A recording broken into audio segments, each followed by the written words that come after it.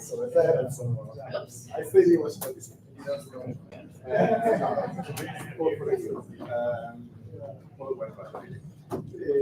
After I joined Axel, we had new work in Jersey, so now I'm coming back. Startup seated. Not as dynamic as possible, definitely, 100%. But it's not bad. It's and the weather is way better than Trump, so. Right here. Right? Yeah. Not as much as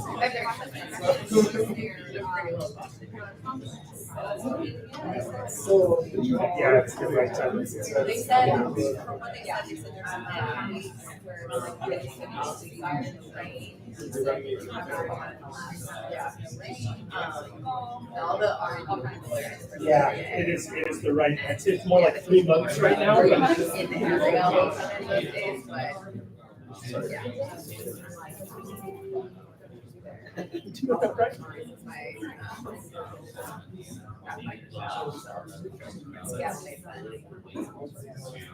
So sometimes we're time difference for 3 hours. So most of the time it's okay, but every time it's like I am most of the time it's but most of the time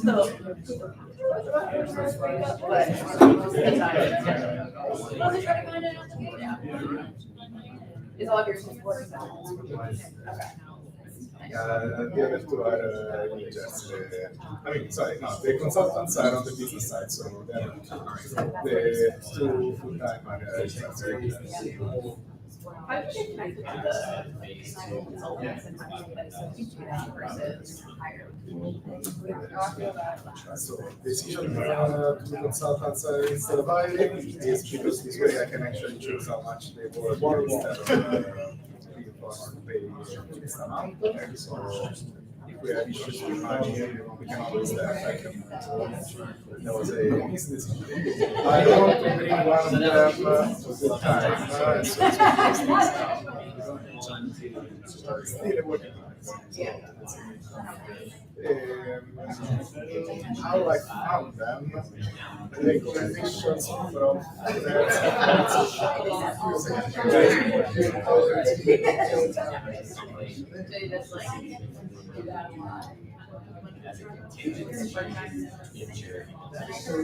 I mean, it's like settings now in particular if I ask I need a policy person in my team. Do you know anybody? So that's how those two connections. One of the two was a real was a hydrogen focused group organized by the incubator. It was he was in Louisiana as he was in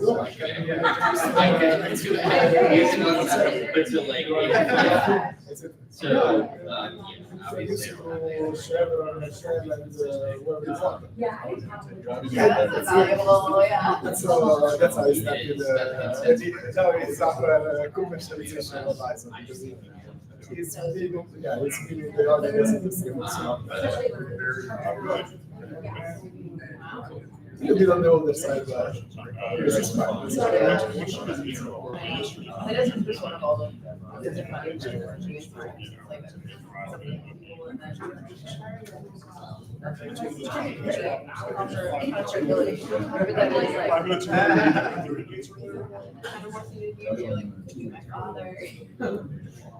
He could really be my father. Yes. So yes, 5 kids, and if I well remember, the oldest one is 2 years younger than me. So it could be almost.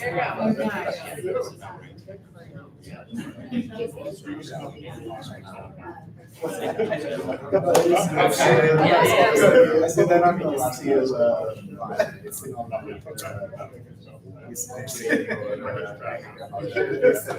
not the notice, so No, it's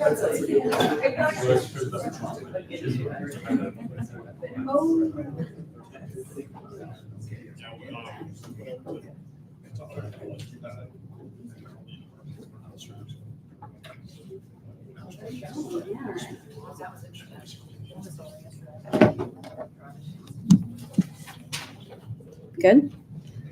Hello, everyone. I think we're going to get started here. Thank you all so much for joining us here today. My name is Madeline. I am a strategist on the New Lab team. I'm joined also by my colleagues, Sahil, Mia, and Corey, all of whom you'll hear from at some point today, but really excited to kick off. We have a very exciting agenda planned for the rest of the day, and huge thank you. Just wanted to start to thank everyone who came out here today, especially all of the panelists, Novik for hosting us, and especially all of the startups for taking the time here to be here in person. So big thank you, and we are excited to get started. We'll be opening the day with a couple of panels.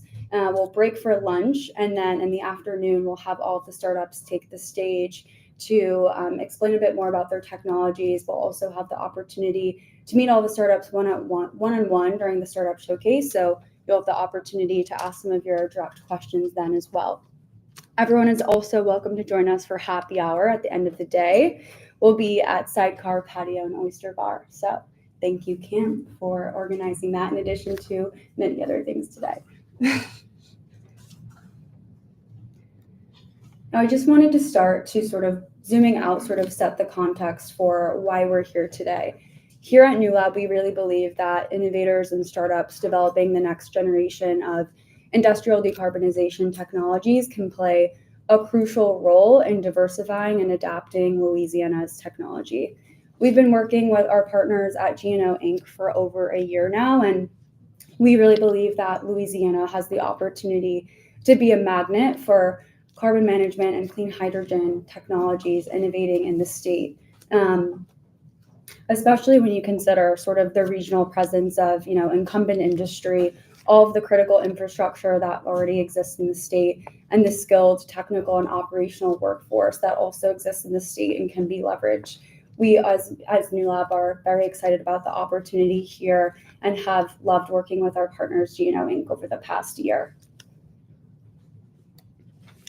Now, we have leveraged some of this funding because we are so bullish on sort of industrial decarbonization to sort of start by leveraging two pathways within that space: carbon management and clean hydrogen. Earlier this year, we pursued and were awarded two funding opportunities from the Department of Energy. One focused on direct air capture more specifically, the other one a bit more broad. So thinking about the broader theme of industrial decarbonization, we're leveraging those first two pathways to start here in this state. So zooming out, some of the broader objectives of the program is to really support these startups in developing first-of-a-kind projects in the state that can be deployed in Louisiana with regional partners. We're also going to be helping them develop technology and commercialization, de-risking roadmaps, and really helping them identify broader pathways to de-risk, demonstrate, and scale their technologies in the state. Huge thank you also to our program partners that were involved. Our industry partners played a role in really helping us identify technical challenges in the carbon management and clean hydrogen space, and sort of taking those industry-led insights and around those challenges, we were able to sort of source a startup cohort that was really in line with those challenges, while also leveraging sort of the regional advantages of Louisiana. I'll also flag that we would love to partner with more industry partners, aside from just the logos on this page. So if you do have any leads there, please come find me or Sahil during the lunch or any of the breaks today. Now, very excited to announce and welcome all of the startups that we're joined by here today in person. They sit across 7 core focus areas. We have 9 independent startups here, sitting across a couple focus areas, just to name a few: direct air capture, hydrogen production, point source capture, biomass and carbon removal and storage, carbon utilization, and marine carbon dioxide removal. Huge shout out to Mia on our team, who really led, who's the technical program lead on our team, who really led a lot of this effort. So if you have any sort of deeper questions on the startup selection process and what our methodology looked like there, please definitely go find her during one of the breaks too. Now, lastly, what I wanted to leave everyone with before we transition to a bit more detail about our model just to set the broader context of the day.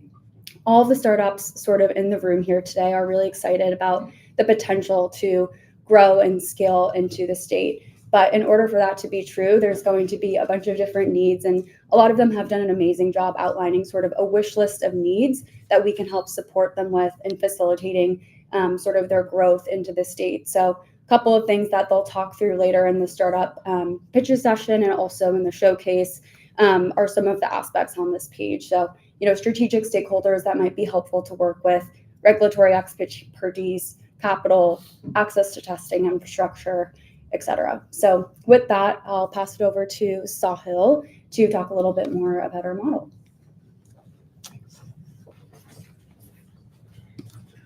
Hi, everyone. My name is Sahil Jain. I'm on the strategy team with Madeline at New Lab. And what our team really focuses on is helping identify opportunities to scale our venture platform into new regions around the world and really develop instructor place-based innovation hubs. So the image that you see here on this slide is of our location in Brooklyn, New York, where we were founded in 2016. This is an 84,000 square foot facility with about 150 startups that are co-located with us here. And really our place-based hubs that I'll talk about in a few slides from now are really geared towards helping technology companies with developing first-of-a-kind prototypes and helping scale those into market. So within this space, we have different types of lab infrastructure and specialized equipment and instrumentation really geared towards hard tech companies, and we'll have a few examples that we share. We were really founded in 2016 through a call to action during the Bloomberg administration, where there was an effort to really create a mechanism to drive economic growth and diversification in Brooklyn. Our site is actually situated within the Brooklyn Navy Yard, which is a 300-acre campus now that houses a lot of different technology companies, advanced manufacturing companies, a shipbuilding organization, local NYC Ferry is based out of there. So it's a very kind of bustling campus, so to speak. But it actually traces back all the way to the 1800s, where it was one of 5 strategic naval shipyards for the U.S. Navy and Department of Defense. In the 60s, when it was decommissioned and sold back to the city, it kind of faced a bit of a downturn in terms of the economic growth that it contributed to the local economy there. At its peak, had employed over 75,000 people that were working in the Department of Defense. And then at its lowest point had less than 500 people in the Navy Yard. And so really one of the motivations for building New Lab in 2016 was really around how do we kind of go back, create a callback to the legacy that the Navy Yard once had and really create a center of excellence to support hard tech entrepreneurs and innovators with technology development. So we have kind of several motivations in addition to what I just mentioned around economic diversification, around why we exist. But I'd say kind of the most important reason is really creating a platform to solve some of the world's most existential challenges. This is an image from summer 2023, last year, when the skies of New York were painted orange for a greater part of a week. The reason being basically the wildfires that were in Ontario, Canada. Due to the wind, a lot of that particulate matter had kind of come across the border. Again, when New Lab was formed, it was formed as a mechanism not only to solve some of the world's most critical climate challenges, but it was also a mechanism to solve regional challenges as well and help create a kind of a pipeline of technologies that could solve problems and really kind of future-proof cities even, right? And so when we built this, we created an ecosystem of companies that were developing technologies that can have a very streamlined path to deployment in New York City in that dense urban environment. And this last year was a really good reminder of why we exist and some of the side effects and implications of climate change and really how New Lab is trying to kind of build ecosystems in the backyard where some of these challenges are the most prevalent and impact communities the most. So our kind of organizing principles in terms of where we're looking at technology, supporting companies, kind of sit across 3 large sectors or value chains, as we call them, broadly: energy, mobility, and materials. So this ranges from anything to doing a lot of work in offshore wind across the US, to mobility is really thinking about the future of ground, sea, and air mobility, anywhere from micro-mobility to heavy-duty transportation. And then materials, we're doing a lot of work related to critical minerals and mining. We're going to talk about carbon today and how do you convert carbon into value-added products. We do a lot of work in non-therapeutic life sciences as well. So these are kind of the organizing principle of where a lot of our activity lies in terms of the portfolio of startups we collaborate with and the industry and government partners that we support as well. So our model, as I mentioned, is what we call as a venture platform. The three kind of core tenets or pillars of that platform are aligning infrastructure. Infrastructure for us is both kind of state-of-the-art infrastructure to develop technology, as I mentioned, different types of labs tied to specific sectors, but it also is aligning regulatory sandboxes and physical pilot demonstration spaces and living labs where companies can take technology from a lab into an operating environment and really stress how that technology is going to either be techno-economically viable and operationally safe and feasible. Commercial pilots and kind of like our engagement with industry and government acts as our core lever of really helping structure ways in which companies can drive adoption of their technology into the market. And so it's not just about infrastructure that companies have access to. It is our belief in having a facilitated mechanism through which we help companies engage with strategics across a value chain and dependent partners that are going to be necessary for them to scale. Anywhere from supply chain and manufacturing partners to companies that are going to license technology and actually deploy it at commercial scale. How do we get those companies, both the incumbents as well as the technology developers, together early to start to de-risk critical parts of their solutions? And the last part is around investment capital, right? It's about deploying capital into companies at critical stages of growth, at valleys of death, as we all know in the hard tech space, and making sure that we're leveraging different types of blended capital tools from both government as well as institutional investors and strategics to support with development and technology demonstrations. What I'll say about this is that the reason, we think that these three things are important, but I think the message is really these three things operating in sync with one another. It's not just infrastructure, but it's how do you drive utilization of infrastructure through programming, for example. It's not just investment capital, it's how do you help underwrite investments and de-risk investments by creating a platform to help technologies pilot, leveraging the data that you generate from pilots to then help inform more strategic investment decisions. And so we really believe in this flywheel that we call at New Lab, kind of being then anchored in place-based and regional innovation hubs, right? So we think that in order for these things to kind of be truly beneficial to companies, we need to find strategic geographies around the world that have a concentration of industry, of workforce, of supply chains, manufacturing capacity, potentially latent capital that just needs deal flow to be able to drive money towards it. How do we kind of sync all of those things together? And really, we believe in trying to be as connective tissue in ecosystems, working with academia closely and government as well. At the center of the flywheel that I described are startups. Ultimately, that is who we are in service of. Those are our North Star, technology developers and innovators, from as early as academic researchers and technologists that are developing things in a lab to Series B startups. That's typically our strike zone in terms of who are we serving through our innovation hubs and through our venture platform. Since 2016, we've had a lot of success. We've learned a lot. We've grown a lot. We've changed as a business a lot as well. But here on this slide, you can see a few numbers that kind of quantify a little bit of our ecosystem, the types of startups that we're supporting, and the growth that we've been able to enable for them. I'll dig into these numbers in the subsequent slides. So starting with infrastructure, as I mentioned, the first core part of infrastructure for us are these place-based hubs that we built. Here on the left-hand side of this slide is an image of our facility in in Detroit. So when we were founded in 2016, we were headquartered in Brooklyn.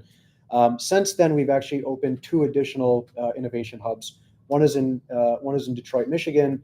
The other one is Montevideo, Uruguay. And we'll soon be opening up a fairly large presence in Riyadh, Saudi Arabia as well.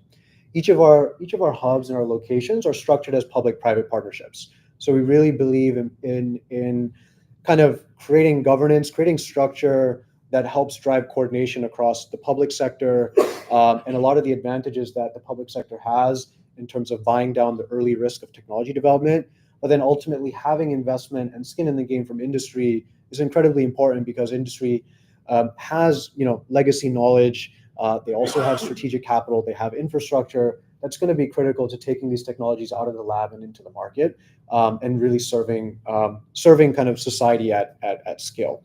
So our innovation hubs are really designed to support and attract companies to a given region, right? So the one thing I've not touched on is that we're, again, back to our origin story, the value proposition and how we're able to kind of design the operating model of our innovation hubs is really focused on driving economic development and diversification, right? So our through line in every location that we have set up shop in has been around how do you revitalize that economy? How do you create an ecosystem and a platform for the next generation of technologies to actually realize that, hey, if you're building a carbon removal technology, or if you're building a hydrogen technology, there's probably no better place in the world to do it than Louisiana. If you're building a future of long haul trucking and decarbonizing that with hydrogen fuel cells or electrification, Detroit is your best place to do that, right? How do we call back to the legacy that once existed in those cities, in those states, in those countries, and really help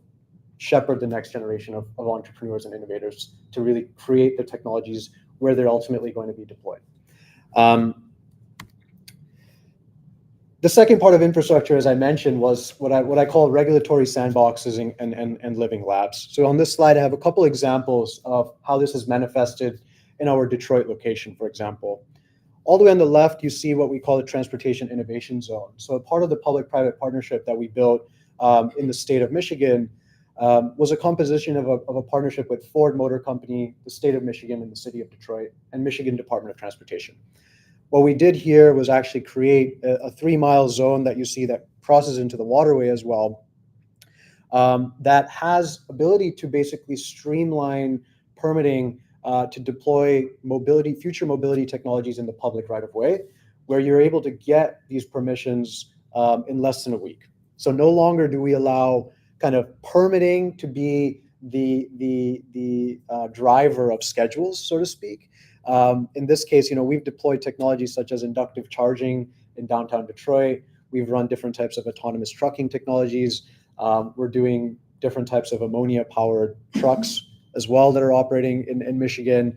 And all of that has actually been able to be deployed in the field in an operating environment where actually the hurdle rate has not been regulations and policy. We've been able to create a special mechanism to get those permissions with the Michigan Department of Transportation in the city of Detroit.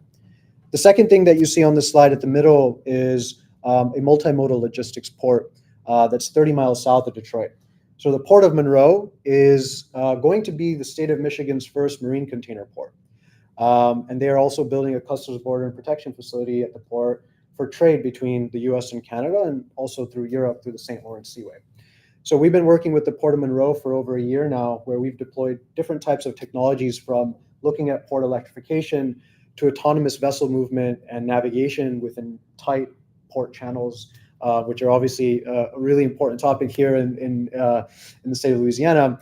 And really, we've created a model with the port where they've essentially opened their gates to allow these technology companies to be deployed in an operating field, in an operating environment. And then the last piece you see here is an aerial mobility zone that we've created with the Federal Aviation Administration and Michigan Department of Transportation, where they really want to start to generate a set of data that will allow for the operation of drones and other kind of light payload aerial mobility technologies beyond visual line of sight. And how do we specifically generate a set of data in an urban environment like Detroit, where we're looking at B2B delivery of specialized goods, high value goods, and things like that. And so this is where you see an example of an asset, a physical asset, an infrastructure asset, a digital layer as well, that is actually then enabling and generating information to inform policy, right? So these are kind of the different levers in which we think infrastructure is a really important lever. Again, all of this is to create a path and a landing pad for early stage companies to be able to access this type of these type of assets. And so one of the things that we're going to really talk about throughout today, and for those of you that are joining us tomorrow, is really with the 9 companies here that we've been able to bring to Louisiana. How can we align these types of resources for these startups, right? How can we create pathways for them at the earliest stages, at the highest risk, for them to be able to still, in a very safe manner, take their technology into the field and start to generate real data that will inform their scale-up potential. As I mentioned, infrastructure alone is never going to drive the outcomes that you're seeking, right? It is about how do you create programmatic mechanisms that allow for utilization of that infrastructure from deep tech entrepreneurs, startups, innovators, and even industry. And so, over the last several years, we've been able to deploy over 100, at this rate, I think close to 120, 130 pilots. These are physical deployments of technology in the wild. The image that you see here is a company called Mythos AI that's developing a technology to automate the movement of ships. But they're starting with actually doing hydrographic surveying, specifically to help develop navigational charts in congested port areas, where today the availability of that data at the rate at which we need it is somewhat limited both by technology and kind of incumbent processes there. So we've done a pilot with them at the Port of Monroe, where they've really been able to help the port inform dredging activity that they're doing, thinking about the effects of shoaling and how that actually reduces the types of vessels that they're able to bring into the port, and thereby, potentially losing out on economic outcomes as well. So we can talk a little bit more about this throughout today and some of the industry partnerships that we have. I'll flash this up quickly just to kind of give you guys a portfolio view of some of our investments. Like I said, bias is towards hard tech, but we do invest in software technologies as well. We've done a lot in industrial automation. We've done a lot in autonomous mobility and vehicles, from drones to heavy duty equipment. We're looking at hydrogen very aggressively at New Lab, and thinking about the future of hydrogen in downstream mobility, and everything in between. So I'll keep us moving, and just wanted to end with a final thought starter. So all of this that we're going to be talking about today and everything that Madeline shared has all been an effort for New Lab to establish regional presence in the state of Louisiana. We really believe that it's important in order to drive real commercialization outcomes. You need to anchor yourselves and create, and be a part of innovation clusters. And so we've been using the EPIC programs and the startups that we'll be working with going forward to really establish an early pipeline of innovators and entrepreneurs that recognize Louisiana as a strategic market for development and growth. And so today, as you're thinking about the companies in the room, the more you learn about us at New Lab and our partnership with all the partners here, our goal is to really figure out the best path to establishing physical presence here. How do we integrate into the existing initiatives and programs within the state, and drive more leverage on the dollars that you've received from the federal government and from private investors as well, by bringing additional capital, more entrepreneurs and innovation on culture into the state, and ultimately to kind of solve both the state's kind of strategic imperative initiatives, but also global climate challenges as well. So I'll leave you with that. Thank you so much, and really excited for the rest of the day.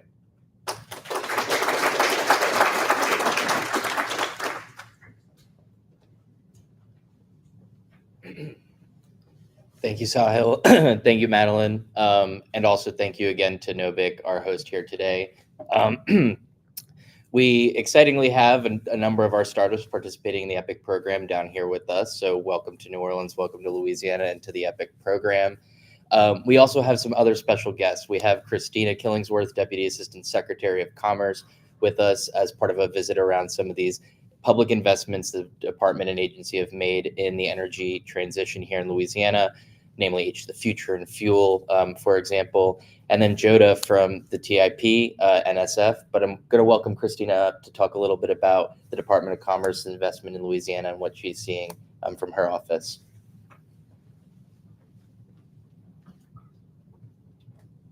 Hi, everybody. I first want to start out by saying thanks to Cam and to Sahil and Madeline, everybody from New Lab and Gino, and also for Novik for hosting us here today. It's really exciting and energizing to have this group of people here together talking about energy, advancing the clean energy transition here in Louisiana. When we thought about making these investments, when EDA thought about making these investments so many years ago, this is the exact type of convening that we were hoping would stem out of the investments that we were making. And so it's really exciting to be a part of this in this room. I'm so pleased to be here today to be representing the U.S. Department of Commerce, the Economic Development Administration, and the Biden-Harris administration, and pleased to be here alongside my colleagues from the National Science Foundation. It's just always a pleasure to have an excuse to come back to New Orleans, but it's even more lovely to do so when we're advancing such critically important ideas as we are here in this room today. In my role, I oversee all of EDA's national programs, which includes the Tech Hubs program, the Good Jobs Challenge, the Build Back Better Regional Challenge, the Recompete Pilot Program, and Build to Scale. And I say all of those because in my travels, of which there have been many, this is the first place I've been to that's been either a finalist or an awardee across all 5 of my major programs, which that alone should make you enormously proud. These programs serve as a cornerstone of the Biden-Harris administration's Investing in America agenda, which has made transformational investments to develop and strengthen regional industry clusters across the country, all while embracing equitable economic growth and creating good, lasting jobs made by and for local communities. We are investing in the industries of tomorrow to promote global leadership and critical technologies today. So as demonstrated here, these programs bring together a diverse coalition of public, private, and academic partners to supercharge the technology ecosystems and catalyze the regional workforce that will be essential to future U.S. global competitiveness. I join you today feeling very energized on the heels of a visit with Louisiana's own Gulf Louisiana Wind Propeller, or GLOW, Tech Hub, and the Build Back Better Regional Challenge, H to the Future. Many of you in this room have contributed to this critically important work to secure Louisiana's and the nation's energy transition. So thank you for all of the energy that you've dedicated to growing the critical technologies and ecosystems that are required to advance such a bold endeavor. I'm here today to underscore that EDA, the Department of Commerce, and across the federal government stand in strong support of your work, and we intend to do everything in our power to strengthen and amplify the critical contributions to U.S. economic security and global innovation. This administration has made significant investments in Greater New Orleans and Baton Rouge because you have demonstrated that this region's potential has the potential to lead the nation in offshore renewable energy and, more broadly, catalyze a long overdue shift in how we power this country. Over the past 5 years, EDA has made over $178 million in direct investments in Louisiana, generating over $1.2 billion in private investment and nearly 31,000 jobs. At EDA, we are steadfast on our commitment to reinforce the value of our programs by way of federal investment, technical assistance, and crowding in capital to our partners on the ground. We are doubling down on that commitment in our 31 Tech Hub designees, including here in Louisiana. So in July, we awarded $500,000 to the GLOW Tech Hub to continue its important work. And we also announced a new tranche of what we call benefits of designation available to all hubs to make communities stronger and drive innovation and commercialization. Of course, we fully intend that the Tech Hubs competition will continue to run for years to come. In fact, the president has requested $4 billion in Tech Hubs funding, and the program has bipartisan support in Congress. And we are hopeful that over time we'll unlock the remaining 95% of our $10 billion authorization. But in the meantime, we will continue to create opportunities to crowd in capital, demystify government procurement pipelines, and offer technical expertise to our Tech Hubs designees. Some examples include formalizing relationships to bolster hub activities, including with entities like the NSF, with DOE, the Department of Defense, the Department of Homeland Security, the Export-Import Bank, and many others. Across the federal government, we're committed to enabling smart, layered investments that allow regions like this one to maximize return on investment for their communities. Louisiana has also benefited from our Good Jobs Challenge program. And 2 weeks ago, we announced a new Good Jobs Challenge notice of funding opportunity that offers a scoring advantage for tech hubs designees like Louisiana. Much like last time, this $25 million program will support grantees in designing and implementing regional workforce training systems to strengthen partnerships that place Americans into good jobs, advancing critical technology industries. The technologies you're pioneering are only as powerful as the skilled workforce behind them. And one of the things we talked about yesterday is that Louisiana has a strong and skilled workforce. So let us do this, help make the tweak that you need to get that workforce trained up in clean and emerging technologies. So I strongly encourage the coalition that's represented here today to apply for that competition. Alongside NSF, we also hosted the inaugural Innovative Capital Summit last month, where we created a space for hubs to showcase their work to the nation's largest capital providers, including philanthropies, venture and growth capital, private equity, and infrastructure funds. The buzz around the work that you're doing is palpable, which is so apparent by the fact that we're having this convening today. And we're committed to supporting a sustained economic resilience here in Louisiana. So to close, I want to again express my gratitude for the work that you're doing to advance U.S. technology, advance the clean tech transition, revitalize our economy, and bolster our national and economic security. Your efforts are critical not only to the future of Louisiana and our nation's economic competitiveness, but also to the individuals and families who build the communities that make this place so special. You should be enormously proud of all that you do to support technology innovation, sustainability, and equitable economic growth. And we at the Department of Commerce stand firmly behind you. Thank you.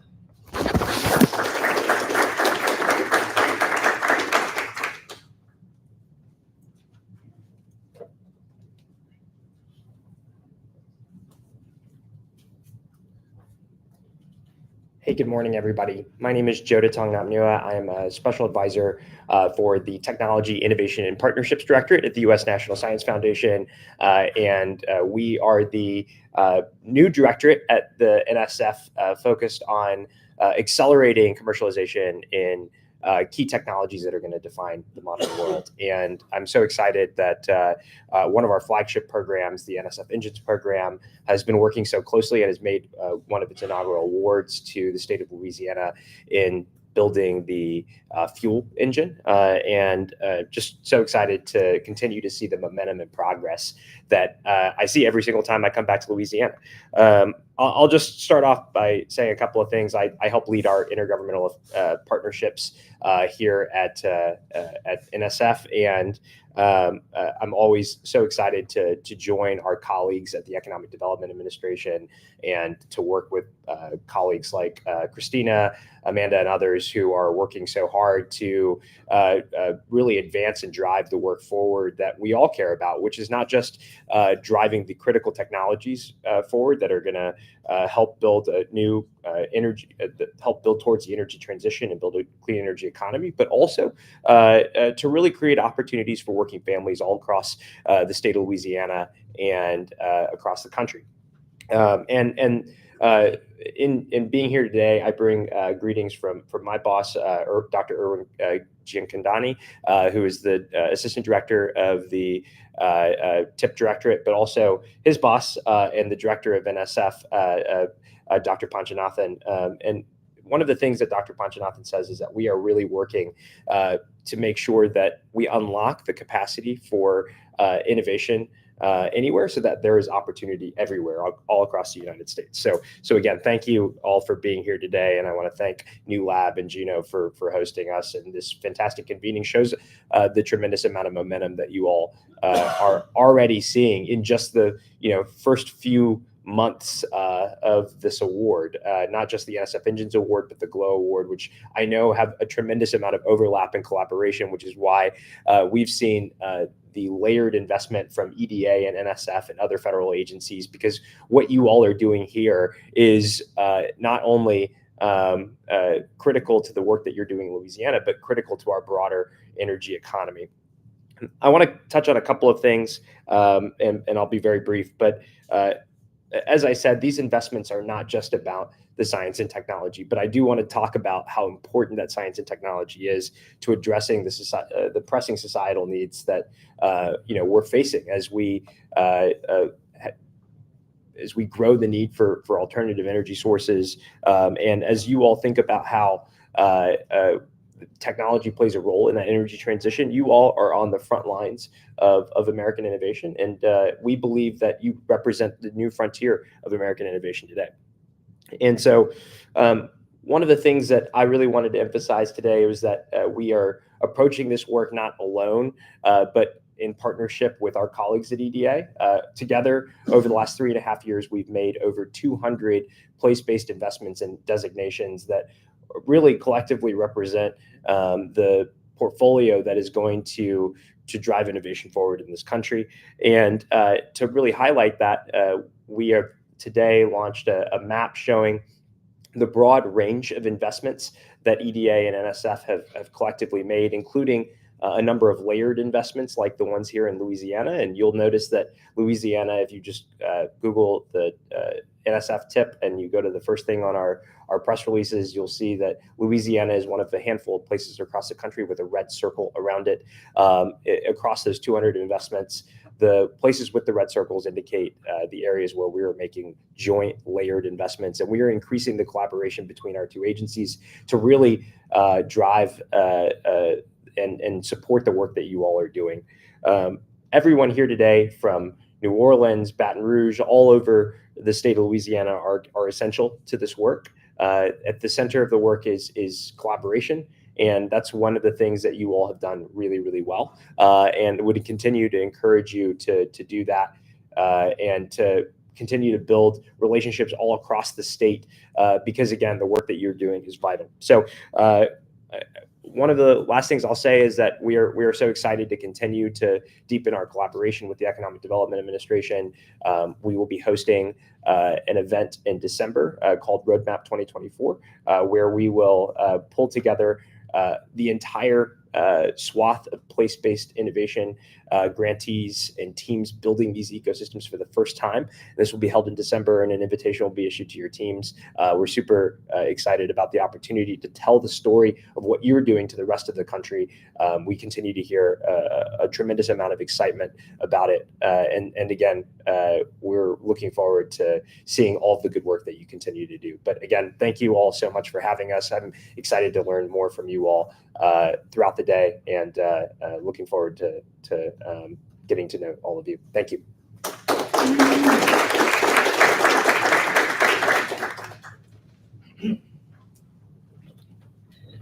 All right, well, our core program officially goes underway starting now. So we have some great panelists here who are going to kick us off. I welcome you all up to get our conversation rolling. And as stated in the beginning, we have a series of discussions that will help build upon the local context, introduce some of these local ecosystem members we have in the room here, who will serve as a great foundation for these startups as you go through the EPIC program. And then we'll flip things around on the startup side after lunch.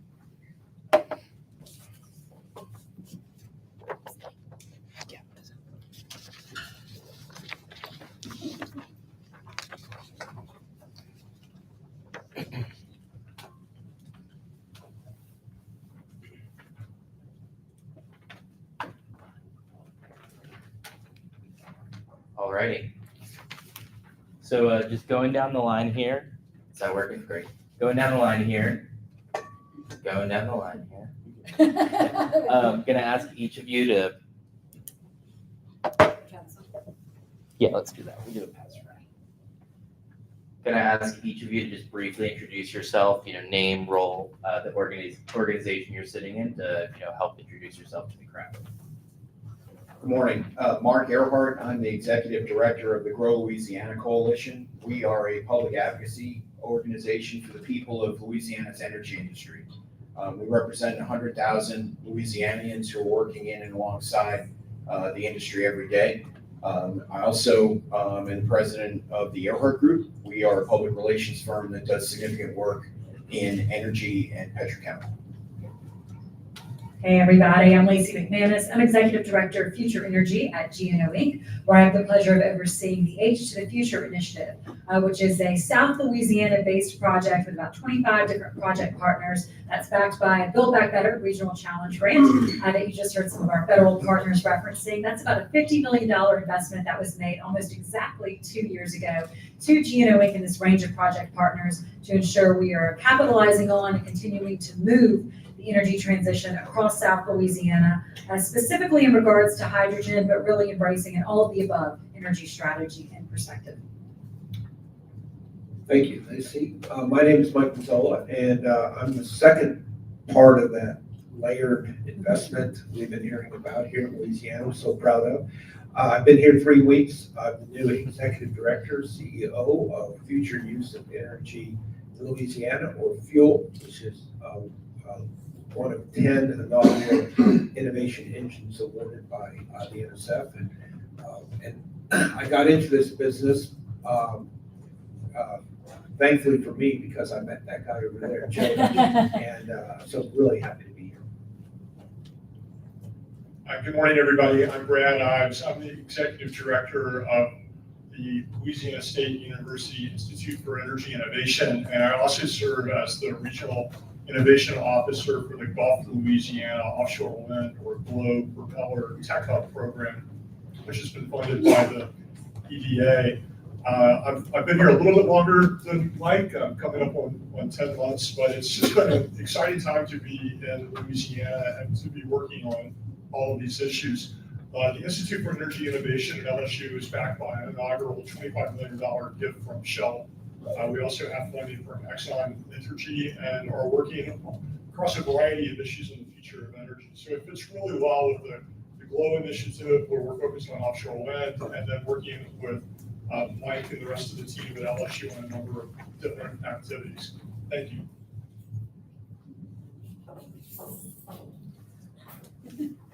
We'll work with this microphone choreography here. Well, great. As you can tell, all of that stacked investment referred to in our opening is really well represented by a lot of our panelists, but a lot of those investments are really anchored by industry and where industry is headed here. So starting with Mike, it'd be great to learn a little bit more about the membership of the Grow Louisiana Coalition, but what you're seeing from these industry partners relevant to the demand drivers of what they see for their future of operations. Right. It's like the Olympics or the track relay. All right, so there's a couple of numbers that I would want everybody to remember in terms of when we talk about energy in Louisiana, where we've been and where we're going. The first one is 75%. That is the amount by which Louisiana has decreased air emissions in the last 30 years. And that was documented by NOLA.com and the Times-Picayune. And all of that has happened while production in the state has gone up. So we are as effective and safe and productive as an industry, right? When you include legacy technologies, you include petrochemical, all the things that are happening up and down the river, the place I think you're going to tomorrow, Chalmette Refinery. We are doing that while decreasing air emissions. And I think the public perception outside of Louisiana, and to an extent within Louisiana, is the opposite, that we are going in the wrong direction when in fact we're going in the right direction. And the primary reason for that is because the state is open to innovation. The industry itself that is here now is open to innovation, and the companies that are investing here want to innovate and do the right things. And so that when you look at the industry itself and the people of the industry, the second number is 1 out of every 5. 1 out of every 5 jobs in the entire state of Louisiana is connected to the industry. So the people that are here understand to an extent, because when you start talking to them about carbon capture, they glaze over. But there is a legacy of an entire population of people who have built their lives around the energy industry. And at every point in the last 100 years that there has been a major innovation in energy, it's happened in and around Louisiana. The first oil well that was ever drilled happened in Louisiana. The first shallow water well that was ever safely drilled was in Louisiana. The deep water of Gulf of Mexico that was ever done happened off the shores of Louisiana with Louisiana people. The deepest areas of the Gulf of Mexico that have ever been explored have been explored because of people from Louisiana. We have the ability to do it, and we've led throughout the century-long history of energy in the United States. When we had a moratorium, I forget which one it was, but whatever moratorium was the last one, the service industry within Louisiana shipped off to the Indian Ocean to be able to service the offshore industry there. Those are all Louisiana people that were headed off, and Louisiana equipment. And so as companies look to invest here, I believe that the outward perception of Louisiana energy is different than what actually exists. People here understand the industry because they built their lives around it, right? Now, I think, and I asked Lacey if it's okay to talk about this because I don't want to I said yes. Yeah, I don't want to upset half the room. There is a little bit of a counterintuitive notion, though, when it comes to new energy technology. And we've studied this, and we're continuing to study it among public perception, right? In the state of Louisiana, we believe in leading. So when you talk to people about new energy technology, talk to them about wind, talk to them about carbon capture. On carbon capture, more than half the people are going to be like, I don't know what that is. But when you tell them it's an opportunity in where the energy industry is going, they're all in. They're all in. They believe in the economic potential of energy in Louisiana and being able to lead more so than they believe in saving the world.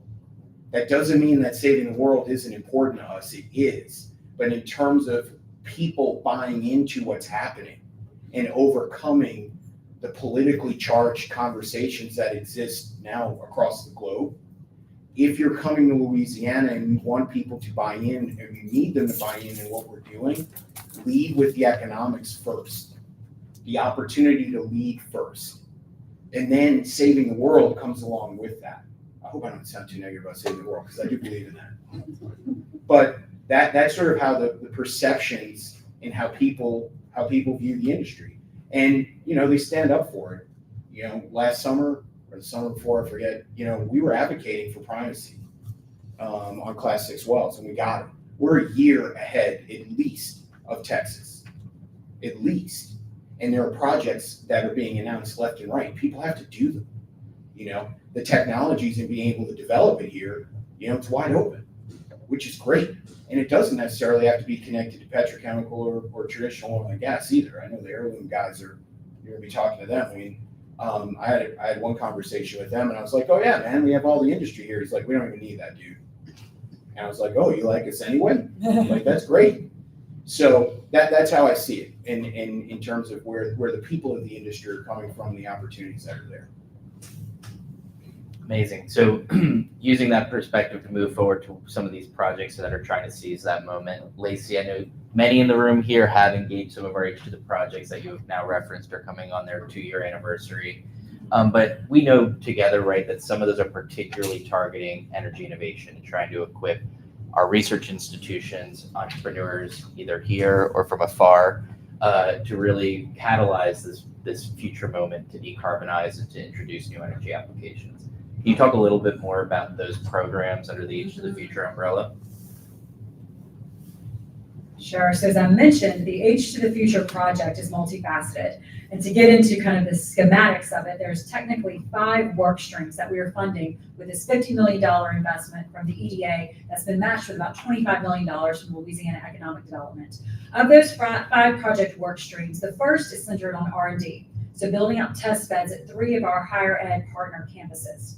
Another is focused on building out the ecosystem, which is what many of you are participating in and a part of today. A third is on the workforce development. A fourth is on the traditional economic development, so attracting those larger business and industries here to the state. And then a fourth is a unique public-private partnership with the Port of South Louisiana, where we're funding an e-methanol bunkering barge at that port, which will be a first step in decarbonizing the lower Mississippi River. As it relates to many of you in the room today, and really what we're trying to spin out and start up around this innovation work stream, what I think is particularly relevant are the investments that we're making in these test beds on our higher ed campuses. So at LSU, which many of you will come see tomorrow, as well as the University of Louisiana Lafayette and at the University of New Orleans. We've made investments to the tune of nearly $5 million in each of those campuses to help build on or add to the test beds that they currently have on campus.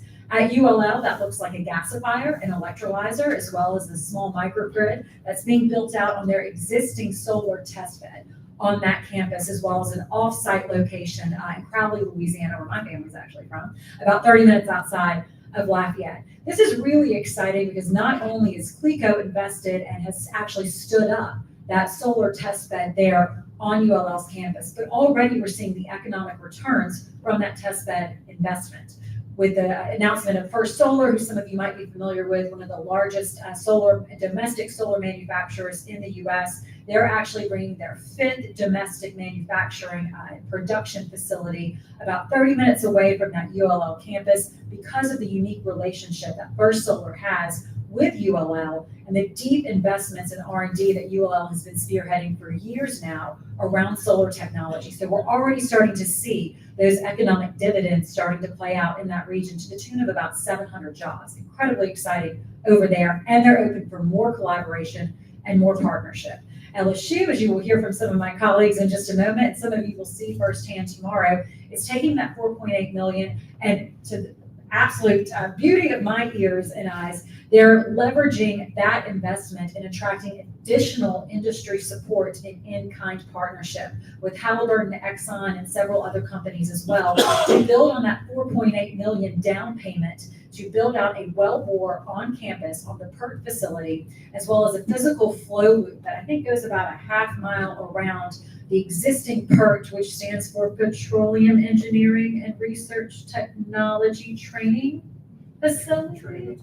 Yes, okay, thank you, Brad. But an incredible asset on LSU's campus that is actually, if you're a fan of LSU baseball, right behind Alex Fox Stadium. So incredible infrastructure already there on campus. We are really excited to be able to create literally the down payment for an additional research and test site there on that facility that will help not only the students and the professors and the grad students, but our industry partners as well, start testing out, exploring, and innovating around CCS and CCUS opportunities, which again, to Mark's point, great opportunity in the state of Louisiana at large. At the University of New Orleans, we funded a wave tank there on campus. This is a direct partnership with the Naval and Marine Engineering and Architecture program, which is really a very unique program in the Gulf Coast at large. I'm very excited that they'll be able to take the expertise that they have on campus, use that wave tank to test a number of marine applications, but specifically wind jackets for the wind development that we're seeing in the Gulf of Mexico.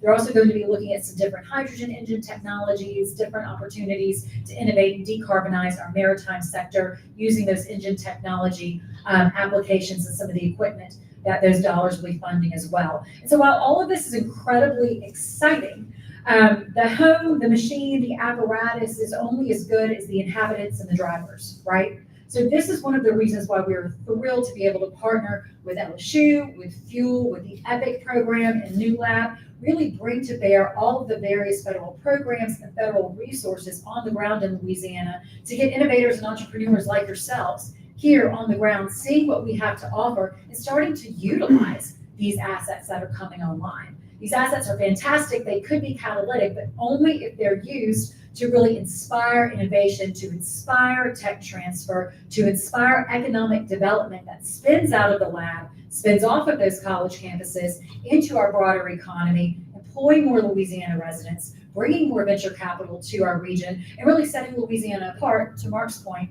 as a leader in not only the energy space, but energy innovation as well. So thank you all for coming. We're excited to actually show you some of these assets tomorrow. To me, the significant dollars that we put into these campuses, into this hardware, it's only going to be as good as the application and the utilization moving forward. And that's what we need to be driving towards. And I'm excited to be partnering with Mike and the Fuel Initiative, which we'll speak about in just a moment, to really jumpstart some of that. Thank you so much, Lace. And yeah, really excited to be showing those assets off to our participants tomorrow. You really did my job and teed up Mike well, right? Because as you said, utilization is key, and Fuel is one of the most, if not the most significant investment in NSF's history towards an engine that's really designed to do just that. So I'm not going to pitch fuel because we have the new director here to do just that. Again, welcome to Louisiana, Mike. We're really proud to have someone like you part of those who are really coming down to help us seize this moment and bring some of the expertise behind you. So yeah, talk a little bit more about the goals of fuel and how, as an engine, is really designed to push forward this next chapter of energy transition opportunities through innovation. Thank you, Cam. And let me say, I'm trying to think, is there anything left to talk about after these two dynamic speakers? Wow. You got 160 million things to talk about. Well, we got to help folks like Joe to get all of those appropriations that Christina mentioned earlier. But we certainly, this was a comment I made when I was interviewed by Karen LeBlanc at the Louisiana Public Broadcasting. And she asked me, okay, any final thoughts? And I said, well, I'll tell you one final thought. Louisiana is on the map. This isn't state news. This is national news, having this innovation engine be awarded here. Think about that. First, I was amazed that TIP made 10 awards. I think when we went into a site review, we could sort of said maybe 5. Now we heard a number like 10. So it's like, wow, there are 16 finalists. So that meant to be a finalist, you were already likely to be in the money.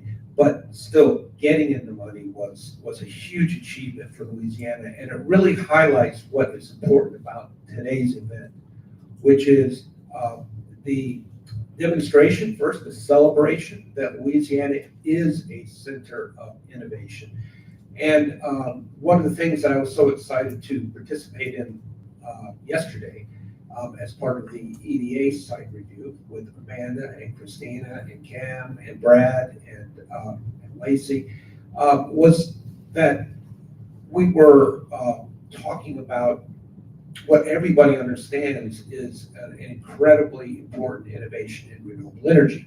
So that's the future. And the first letter in fuel is future use of energy in Louisiana. So that's one of the first things I wanted to say is congratulations to Andy over there. I know that wasn't his first choice for an acronym, but you came up with something that was better than the first one, in my opinion, because, and I've been saying this in all of my conversations with media in Louisiana since I came on board as the permanent executive director, F means future-proofing the most important industry in Louisiana.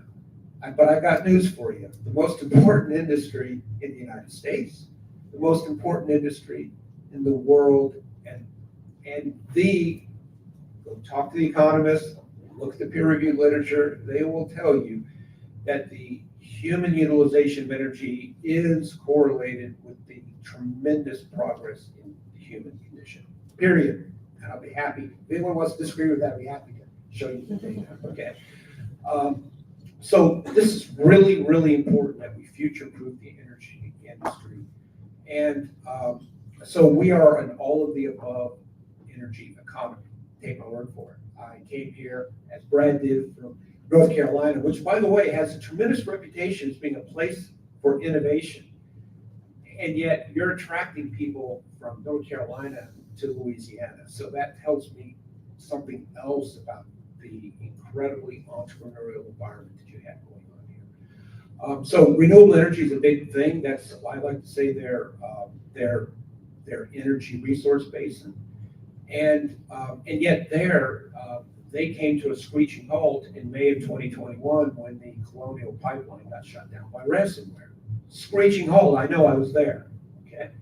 So we, as an economy, still have to have access to all of our energy resources. And so Mark's point about carbon capture, the good news, I always tongue in cheek, the good news is that only half the population doesn't know anything about carbon capture. Because in 3 weeks in Louisiana, I discovered that the other half that does says they don't like it. So we have some educating to do about that. And the way I start is by talking about a leading technology that fuel will be investing in called CO2 enhanced oil recovery. Many people don't realize that the continued production of energy, oil and gas energy in any entire Gulf energy resource basin has transitioned to, in many places, what's called tertiary production. So tertiary production involves getting another piece of the fraction after about a quarter to 1/3 of the oil has been produced through the primary and secondary processes. So there's still a lot of oil in the ground, even though an oil field might start to be waning in its apparent production. And of course, new technologies allow us to keep the production going. Here we have one called CO2 EOR, and that basically amounts to pumping carbon dioxide into the ground. It dissolves with stuck oil. It comes up because CO2 is an expensive commodity, not just a pollutant in some people's eyes. They capture it, they put it back in the ground. This process permanently geologically stores carbon dioxide while producing additional energy, and therefore it pays for itself. Okay, so my point to those that are concerned about carbon capture, we're doing it. We're doing it safely. We've been doing it for decades here, so it's nothing new. It's actually the pathway to the future. I'd like to finish by just pointing out that one realization that the 9 companies that will be presenting here are being attracted to Louisiana, but you're not the first ones here. And I want to congratulate you for coming here, but you're not the first ones here. So we met an incredible company in Avondale Shipyard that reminded me so much of what we learned about New Lab and their start at Brooklyn Navy Yard. Brooklyn had 75,000 people at one time. Avondale had 50,000 people at one time. And now we're reinventing ourselves there with an incredibly innovative company. They're not here just to make wind turbine blades because low cost of labor or state incentives. They're leading the technology of designing new wind turbine blades, leading it, bringing intellectual property.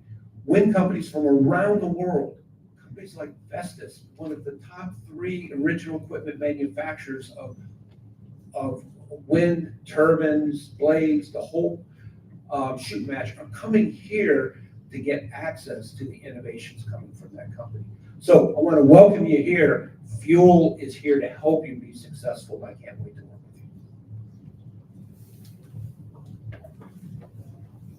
We'll work to get a second mic activated for our next go. So Brad's last but certainly not least, I know you wear a couple of hats. I have the pleasure of working with all of them in some way or another across the world, but it's good to match fuel with what your institution, the Energy Innovation Institute at LSU, is working on, how it's complementary, how it's different. I think it's also off the backs of what Mike was referencing with our Globe visit yesterday, a good opportunity to also reference what we're doing with that tech hub as a complementary vision for establishing Louisiana as a home for innovation here. That one focusing on offshore renewable technologies, but part of the portfolio of projects like EPIC that are really seizing this moment. Great, thanks, Dan. The tagline we're using for the LSU Institute for Energy Innovation is "The future of energy is here." And it's a simple statement. Obviously, it fits with fuel and the word future being there. But what I think is important about that phrase is to think of it as both time and place. You know, the challenges the globe is facing on embracing a low carbon future are going to be resolved here. And if we don't resolve them here in Louisiana, they're not going to happen.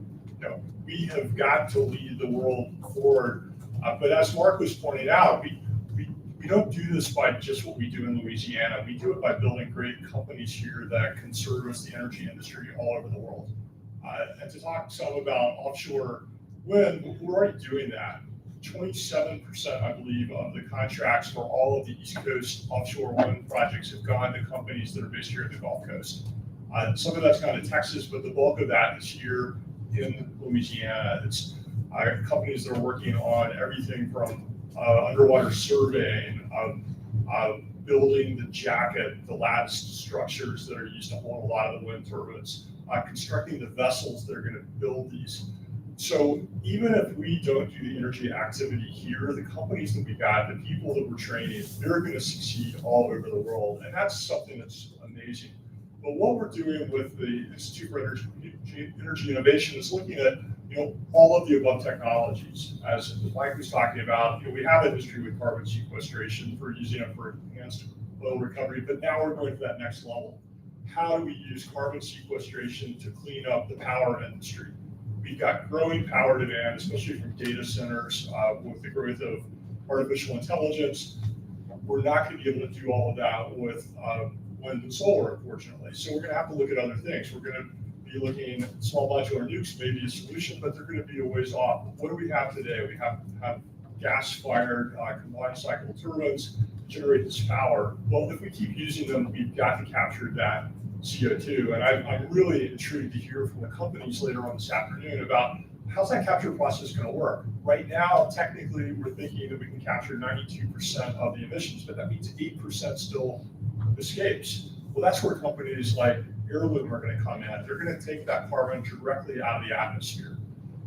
The 92%, how do we do that? What are the sorbents? How do we recycle those sorbents? Are there issues around that? That's some of the research, the basic research we're doing at LSU and what the Institute for Energy Innovation is funding, is looking into those technologies, looking into what happens when we sequester the CO2 underground. How are we going to do that? How are we going to do that in a safe way? We've heard a lot about the fear that people have about changing energy. And being able to go out into these communities and tell them what we're going to do, explain it in layman's terms, and also be able to tell them we're going to do it safely. We're going to make sure that nothing's going to harm their drinking water, nothing's going to harm their children, and that it's going to create the jobs of the future. What we, as the people who are leading this, have a duty to the rest of the people of this state, of the country, and of the world, is to help them understand that the energy transition, first of all, is going to produce lots of jobs. It's going to make people wealthy. It's going to provide services in their communities, but it's also going to be done safely. And we're going to do it the right way. We're not going to make the mistakes of the past. It's so great to see that Louisiana is cleaning up its air. So now let's figure out how to do this, how to make these changes without polluting air, water, or ground. And we can do that. That's so much of what I think the group that you've got sitting up here are working on. It's what we're putting money to at LSU with the Institute for Energy Innovation. And it's going to be a really dramatic opportunity for Louisiana to transform its economy, its reputation, and it's our time. I really sincerely believe that the future of energy is here, and we're all part of it. So thank you for having me today.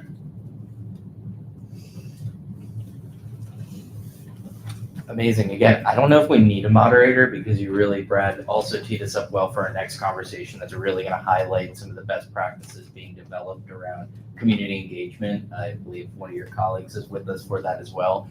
But before we get to that next panel, we got to learn a little bit about what each of you are working on.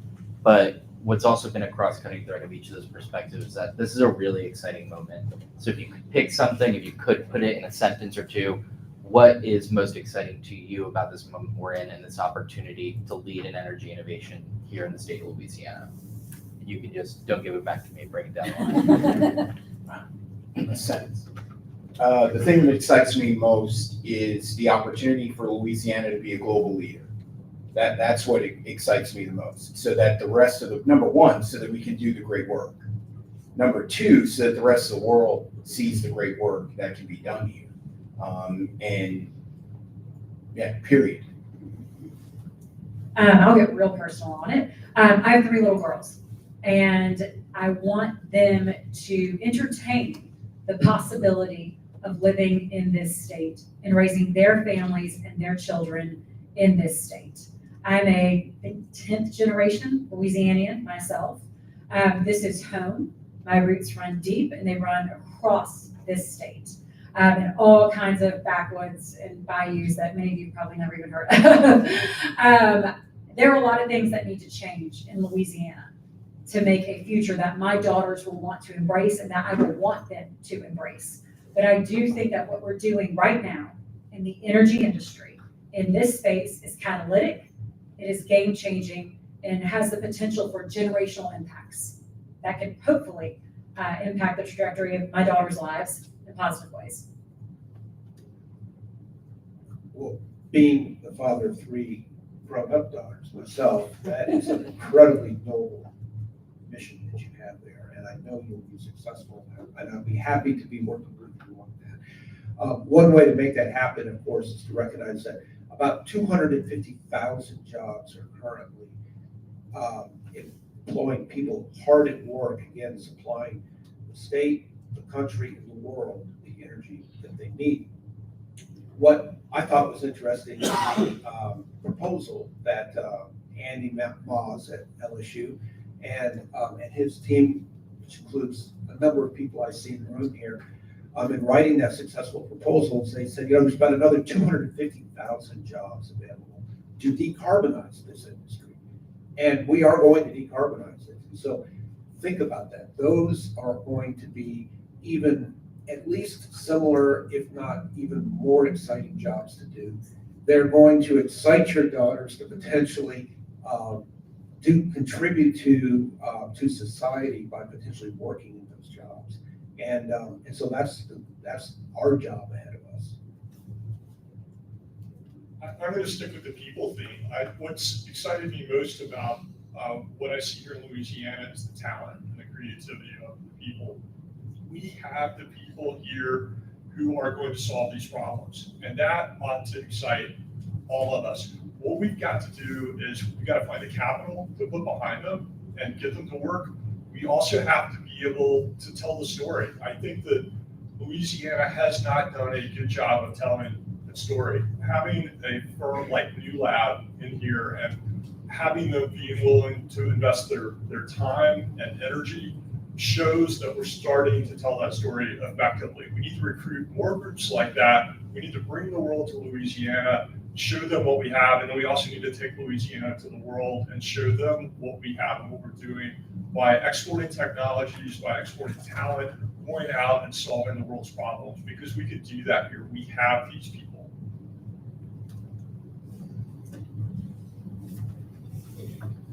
All right, well, that concludes our opening panel. If we can get a round of applause for our speakers.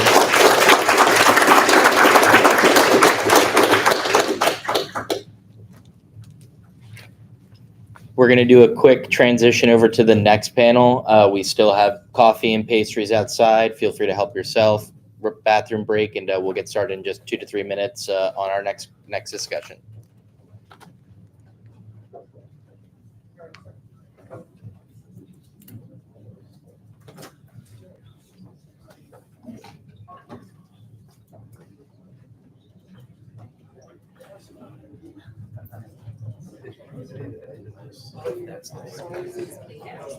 No worries. So glad you were able to join us. Do you mind if I grab bread on the end? Do whatever you like.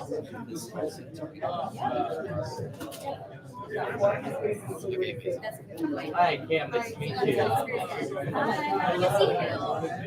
Oh, were you able to get water? Water is scarce right now. Water is scarce.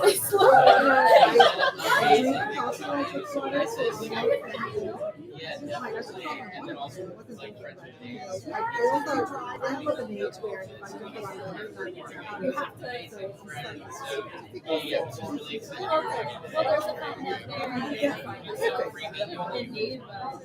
I really can't go anywhere without it. I don't really get grumpy when I'm hungry. I get grumpy when I'm thirsty.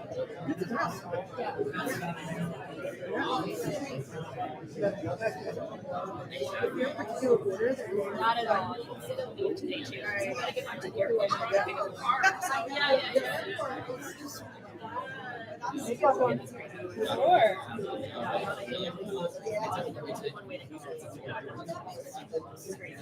I was trying to find the article that says that we have reduced pollution in states like 75%. But I'm like, how does that compare not only to other states, but, because we are still the third one, 42 in the nation. Anyway. Yeah, is our expectation higher? Look at that. Yeah, like, yeah. Margaret. Yeah, will be a real, And Salam, if you or anyone wants to, I know you have one, but I printed some extra copies. You're good? Yeah, cool. Got it. Thank you, though. Okay, let me look. Let me try to get that extra mic for you. Yep. Is there a particular order? Nope. However you'd like to. So I'm taking. And I'll tell. Okay. And then have you guys. Just any projects. It's gonna be fun. CPRG. Oh, CPRG, thank you. Yeah. Which I was thinking about. I was looking at articles about the community meetings today. There's gonna be more in October. Yeah. There's gonna be more in October. I'm just like, yeah, it's going great. I think people can do 20. Yeah. Oh, wait, for sure. Yeah. Lots of engagement. Oh, so the city recently was awarded the pay grant for $50 million for climate pollution reduction. Yeah, so it's I learned it's a climate sphere. There's a lot of acronyms. So it's like EPA, CPRG. It's like you just shouted letters at me. What is that? That's so true. They're like, yeah, I like that. Exactly. Yeah. And then there's like another, like, there's an acronym group. They just gave us another acronym. It's like SSND, and LLAMA. It's like the Southeastern Sustainability Directors Network. And it's just like,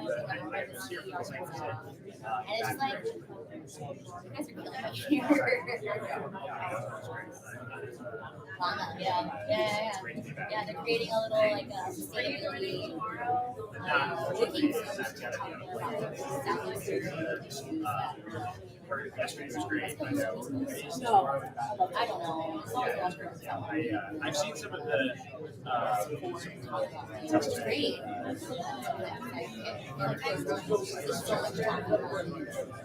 Yeah, I'm in the city. Hi.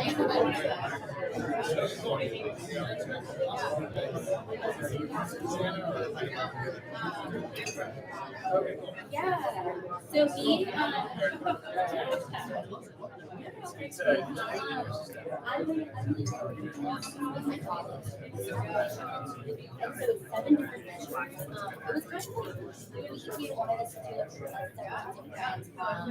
different 7 different types. I mean, like apples, like nutrition. So it's like right. So we have 7 members like share, developing lightweight, by 3 weeks, solar panel subsidies, municipal buildings and organizations like the high pressure water, benchmarking, then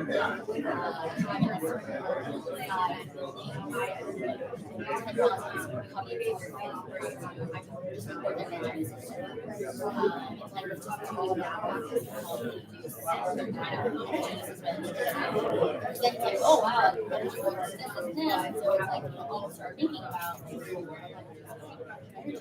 making energy efficient. Reforestation is planting 5 years. Yeah, we got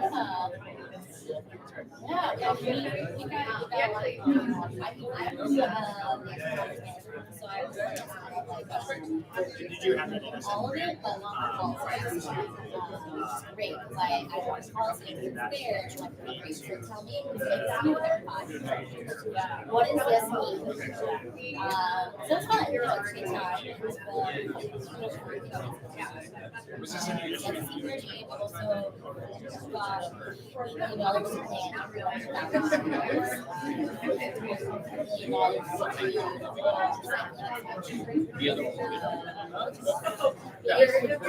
Cool. So that way you can hold in your hand. I think it's not off yet. See that one? I just want to switch out batteries for it.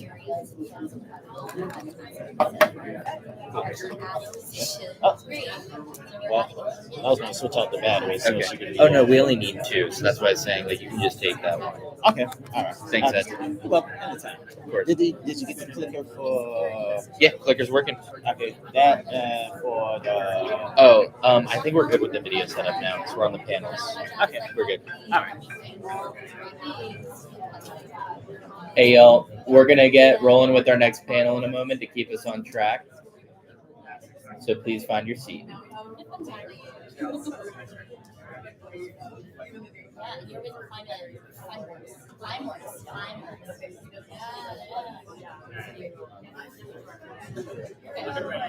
We were the grizzled veterans.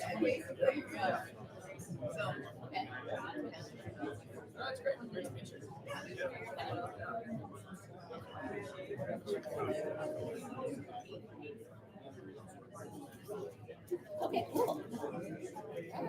Oh, yeah. Okay, very good. And Charles is and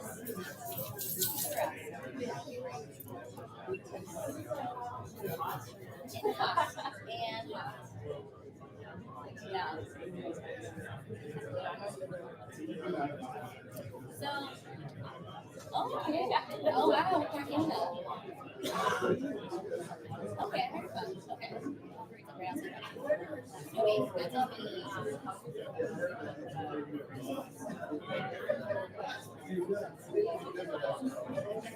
Just kidding. Yeah. Okay. Okay, never mind. Yeah. Yeah. Okay. Yeah. Okay, very cool. Yeah. Okay, that is very hot down here. So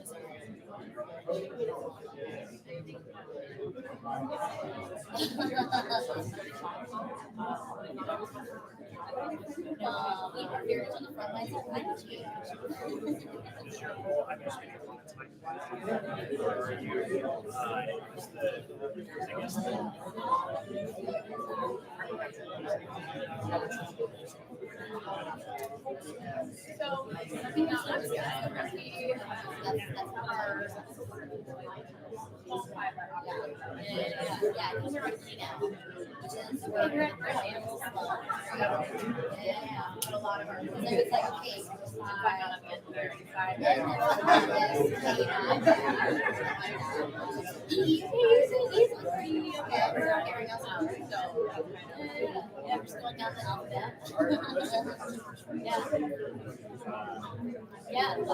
All right, y'all. Out of courtesy to our speakers, I'm going to ask that you take a seat. We're going to get rolling here in just a second.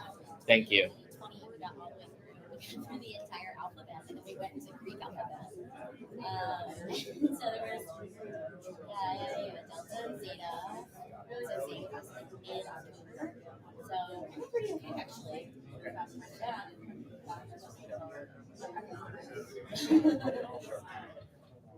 It was scary.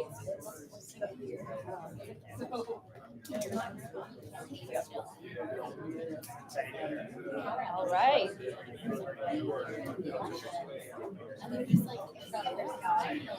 I'll give everyone just a few seconds to get settled back in the room.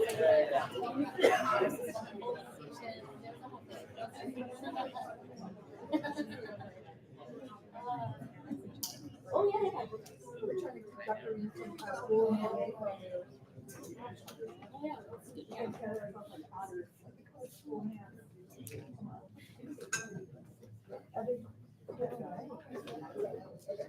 Okay, welcome back, and a continued good morning to everybody.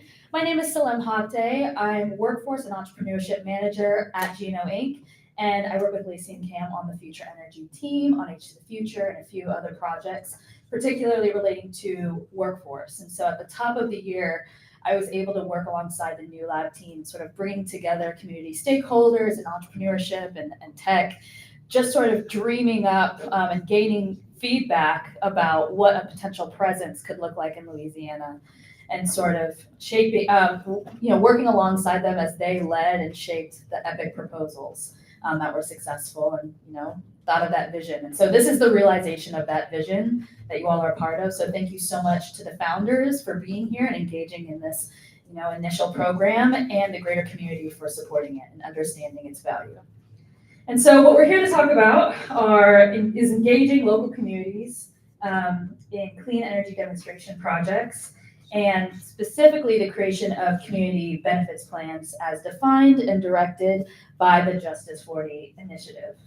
And so the reduction and remediation of air pollution is a priority for the state, just keeping in mind the legacy of energy in our state and its continued impact on our quality of life.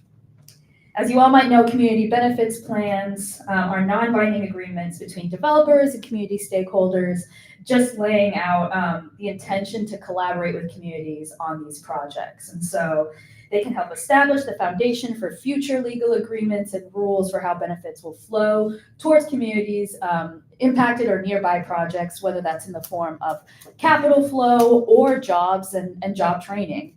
And so community benefits plans are just one type of framework that the federal government has really made a priority for the type of community engagement that organizations like the ones represented on this panel have done in Louisiana for years and years. And so, my group of distinguished panelists all have experience in engaging people in dialogue around projects in direct air capture, infrastructural improvements, and even the remediation of environmental damage. They work hard to build awareness of potential impact, understand risk perception and actual risk, communicate potential impacts, both positive and negative, and make sure that all their stakeholders are involved in their projects in a meaningful way from the very beginning.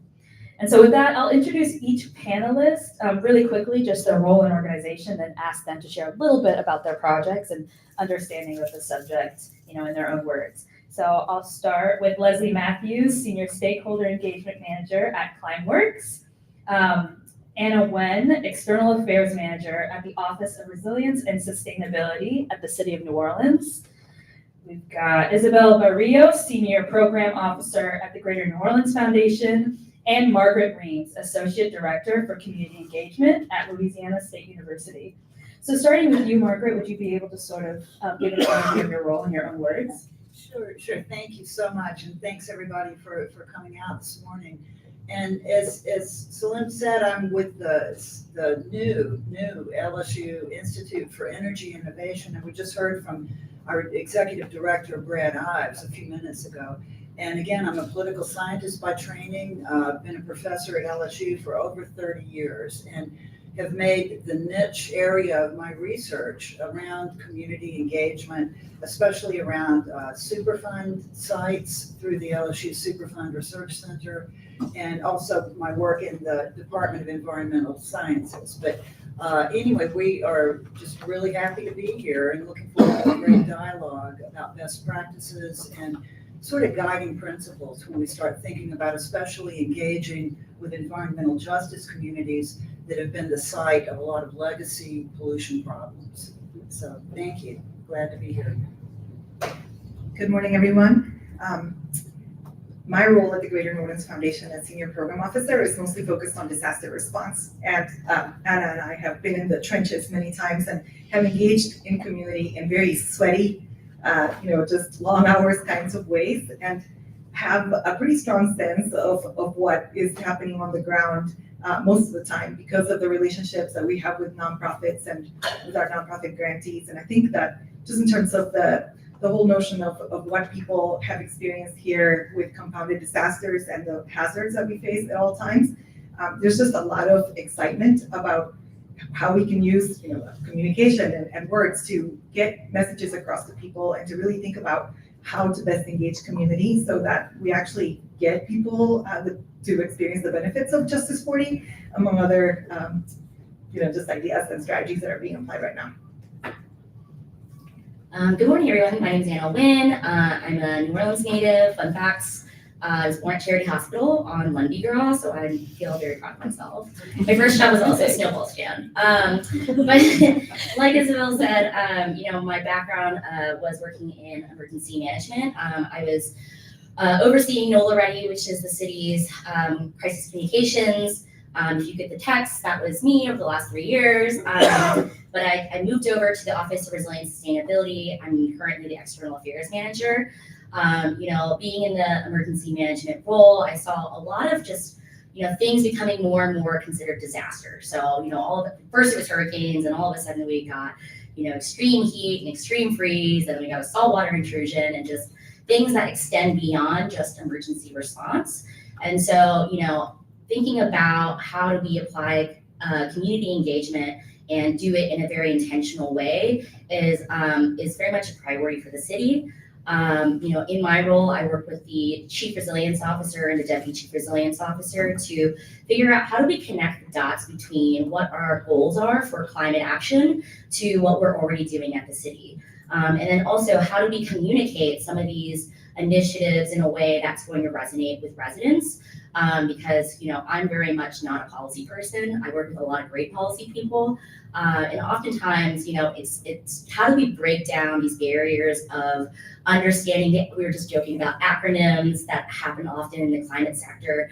And how do we engage people in the meaningful work that's going to impact their daily lives? This is on, right. I'm Leslie Matthews. I'm with Climeworks. So you heard Brad mention Heirloom. So we are similar to Heirloom in that we are also a direct air capture technology company. And we're actually partnered with Heirloom on the development of a direct air capture hub in Southwest Louisiana. Our site is in Southwest Louisiana. They're looking at a site in Northwest Louisiana. But we are both, co-recipients of some federal funding through the Department of Energy on the Project Cypress Direct Air Capture Hub. So our technology is a little bit different in the way it operates from Heirloom, but similar idea in that we take legacy carbon dioxide directly from the atmosphere and then send it for storage underground. So Climeworks is, they're based in Switzerland. We have 2 facilities that are operating in Iceland. And then we're looking at kind of up to 2 projects in the US right now, and then hopefully more, because we have the ambition to scale up to 1 billion tons of carbon dioxide captured by 2050. So that would be quite a jump forward. So we're moving forward at taking baby steps in advancing projects, but with the Project Cypress hub, we're hoping that we can scale up to at least 1 million tons of carbon dioxide removal every year. So that's it for Project Cypress. Yeah, fantastic. Thank you all. So Leslie, I want to follow up on that. So Project Cypress is in the development phase currently. And so right now, Climeworks is sort of exploring how to fulfill community benefits commitments. And in reference to your other facilities in Iceland and having led this process before, what's some considerations or principles that you keep in mind when shaping up community benefits plans? Yeah, so for the Project Cypress, so we had, when you apply for Department of Energy funding or any funding through the federal government, there's requirements for community benefits commitments. So we did have to put together a plan, which kind of almost seemed counterintuitive to say these are the commitments for community benefits when you haven't actually gone out to engage the community on what benefits would be relevant to them. So it's kind of more like this is the framework to get to that conversation, because you don't really want to be getting out over your skis, too far. So it was really when you said the principles were the guiding part of the plan. And we were very much guided by, what the federal government has indicated is important to them about when they make a federal investment. You may have heard of the Justice 40 initiative. So it just talks about, 40% of benefits flowing to disadvantaged communities. So that was one of the guiding principles. When I alluded to, making sure we can engage and understand what's relevant to the community, that's another principle of a community benefits plan is having the mechanism in place where you can have that 2-way flow of information. There is a lot of information already out there, so we don't want to reinvent the wheel. So some of the community foundations, particularly in Southwest Louisiana, are very, very active and have very relevant information about what are the challenges facing the community. And then for us, it's well, how do we overlap or see what the connections are between what are the priorities for the community and how do those intersect with the benefits or the adverse effects of our project. So if I look at some of the the benefits of the project, I would look at, okay, workforce development and training. That could be a really important thing because we know that in Southwest Louisiana, there's like, very well-trained people who already work in industrial manufacturing and oil and gas. So how could we, leverage maybe existing training programs to, develop the pipeline of workers for construction and operation? I think, what I've learned is like the one thing I'm kind of worried about is like having enough people who would be, interested and available to come and work because it's a very, very busy place. And so that's, one thing that makes it a very exciting place to work is that there's people there who are very interested in doing this kind of work. Yeah. Do you have any other, as someone who works on workforce projects, specifically to supply the workforce projects exactly like this, it's super exciting here. Are there any other priorities that you feel like are going to be coming up as you start engaging or forming your community engagement council around this project? Yeah, so glad you brought up the Community Engagement Council because that is like one of the mechanisms we would have in place to have that two-way conversation. And so I think what we're hoping to understand from them are some of the priorities, like if there's one of the things I'm sort of understanding a little bit more about some of the comments or questions that are coming is that, this is not a direct air capture facility. It's just, it's like this, it's not a little facility, but it is like one facility that's sort of a piece of the carbon management puzzle that's going to be built out. And so, people don't have, they might not have an understanding or like the vision into what that could look like. And then of course people have questions about like, well, what does it mean to have this direct air capture facility? So it means, well, there's probably going to be a carbon dioxide pipeline to transport the CO2. It means there's going to be underground storage. And so people will of course wonder, well, like, how is that going to affect me? Living in Southwest Louisiana, they may have heard about, the Satarsha pipeline. They may have heard about, concerns about, underground storage under Lake Maurepas. And so we have to appreciate how that whole web works and that we're just like, we're one piece of it, but we have to be able to speak to all those and other enabling factors and find a way to, answer those questions and which are, they're all like very valid concerns. Like those are, if I put myself in their shoes, those are exactly the questions and concerns that I would have. And, not having an answer to those is certainly going to raise, concerns. In my research, I've just been really impressed with Climeworks engagement and like preparation of materials on these projects. I think it's really thorough. And so I'm going to toss it over to Margaret all the way at the end. And so as the community engagement core for the Superfund research program, you've worked with LEAN, the Louisiana Environmental Action Network, which is a collective of about, or maybe more than 100 different organizations, grassroots groups, leaders, communities, and residents directly to address concerns around Superfund sites and the hazardous materials or air pollutants in the community. And there's a crazy statistic about 1 in 6 residents in the United States live within 3 miles of a Superfund site. Can you talk about that work and the significance it might have, as well as your engagement around it?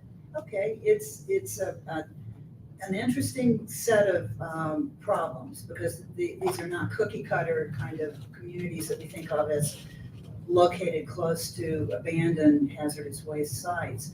And we were talking before the panel that interestingly enough, the Superfund program is not capturing all of the legacy, abandoned hazardous waste sites around the country.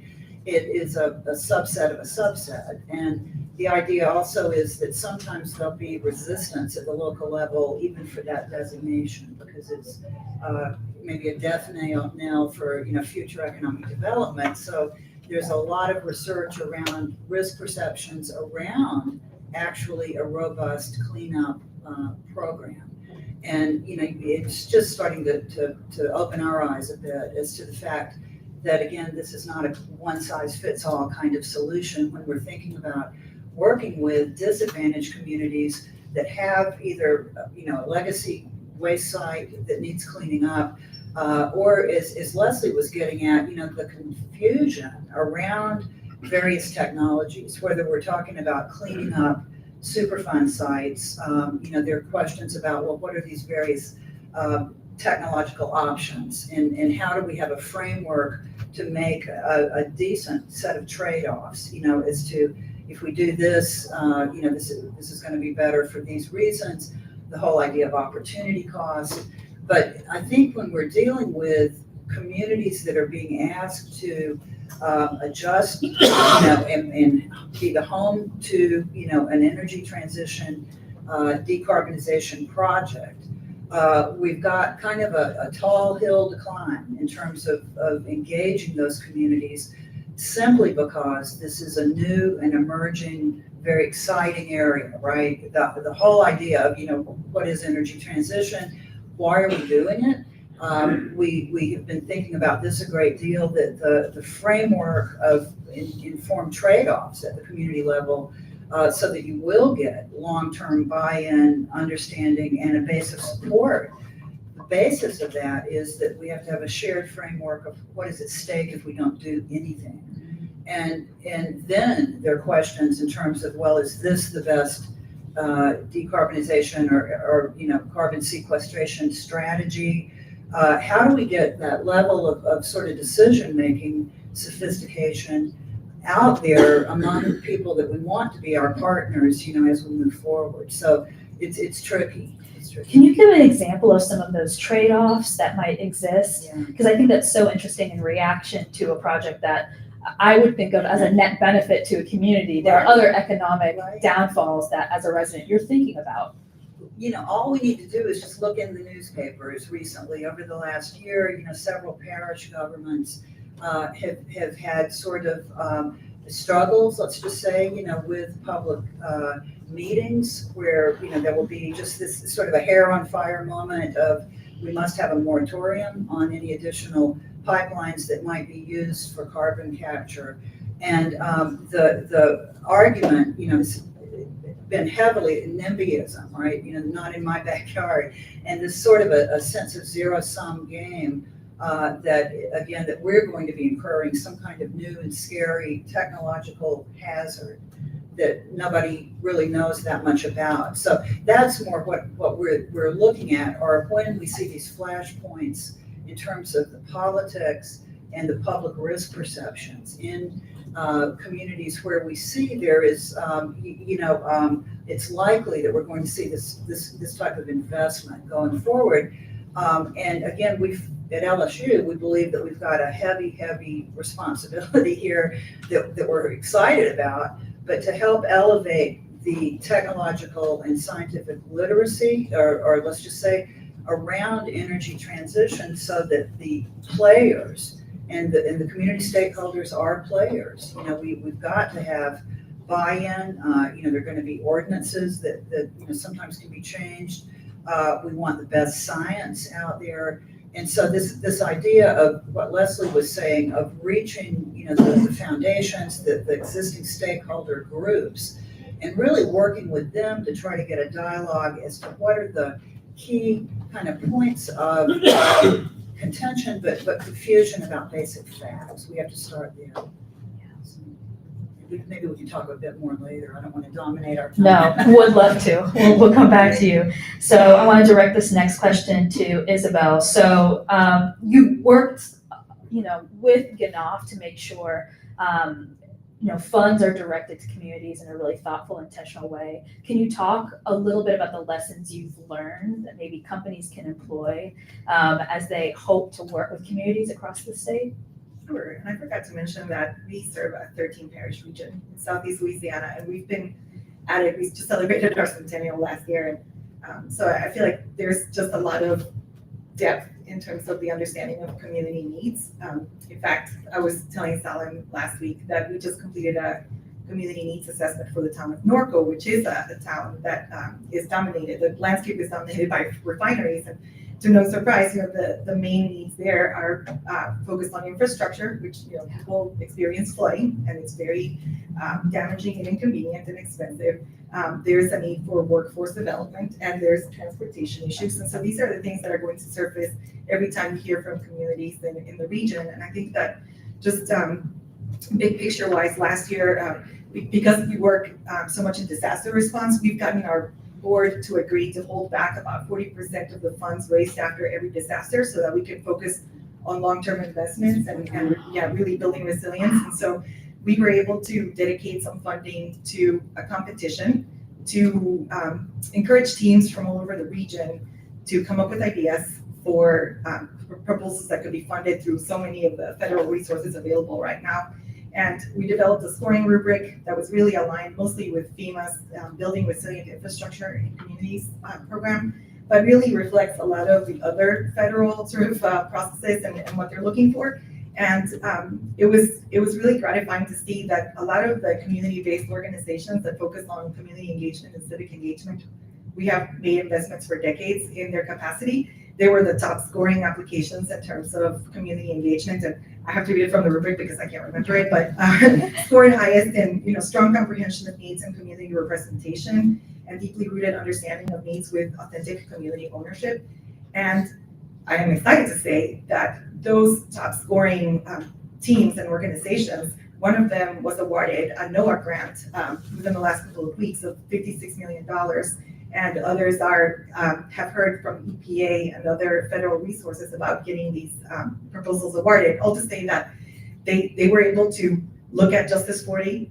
They were able to fully engage what the federal government is looking for in many of these applications and projects, and to really put it to practice and have conversations with community. What I have experienced, for example, on a parish level, is that you will go to a parish meeting and residents are being presented with solutions without having any input whatsoever on what the problem is and defining it. And so, it's like sometimes that education or engagement can be so fruitful if everyone's been on board the whole time with defining what the problem is.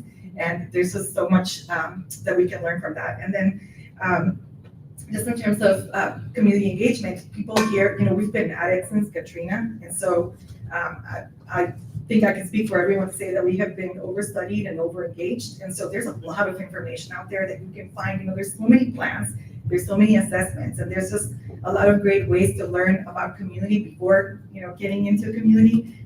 But certainly, I think I've said enough. I'll stop talking. Oh, and I have a follow-up question. First off, thank you so much for sharing those incredible outcomes. I know that's the result of you working on the ground with a lot of different people. Can you talk about some of your partnerships and your experience working with maybe a grant partner or a company that's really relying on you for some guidance, directing funds? Well, it is no joke to say that we've done everything from working with Jordan Brand to distribute shoes to kids after a tornado, and to do really big picture work with corporations that have, just an idea of how they want to help, and just oftentimes, in particular after disasters, there are very specific donor designated funds that become available to us that we are able to deploy. I think a lot of it comes from the idea that there's confidence in the fact that we know community, that we understand community needs, and that we have very strong public sector partners who are always in connection with us, talking about what is most important and what is needed. Community-based organizations here have so much strength. There's so much experience and knowledge that I think donors come to us and engage us because they know that we can engage with them. So. Well said. All right. Speaking of public sector partners, Anna, so you develop communication strategies around some of the sustainability and resilience projects that the city is undertaking, one of them being the newly awarded CPRG Community Pollution Reduction Grant for $50 million. Congratulations. Yeah. And as well, in addition to that, the redevelopment of Lincoln Beach, which is a beloved space for many people in the region. Can you talk a little bit about maybe your upcoming plans for communicating opportunities for involvement in either of those projects? Yeah, so we're really excited about, I'm running coattails, honestly. My coworkers did all the hard work, and I'm just here to help communicate about it. So the Office of Resilience and Sustainability, we lead this federal infrastructure task force that essentially coordinates with just dozens of city agencies and state agencies in figuring out how can we go after a lot of this bipartisan infrastructure money, whether it's through IIJA or the IRA, the Inflation Reduction Act, and how can we apply it in a way that we're rebuilding infrastructure in a sustainable and environmentally friendly way, but also that's inclusive. So, we talked a lot about Justice 40. It's really looking at that those communities that have historically been pushed out, whether it's through housing or transportation or infrastructure, and just have been left out of the pie. and how do we make sure that we're actually engaging with those communities. So, over the last year and a half, the city has been the direct recipient of over $120 million in various different federal awards, including the Climate Pollution Reduction Act. With community engagement, there's two things that I always think about. One is that trust is earned; it's not just given. You have to engage with people and actually have conversations and hear what they are saying, rather than just approaching them with an idea top down. And two, that the process always matters. I was talking to someone just yesterday, and they have this very great initiative, and it's well intentioned. And they said something to me, and they said something like, "I don't really care about the process. I just want it to get done." And I stopped my tracks and I said, the process in which we get this done reflects how we actually engage with community. And so, we're really excited about our Lincoln Beach redevelopment. If you're not familiar with Lincoln Beach, it was a beach in New Orleans East, right off of Haynes Boulevard, that was historically African American because of segregation. So it was very vibrant in the 50s and 60s. And then after the 60s, it kind of just fell into disrepair, had overgrown lots, and just kind of became a site that was just neglected for a while. And it was really community effort that was really advocating for redeveloping the site, saying we need more resources in New Orleans East. We don't need just, a grocery store. We need a place to escape the heat. We need recreational sites. We need a place where we can convene, other than just, downtown New Orleans. And so it's been a really robust process. We brought on a contractor, and it was never, it's been really fun for me to learn about and observe, because it really captures what I think the spirit of community engagement should be with the public sector, in which we're going out to the community, we're going out having meetings in the East. We're saying, this was the beach that belonged to New Orleans East. New Orleans East residents, what do you want to see here? And so we were able to have a visioning session in January, and then our consultants developed 3 different concepts, and they said, okay, this is what we heard from you. And we're not asking you to pick one of the 3 concepts. We're actually asking you to pick your favorite features from each concept. Part of this process was also bringing on community fellows, which essentially we're paying people to become advocates and actually engage and be the ground troops to letting us know how people actually feel. A lot of times we talk about community engagement, we're also saying, oh, we want the people who are from disadvantaged communities. Well, people from disadvantaged communities can't just take off 3 hours of their workday to come to a meeting in the middle of the day or they can't afford childcare, right? But we oftentimes expect people to just show up and say, well, we offered them a seat at the table and they just didn't come.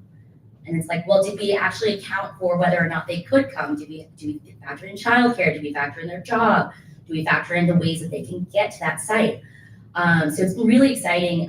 We had a phase 2 of community meetings back about 2 weeks ago, where we showed the concepts and we said, vote on your favorite features. We engaged our community fellows to essentially facilitate these conversations and, not only capture concerns, but also capture what are people most excited about, and figuring out, okay, how do we also do a quick open for this beach, right? Because we could either redevelop the beach completely, but it's closed for the next 18 months, or we could try this phased approach where we open half the beach, develop the other side, and then swap when we're ready, which will take a little longer, but what do people want? And so, having that continual conversation, developing that community benefits plan is fundamental, but it's also a living document. It has to be continuous engaging, continuous tweaking, continuously figuring out, okay, we set out to do X, Y, Z. Does X, Y, Z still make sense for the community? I didn't really talk about CPRG, but that's phenomenal. And I've been so impressed with your process around the Lincoln Beach redevelopment, and your intention throughout all those meetings. And I'm sure some of the results have been surprising and really interesting. Yeah, no, I think it's gonna be really exciting. We'll have the kind of final vision in October, and it'll be another opportunity for folks to engage. And this isn't just for New Orleans East. If you live in New Orleans, there's an opportunity for you to come out and share what would you like to see in a beach. So rather than having to drive, 3 hours, 5 hours to go to Pensacola or Destin, will have a literal beach right off of I-10, just like, 20, 30 minutes from us. So really figuring out, how do we invest more in New Orleans East, but also engage so that we're not just, throwing ideas top down. We're very much figuring out how do we make this all integrate with each other. Phenomenal, thank you. I want to open it up to any questions from the audience before I probably close this out. I know we have a few minutes left.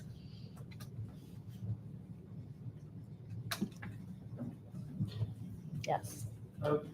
What happened, so, a lot of the energy infrastructure, the benefits are wide and the negative effects can be highly localized. So, are we been facing a bit of this in some of the projects we're doing? So we had feedback and people are, well, you're building a DAC facility, there's no useful product that comes out of it. And, in our immediate environment, we get all these disadvantages around more cars on the road, and maybe even the CO2 taken out of the atmosphere is bad for agriculture in the immediate vicinity, which is not something that I think I've ever heard a climate scientist speak about, but was absolutely fundamental to to people's perception. So,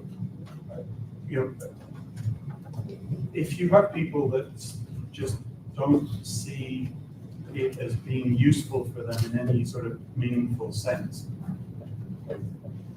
is it possible? I mean, is it in all scenarios? Can education be the thing that makes the difference, or do you think that in some cases you might simply just not, there may not be a way to reconcile the kind of big picture public good characteristics of a lot of what we're trying to do in transition with, what people see as maybe kind of immediately useful to them in that location? I think, that is the giant challenge here that we've got to deal with. And I think the Justice 40 policy framework kind of threads the needle to some extent, because they give us, the more than a half dozen fairly specific categories of topic areas that would constitute a measurable benefit, to these communities. So it could be an uptick in employment, it could be training, for the jobs in the DAC hubs.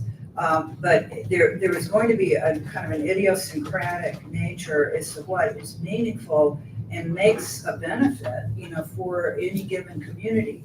Having said that, though, I think that the research has been pretty clear about the way communities make decisions when they're faced with energy transition projects, where again, there's a mismatch. They're being asked to assume a certain level of risk, for the globe.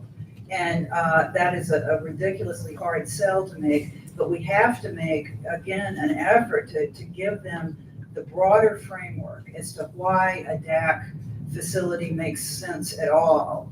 And then, as we drill down, you people in this community will be disadvantaged in that there's going to be more traffic. There's going to be this, that, the other. And we have to, again, work with them through these mechanisms of organizations, these networks that already exist. We have to do these listening kind of sessions in a very systematic way. But at the end of the day, there is room. There's like a buffet style of benefit topics that we are getting from Justice 40. And one last thing that we are trying to do at LSU with our research and our institute is to build this dimension of long-term community resilience. And that is a kind of holistic and accurate scientific understanding of some changing threat levels, right? And with that, there'll be flexibility over time. But you're right, we have to make it worth the individual community's time. Yeah, I think so oftentimes when it comes to just like projects and development, people often just kind of assume like, oh, communications will fix that, or like, oh, community engagement will fix that, but it's always after the fact. It really just, it needs to be interwoven from start to finish. Thinking, like before I, did more community engagement, I did a lot of communications, and oftentimes it was just like, well, here's the idea, we need you to sell it. And it's like, okay, well, I have a lot of these questions and it doesn't make sense to me. So if it's not making sense to me, how am I supposed to make sense to the community?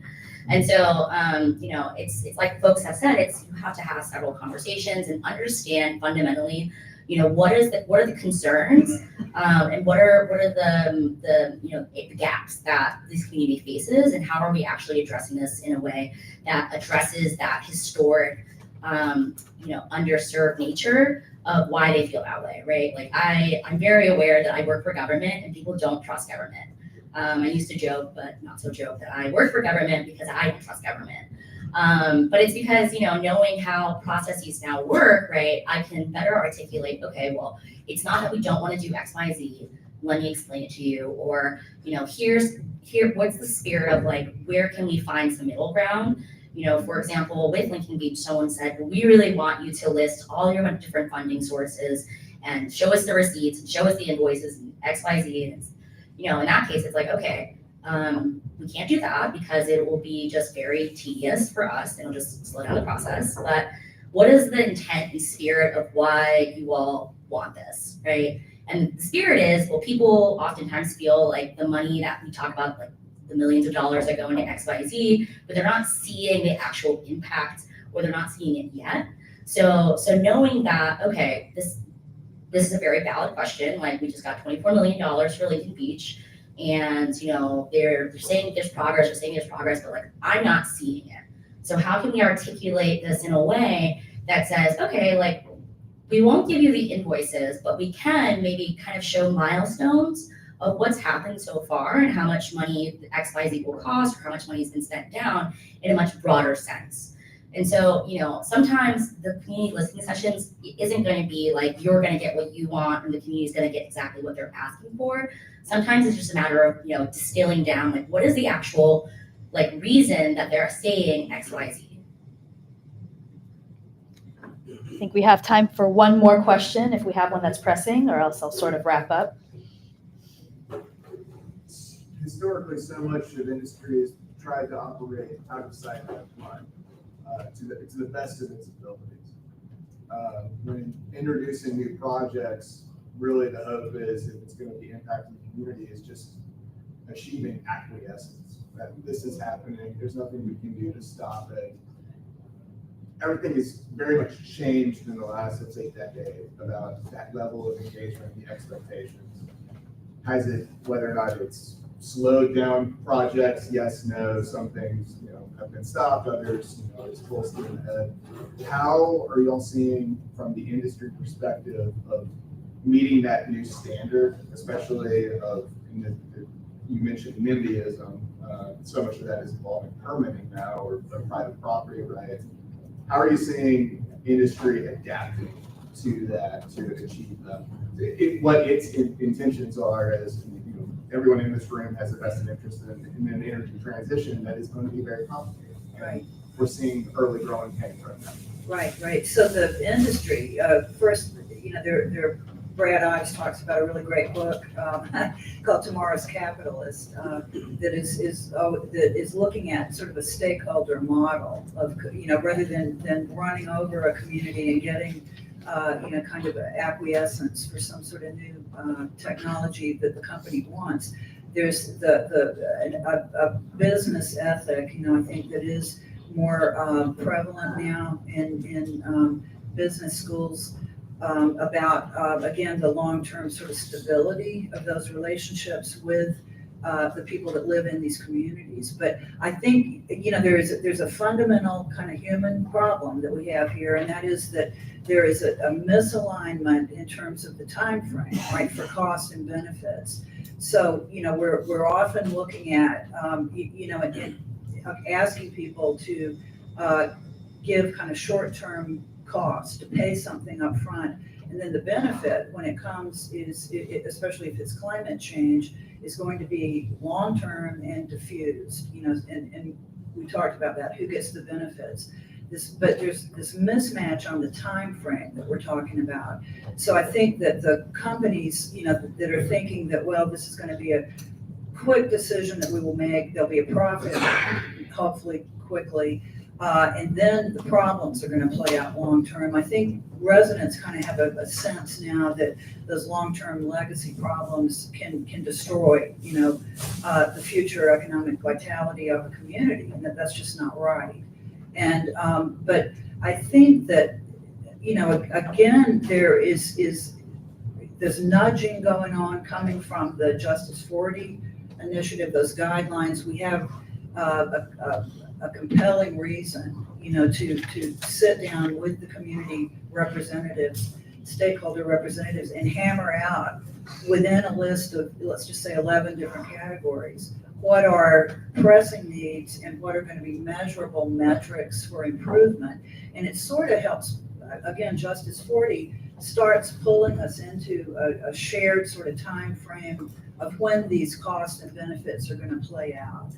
And I think that's going to take hold, long after an executive order, is forgotten about, maybe into the future. This changed dynamic between the industry sector and these disadvantaged communities, especially, there are ripple effects already happening and capacities being built at the local level to come to the table and know, look, we have the right to ask for these very specific short-term benefits if you're going to be doing this project. So we're not pessimistic. Can I echo really quick? Yes, and then we've got some time, yeah. Just like 30 seconds. Go for I it. just wanted to say that because some of the communities that we're working with are concerned about relocation and long-term cultural survival, really generational presence in an area. There's state-recognized tribes, there's Cajun folks, there's folks who have worked in fisheries for generations who come from communities that immigrated to the U.S.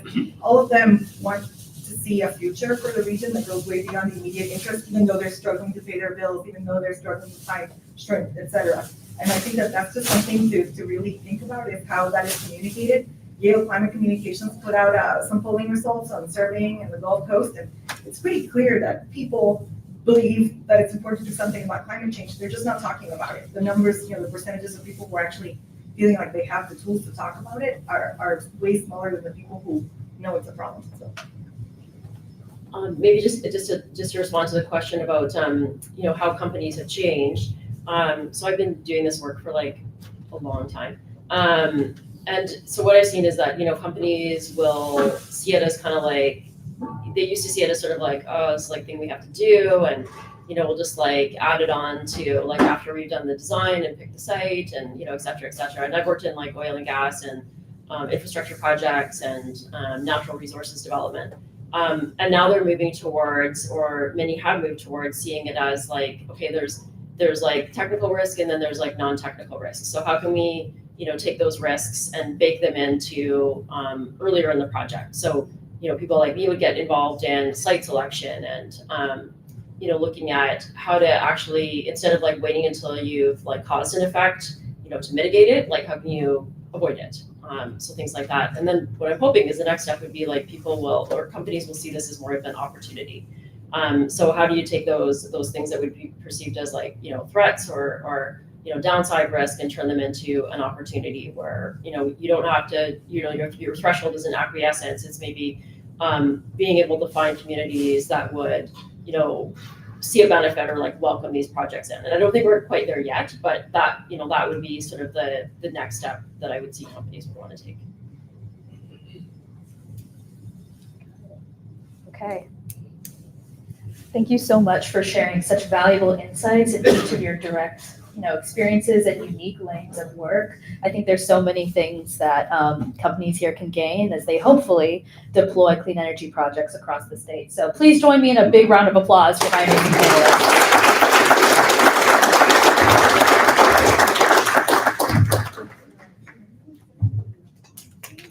All right, everyone. I know we've done a bit of sitting. We have one really exciting panel conversation with our EPC firms in attendance, moderated by Trustee Sahil, who opened this up. So I'm going to ask that we don't do a break here. We stay seated. We get rolling right into the conversation.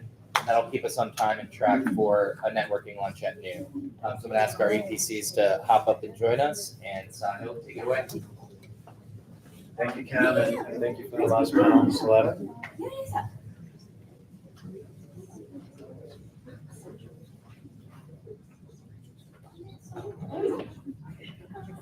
We're gonna try to keep this one tight and interactive, so get ready for some live Q&A.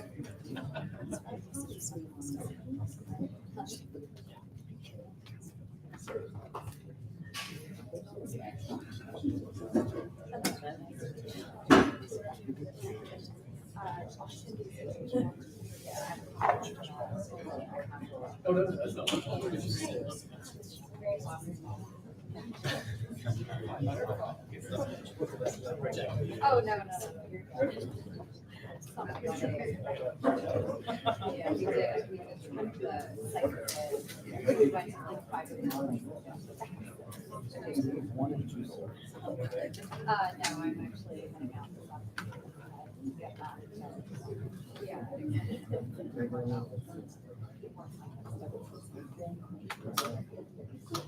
Hi, everyone. So like I said, we're gonna ask a few questions from our panel today. I'll frame the conversation, but for the entrepreneurs and innovators in the room, really we'll try to keep this fairly interactive for you all, and we'd love for you guys to ask questions.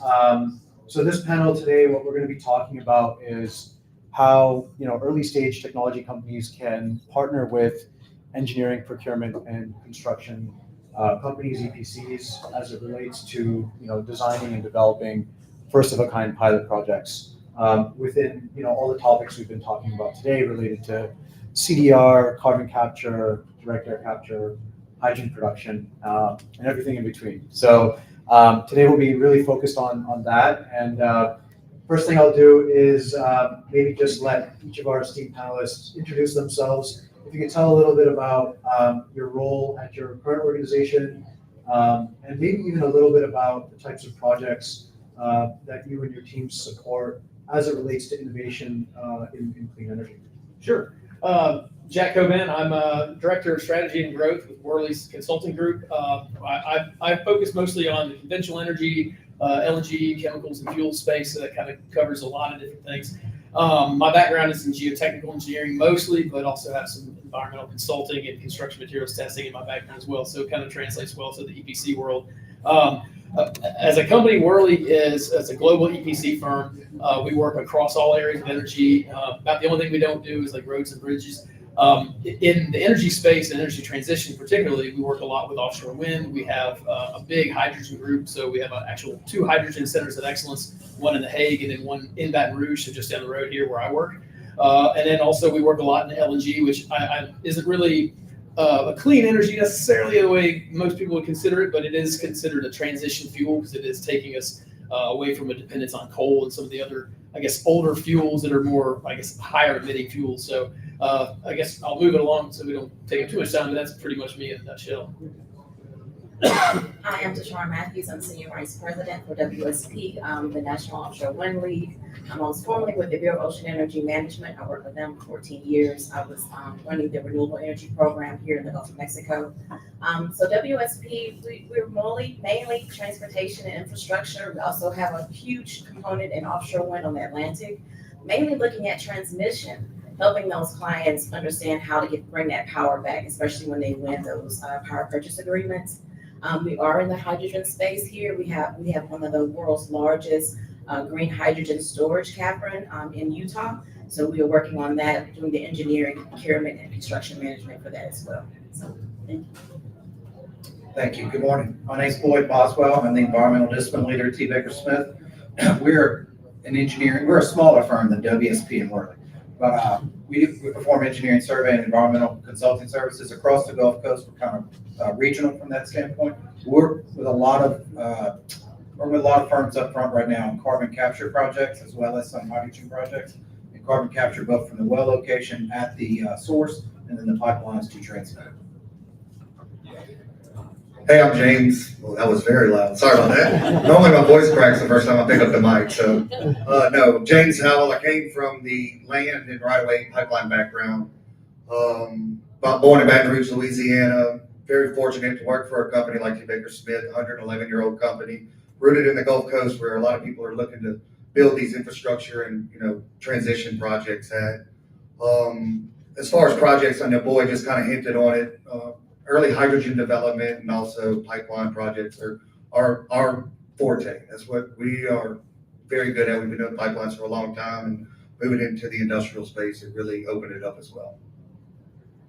Thank you so much, everyone. So I'm going to start, Jack, maybe with a question targeted at you, and then would love feedback from the rest of the panel. Question I wanted to ask you was, as an EPC, how do you stay abreast of kind of the latest innovation and technology development happening in different pathways within industrial decarbonization to kind of serve your clients the most effectively when it comes to technology selection and things like that? Sure. I guess well, first of all, innovation is it's a great buzzword. It sells well when you're putting it on marketing materials and things like that. But one of the things that we do to keep up with it is Worley's involved with a lot of different peer groups. We're on boards of various engineering communities and technical communities. So that's one of the ways we kind of maintain ourselves as a position of a leader in the industry. Attending conferences like this where we're getting to exchange ideas with other people and with innovators of industry who are I guess startups, and then also more I guess established folks. That definitely helps us to stay on top of things. I guess as it relates to kind of selecting which innovation we want to use, it always really kind of boils down to three major things to me. And it's how hard is it to implement, how much does it cost, and then also what is the cost of me not implementing this. So I'll kind of use the metaphor of I guess getting in shape or doing like a New Year's resolution. You want to lose weight, and hey, I'm gonna go in tomorrow morning. I'm gonna get up and go to the gym. And you wake up next morning and say, oh shit, dude, 5 a.m. is early. I don't know how hard this is going to be. I don't know if I can do this. Same thing goes with innovation. If you're taking a piece of new technology, it's a lot easier to stick with what you've been doing all this time. You're not going to have to go through that extra effort of rebuilding things and doing huge projects in your facility. And then also the cost. Same thing. I'll go back to the metaphor of getting in shape. And it's expensive to go to a gym. Same thing with innovation. Is this new process or methodology that I'm implementing into this project, is it going to cost me a lot of money to the point where it's going to hurt my bottom line? And if that's the case, a lot of times it's not something that people want to implement. So that's where a lot of these incentives come into play for any kind of BIL, IRA, things like that are going around right now. If we're getting some sort of monetary incentive to do this, we're going to go and put that into the project. And then lastly, like I said, and I'll go back again to the metaphor. If I don't get myself in shape, is this going to implement or is it going to affect negatively on my life expectancy? Same thing goes with a project or a company. If I don't implement these new technologies, if I don't, improve my processes, even if it's going to cost me a little bit of money, is it going to run me down the drain in the long run? Can I keep up and be competitive with my, other industry partners and competitors I'm working against? Is it something that's going to make me lose money by not implementing these things? And am I passing up potential incentives for implementing these things? So that's kind of something that I guess we all look for, and that's probably not very specific, but I think that's something that holds true across the industry. Please. Yeah, so for us, we have monthly global calls. WSP is very large. We have 66,000 employees globally, like 16,000 in the US. And so for offshore wind particularly, we have a global offshore wind call, understanding what other parts of the world are doing and looking for those innovative things that may be happening or coming onto the US market. And so that's how we attending conferences. Conferences is very important, understanding the science.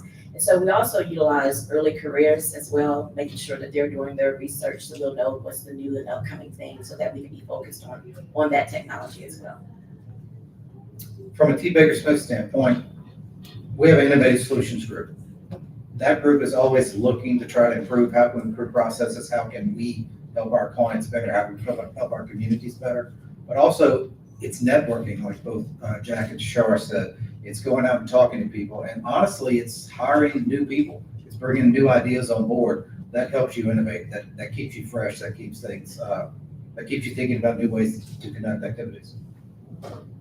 Again, same company, but I kind of think of a different approach. So Boyd is really on our technical side. He runs our discipline of our environmental group. I'm on the growth side with our markets as far as our pipeline industrial markets. And some of the big things I find is leveraging companies like GNO and really helping provide value, H to the Future, Bragg, LED, all of these companies, they look for subject matter experts like companies you see sitting up here to really help lead these companies to, the path forward to really get their projects in. So we like to provide value to them, and in turn, we get value provided back to us.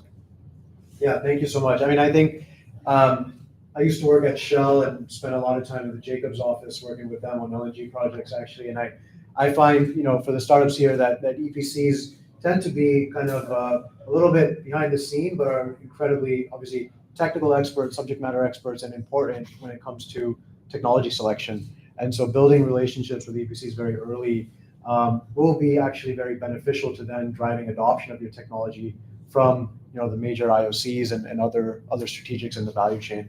And so that's a lot of respect for the role that you play in the ecosystem and in the value chain itself. Tushar, I had a question for you. Maybe I think Boyd, you may also have some thoughts to add to this. I think at New Lab, as I said in the opening remarks, policy is a really important lever to be able to navigate for first of a kind technology, making sure you're not encumbered by legacy policy that doesn't apply to next generation technology. But then also, how do we create mechanisms where these technology companies are actually informing future policy and regulations as well? So with your background in kind of tenure in policy and environmental protection specifically, wanted to understand how you see emerging technologies playing a role in informing regulations and policy. And I've seen it a lot in offshore wind, especially in Atlantic. So I'd love to hear kind of what your engagement has been on the policy side. How do you leverage the next generation of technology to inform future policies? Yeah, so as soon as you have a project and something on paper, it's really great to reach out to those permitting agencies. For instance, I'll put on my former BOEM hat.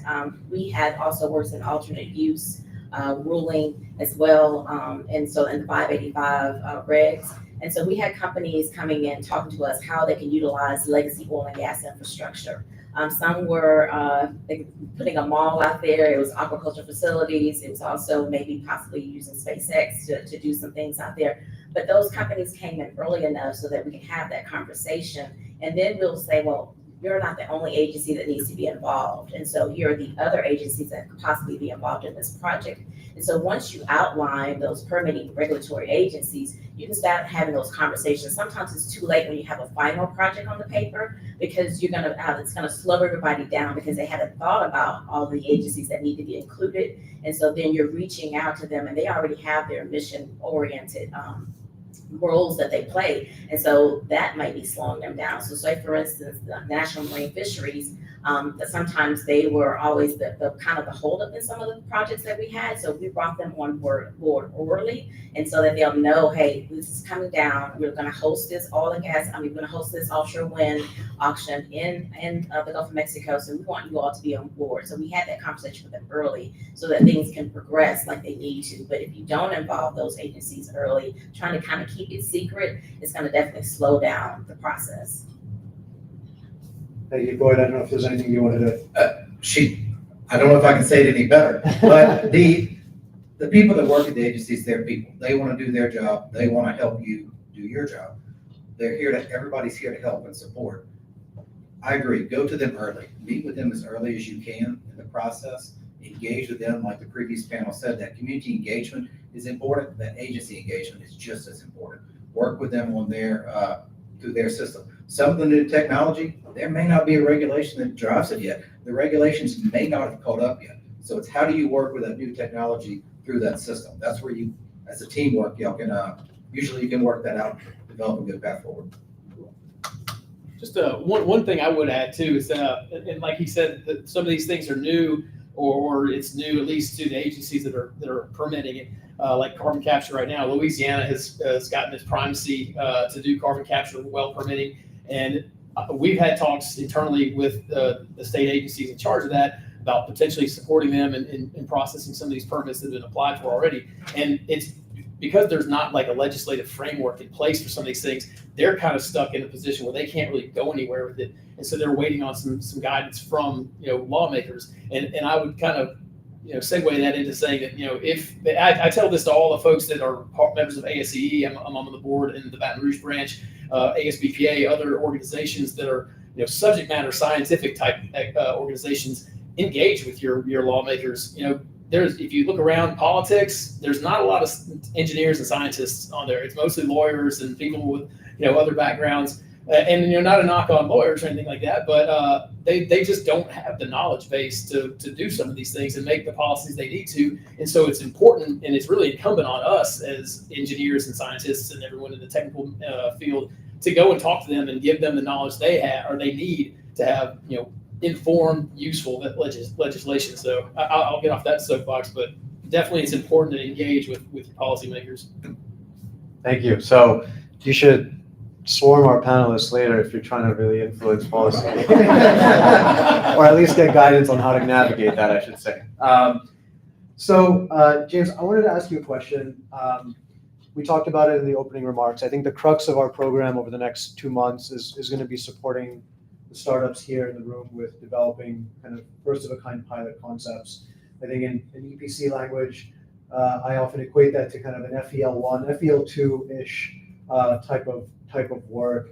Can you maybe share some insights? And again, this goes to the whole panel. Some insights around kind of how do you typically conduct FEL1, FEL2 projects? What are some challenges, advice that you have to companies in terms of ways of engaging with you in these efforts at early stages, and within the context of, again, technologies that are really going to be entering the market at a demonstrable scale, in many cases for the first time? Yeah, that's very impressive. You memorized that whole thing. I'm pretty impressed. So first of all, I'd say this. I'll speak on 2 different projects that we've done, recently. One ongoing, one that we've done in the past. And it kind of started though from my mom she was with Shell for 30 years in a time when women weren't in oil, right? And the first thing she told me when I was a kid was, your network is your network. Okay, I know she didn't make it up, but it resonated with me, right? So as a young kid, I went from, instead of going to play with my friends, going to the events and meeting people, right? So that transitioned very well into this business, because coming in at new startups, especially people not from this area, they don't know what they don't know. Napoleonic Code, Louisiana is totally different. You want to put a pipeline here, it's totally different than putting one in Texas, putting one in Mississippi. Not only that, the key stakeholders, if you're not from here, you don't know the key stakeholders you need to get in front of on the front end, whether it be your source gas, whether it be your offtake, whether it be your industrial customers. So having people on the front end that can get you into those rooms, we like to provide value to our clients on the front end. So we like to bring them in and run them through the gauntlet, is what I call it. We run them through, we bring in anybody and everybody that they're interested in. We help them on the front end of their development of it. Really bring them in, let them have the conversations, pitch their technology, and then also show a fit. So we as a company, we help companies with sustainability. Everybody's got a net zero 50 goal or 2050 goal, right? And these new projects, these new startups that you have coming up can really help these companies get to it. So as we're dealing with our industrial customers, being able to even help you and provide value to them, it's a win-win for everybody. So if we can provide value to you to help you with a customer, and also provide value to the customer to help them with their sustainability, it's a perfect type of situation. And then on the other side, like I said, that would be one of the hydrogen projects we're doing. We've really run them through the gauntlet and they're proceeding forward. International company didn't have a clue what they were doing here. So being able to speed them up 3 years and help them open the doors really was eye-opening to them, and it built trust between us and them. On the pipeline side, like I said, that Napoleonic Code's different here in Louisiana. A lot of y'all, whether you've got to move your carbon out or move your hydrogen out, you're going to have to put a pipeline asset in the ground. So knowing the local laws, knowing the local key stakeholders, like they beat this into the ground from every panel. Engage early. You need to go have these conversations with these communities. You need to get in front of all the key stakeholders. Last thing you want to do is go through an area and the mayor of the city doesn't even know it's coming, right? Because he's going to have people beating down his door. So the more you can speed their job up and make it easier for them, the more respect and the more help you're going to get from the government agencies, which will really help push it. Again, it's front end collaboration. Be able to change, because sometimes your industry is going to dictate how your design is. So if you're not able to tweak your design here or there, it can really put a damper on your project, and in some cases shut it down. So like I said, early collaboration and then adaptability really is forefront. I'd like to add one thing real quick, or a couple of things real quick. A lot of y'all are smaller companies right now looking to grow and develop. So y'all may be co-locating, working with other companies. When you do that, there may be some savings, some synergies you can develop with that company because of permits, plans, whatnot that you have to implement because of operations. Think about that when you locate your facility, your operation. Y'all may be able to double up on a permit. Y'all may be double up on some savings for monitoring. Y'all may be double up on some plans, some storage, some operational issues. So I think that's something to keep in mind as you're starting to develop your sites. Yeah, and as you mentioned, community engagement is very, very key, especially here in Louisiana. You need to engage your local politicians first. Because as you noticed, some projects, they went out with a public meeting without engaging the local politicians. And the project essentially got shut down. So you have to know the communities that you're going in and understand that historical information that is there, how they may have been impacted in the past is very, very key moving forward. And so, yeah, community and stakeholder engagement early and often, understanding the layout is very, very key. And all of us here have that local presence to help you throughout that process. Yeah, I agree with everything that's been said so far. I mean, definitely relationships are very important, especially in Louisiana. I mean, I'm sure it's the same everywhere, but Louisiana, especially with most of our projects being built, industrial projects being built in the coastal zone, a lot of it's, in smaller areas. I mean, New Orleans and Baton Rouge aside, a lot of the area in between is, rural agricultural areas, and they're building these grain silos and energy facilities and things like that. So you really need to have like the community behind you, because having them turned against you can hurt a project or kill a project very quickly.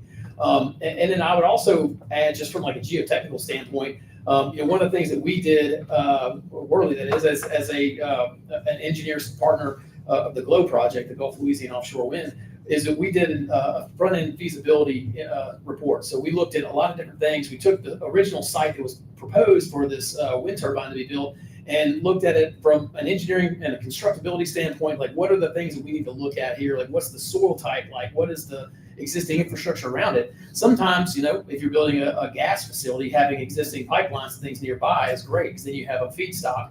But if you're trying to build something else, like an offshore wind turbine, and you need to have power onshore through cables, you don't want to be going over and around pipelines. That's a real bad thing. So, having that local knowledge is really great. And then having some people outside who are like subject matter experts on the broader scale helps a lot. So having that kind of like dual attack, I guess, if you want to call it that, can help you come up with a more successful project.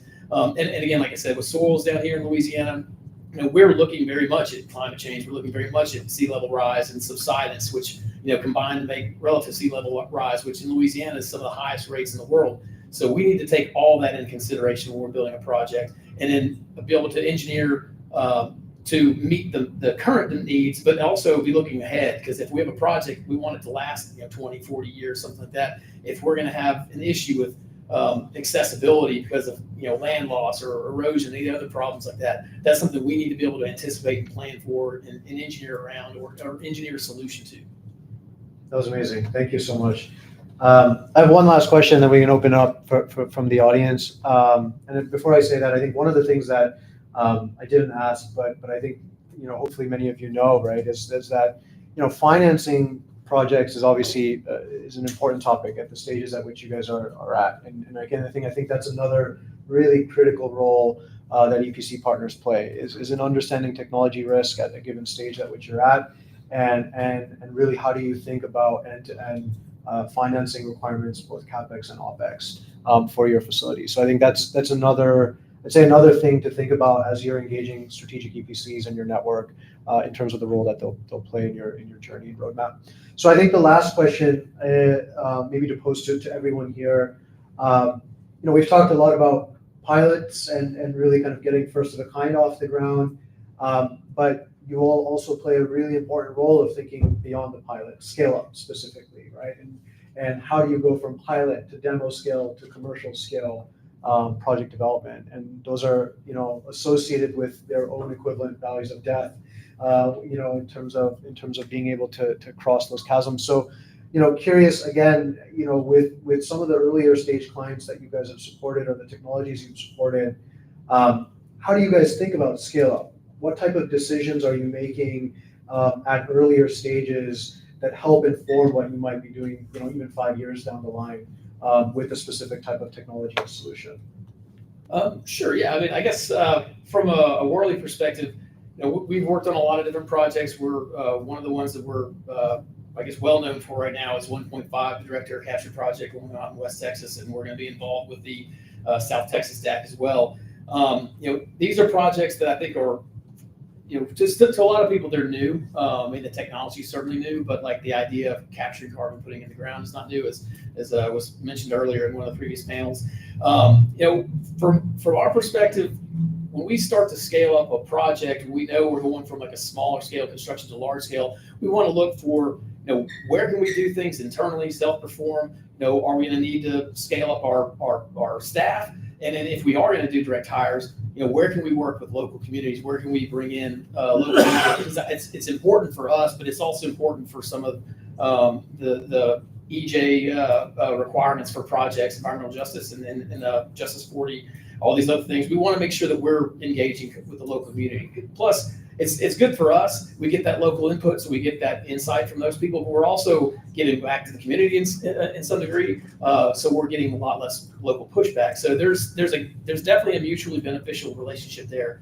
Where we don't have the expertise to do certain things, we go out and we sub things out. So Worley does a lot of self-performance of their own construction and engineering. But if we have a partner that we work with who specializes in a specific thing, like deep foundations installation or certain types of engineering design, it's going to help us to take some of the risk off of us and some of the, I guess, just the extra effort that we would have to put into it to self-perform it. But we're also going to see that we're going to get added value from having these, subject matter experts at these specific things come in. So that's one of the ways that Worley works, I guess, across the community and across other partnerships.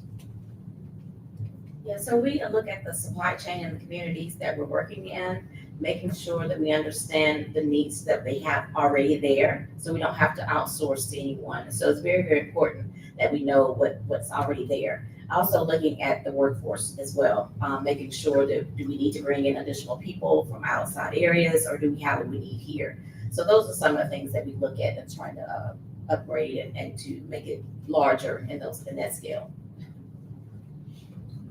I'm gonna go back to community engagement and agency engagement. Those, I can't stress those enough. But I'm also now gonna drop it down to project level size. If you've got a project and your project's gonna be, I'm just pulling out a number, 5 acres. And then later, this project's to be successful, I wanna make this project 10 acres. Up front, there may be the opportunity, and probably should be the opportunity, you just start discussing that now with the agencies. They don't like to piecemeal things. They're gonna wanna see one complete whole permit application. So if you think you're gonna come back very soon with an addition and add on to the project, I would approach the agency up front right now saying, hey, this is what we're doing now with the plans to expand, to add on to this. And I would also do it from the community standpoint as well. You wanna be upfront and open about everything at the beginning. I'm not gonna beat on the community engagement anymore. I think we treated that pretty hard. Everybody understands the community is a big thing around here. One thing that, EPCs are really, not only to get your project in on time and, on schedule, but is to save you as much money as you can. So knowing the small things as far as, let's just go back to a pipeline, knowing how sugarcane works when you're routing a pipeline through a field to minimize off right-of-way acreages can save your project millions and millions of dollars. One field can end up costing you $1 million if you go through and the water can't drain off of it. So knowing even something small like that, or knowing that you can bring rock down in bulk as opposed to bringing it in from a local quarry, you'll save yourself money here or there, and vice versa. Maybe it's more advantageous to bring it from a local quarry as it is from the other one. So knowing the small things about development projects here. I mean, if you go to the Mississippi River, you're going to see there's projects up and down the river, right? A lot of industry, the staff and the workforce is huge. I mean, you have a very, very seasoned workforce here. So take advantage of it. Take advantage of all these organizations that are here to help you. I mean, that's what they're here. They're here to help you be successful, to come and join Louisiana with us. And we're here to help any way we can. Thank you so much. That was a great way to conclude the choreographed part of the panel. Yeah, and I'll just, I'll echo everything you guys said in the sense that, Louisiana is arguably the home of the most complex state-of-the-art industrial complexes in the world, right? And so learning from the local ecosystem here that's done it over the past many, many decades, has traversed different challenges from engaging the community to technical challenges in building in the Gulf of Mexico. It's all happened here. And so I think that's really the purpose of why we've convened everyone here today, is really for you all to meet some of these change makers, the people that are fluent in the ecosystem, that can really help you accelerate the development and deployment of your technologies in this region. So with that, I think we have 20 minutes technically before lunch to have open discussion. So if there's questions from the audience, we can take those, and if we finish early, we can eat early as well. I'd like to pose this question to the whole panel. First off, I don't think community engagement is a Louisiana thing only. And I just recently came here from North Carolina, and it's a North Carolina thing too. Just ask about Asheville, North Carolina, and Duke Energy. Wow. So how did you think you all didn't get it right? So my question is, can you give us one specific example of how the EPCs changed a design based on having local communities at the table? So how did their voice actually change something tangible?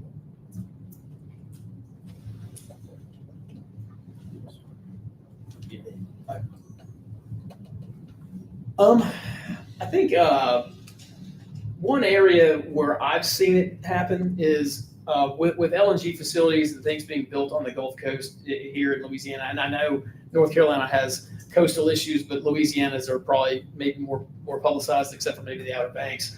But here, having beneficial use of dredge spoils and making sure you're doing proper mitigation of wetland impacts is something that's really, really key. And Louisiana is on kind of the leading edge of this by having CPRA, our Coastal Protection and Restoration Authority, and in our Office of Coastal Management. And so I've been on projects, not all necessarily with Worley, but where a developer came in that was not familiar with Louisiana and not familiar with the coastal issues that we have here.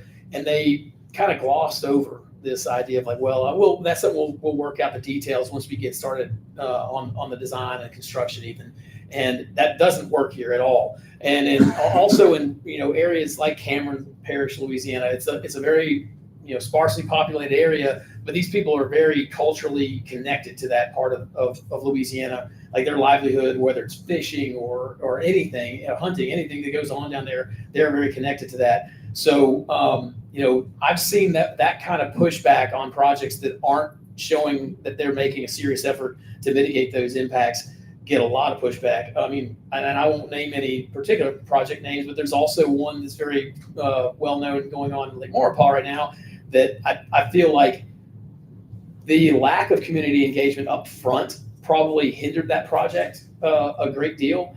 They've done a great job since then of coming in and demonstrating how carbon capture is going to work under the lake and how, dispelling some of the rumors and misinformation that's out there about how the process works.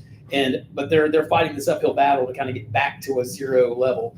And so by having that local community engagement and having local subject matter experts come in at the front end and help with guiding the design and the approach to projects like that, I think helps things move a lot more smoothly, and it keeps you from having to go back in the back end and like retweak things and try to smooth over, I guess, stumbles along the way. I don't know if that really answers your question, but that's kind of that's been my experience. Before James goes, Jack's was great. I was heading that direction too. It was like, oh, maybe it doesn't quite fit that. But yeah, that in South Texas, Southeast Texas, and Southwest Louisiana is a big scenario with beneficial use of material. We've been seeing that a lot with a lot of larger facilities. I think that's one, and the community hasn't directly asked for it, but that's something I think the companies have because they want to do the right thing. They want to be involved. They want to, they're looking out for the future, for the community. They've done those projects where they've over mitigated. They may have impacted this much. They've over mitigated what they're required to from a regulatory standpoint. So I'm a pipeline guy, so I'm gonna go to a pipeline instance. We had a town hall meeting one time, all the community comes around, you send invites out, to let them come hear about your project, see where you're routing it, really get a deep dive and express their concerns, They might help you out as well. One instance, we were routing a pipeline through where somebody put their dead family member in the backyard. So them come and tell us that was able to help us reroute it. On a bigger instance, going on the Mississippi River, we're working on a pipeline right now. We go in, we route the pipeline, we're getting ready to, file for our FERC application for our client. And at these town hall meetings, the developer comes up to us and says, hey, I'm putting a neighborhood right there. Like I'm filing for a neighborhood. So without knowing that, we'd route it, insert our stuff, and then come back later and see that there's a new neighborhood in the area where we're looking to build it. So being able to work with the community, we were able to, now it cost our client a little bit of money, but it saved him a lot more than going and rerouting his whole pipe. He was able to buy the back lots of it and turn it into a green space for the neighborhood. And then they built the other houses, the project can come through, it's a win-win for the community, and they get a green space to put their projects. I don't know if that answers it, but Great example. This was kind of touched on a little bit, but as seeing here are a number of kind of like founders and startups and just investors in the room. Could you elaborate a little bit on kind of the funding process or like the funding involvement that EPCs have in developing these projects, especially for a lot of these founders? They don't necessarily have a ton of extra capital to seed a lot of these projects. So and often their only stakes that they have or only assets that they have is equity in kind of their program. And so how do EPCs kind of engage with the founders to fund these kind of projects? Yeah, so I'll go first. For WSP, we have a whole department that'll help you look for funding, whether that's federal funding, state funding, or capital investment. So we do, once we understand what the project is about, we'll bring in that CapEx team to help you find that funding for your project. Yeah, similarly, Worley has groups within our consulting division that go around and help with finding federal incentives and things like that can help make a project more feasible economically. And then also, Worley, as a big EPC company, there are some times in certain situations where we would come in and do some work up front with the understanding kind of like a paid when we get paid kind of process. But we're taking some of that risk on of our own.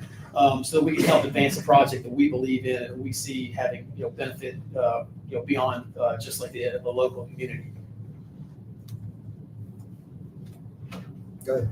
Similarly to WSP and Worley, we do have a small group that does help find funding through grant opportunities, but also because of some of our local relationships, we can work with you on developing your project so it's developed in the most cost-effective means possible. what he said.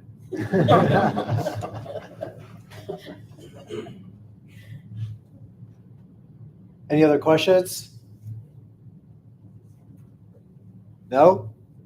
All right. Well, thank you so much again for sharing so many valuable insights with us, and encourage everyone to use the next 45 minutes to an hour to engage, hopefully in a more intimate manner, and I really appreciate your support and time in joining today's panel. Thank you.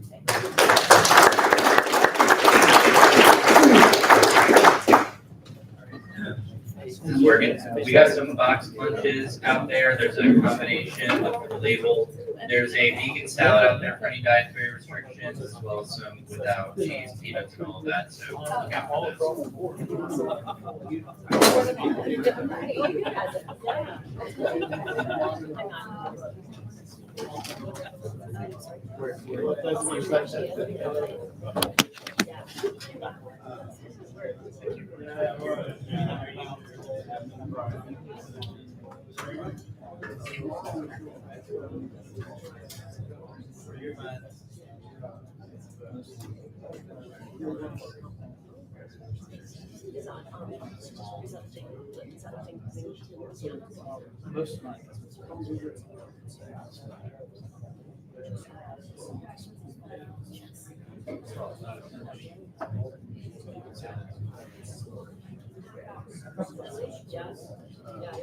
Yeah, I mean, yeah.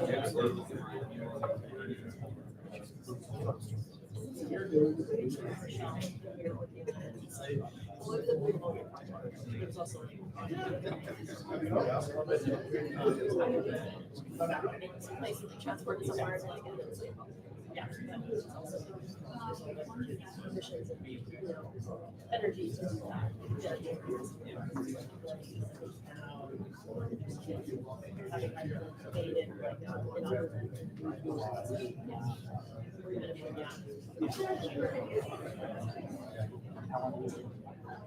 I started on last yeah, that was when they started the negotiations.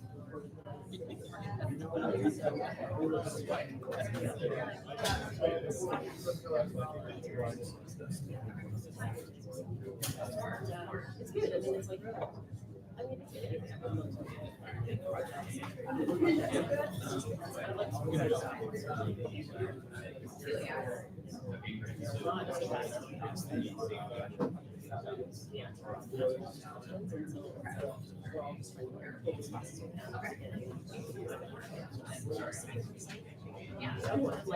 Thank you.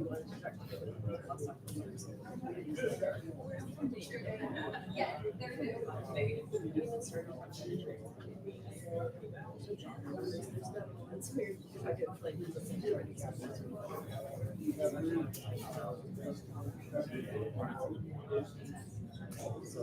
it's like you never get up early enough and it's like so it's been and it is really hard to think about all the like money around like energy transition and like talk about so like yeah, it's like that talks about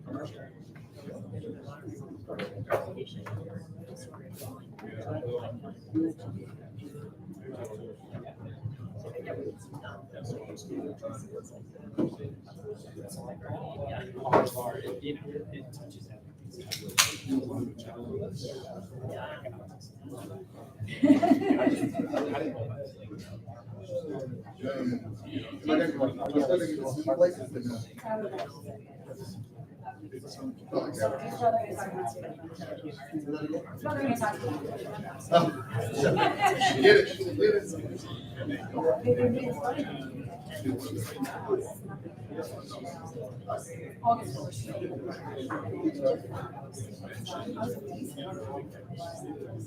Hope you're not leaving the States.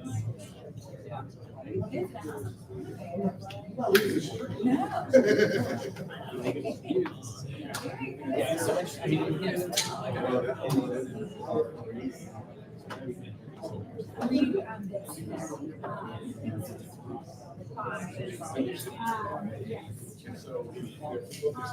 what is our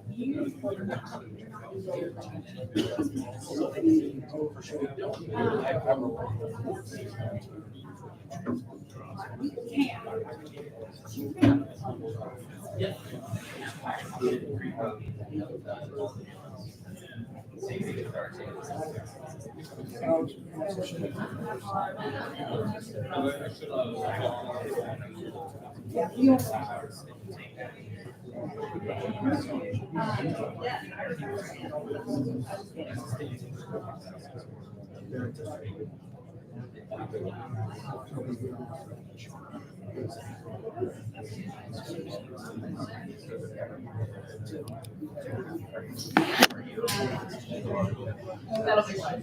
Yeah.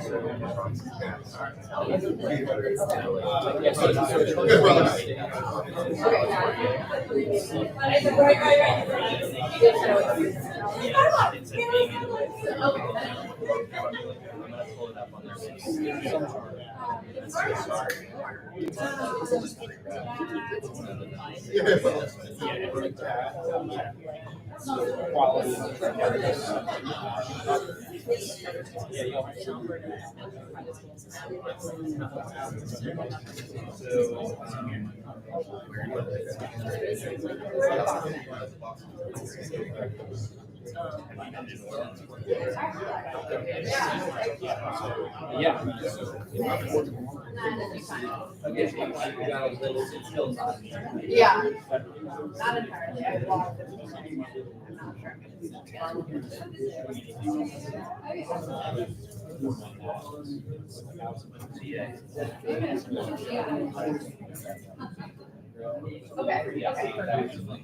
Okay, thank you. Just wanted to make sure.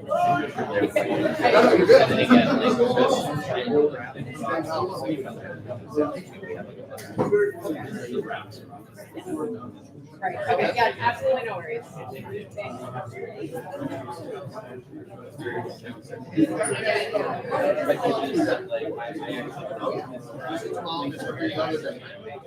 You work for. Right. I know, like, I was, that's how I got training. I was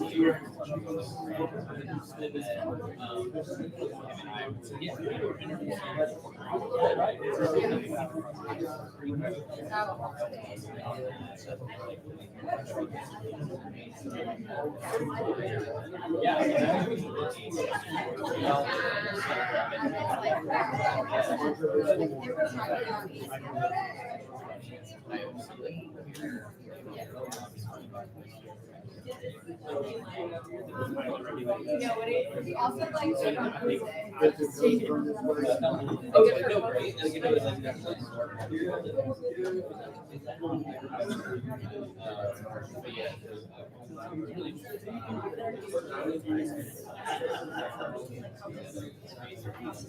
yeah, the work that I did was part of like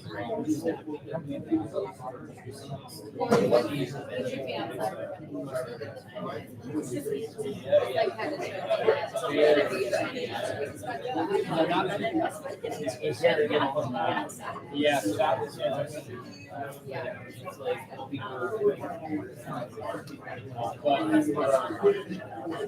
I mean, we were definitely a lot of I know you're probably like yeah, I think so. Yeah, I think it will stay. So we'll see. Well, either way, really. Yeah, that's great. Yeah, better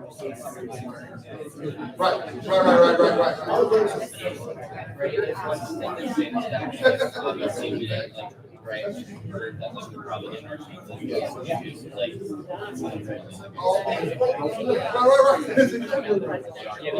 are yeah. I'm glad that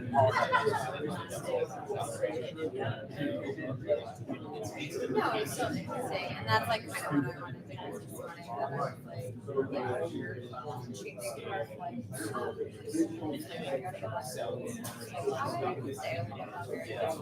see what's going on.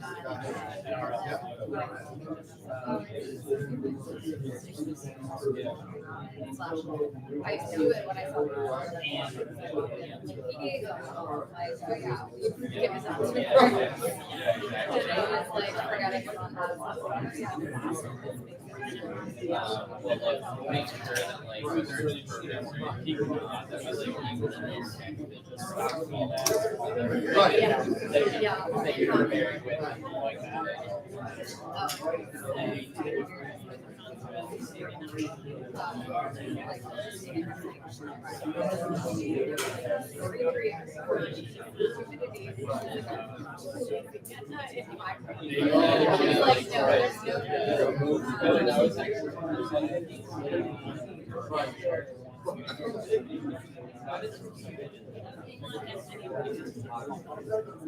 You know, it's funny, I said the same thing here. I think it's like Disney before we had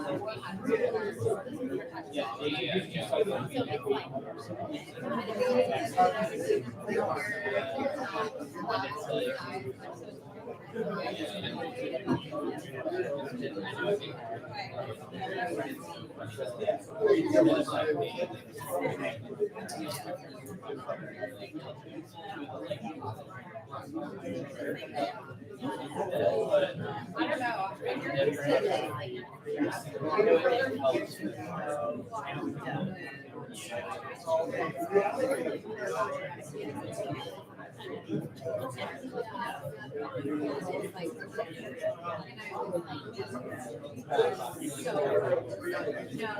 No, I was like,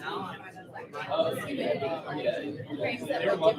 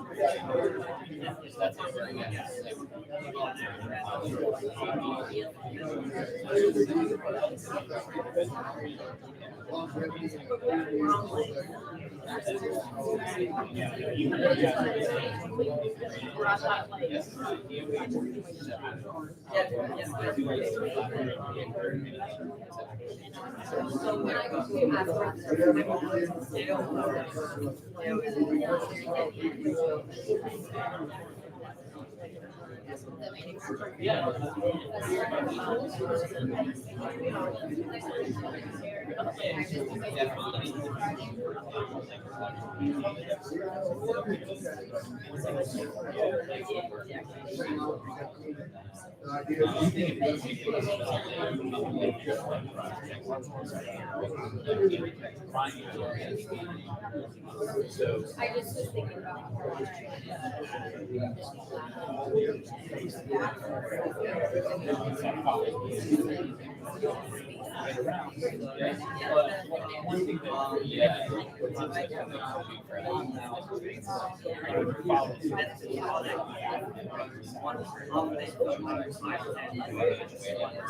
Yeah, so there's this term in life that you refer to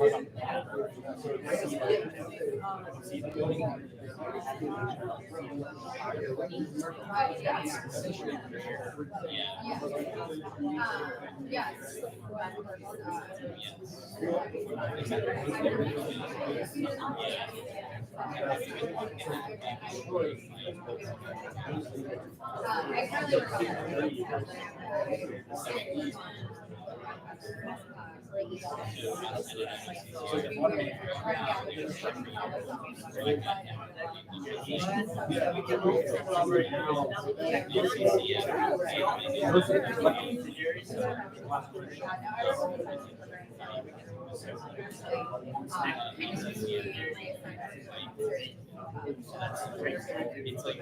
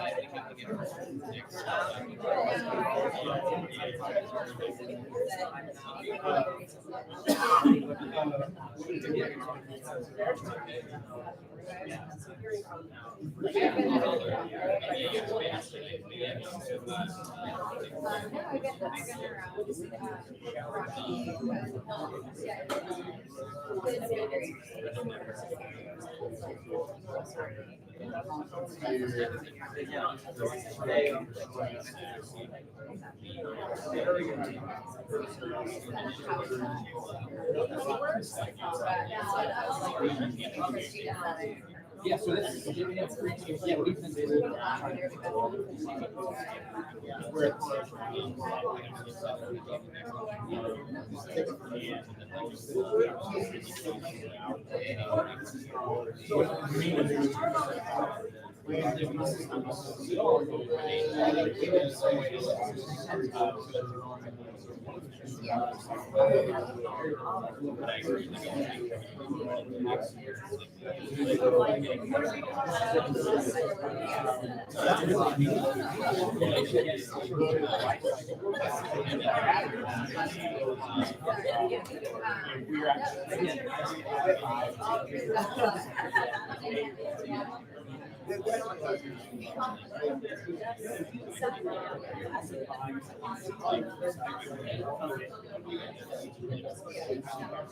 we see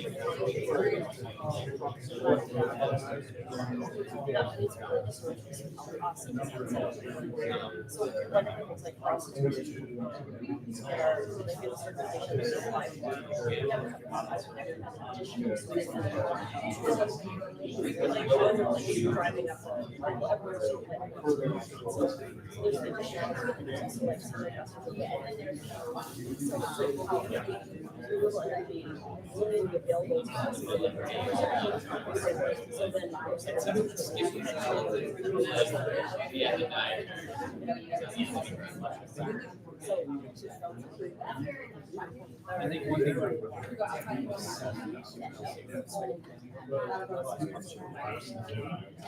our industry, I don't think it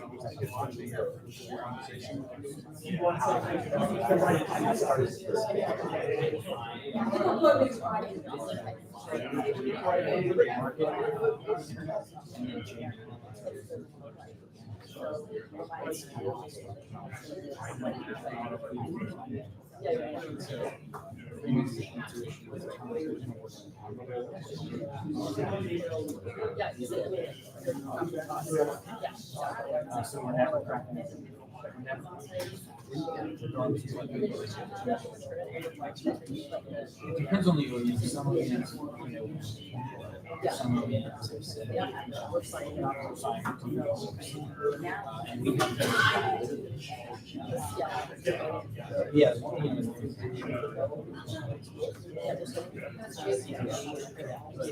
Again,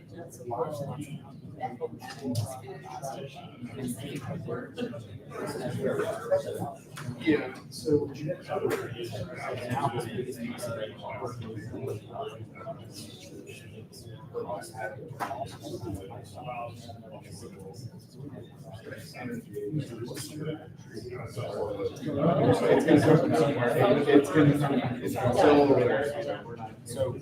where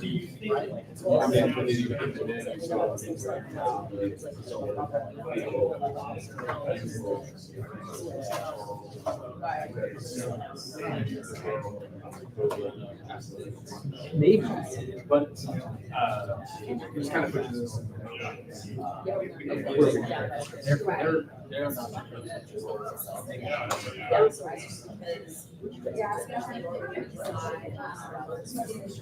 Yeah.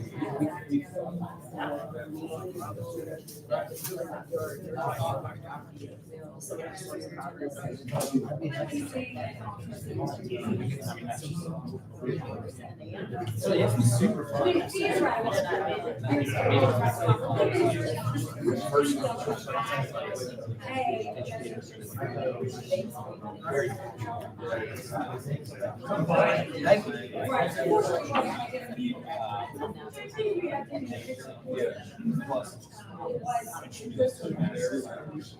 I don't want to take all our time.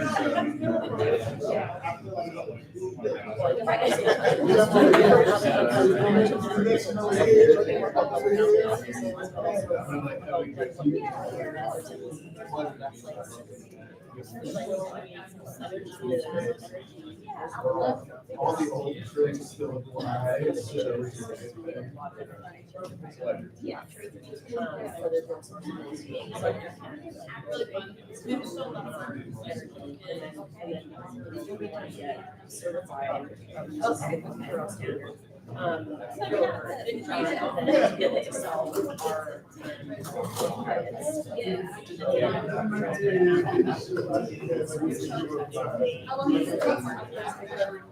Make it private.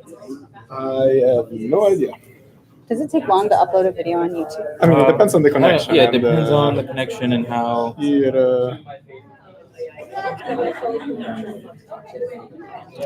Yeah, I don't see PowerPoint. Oh, there is PowerPoint. Okay.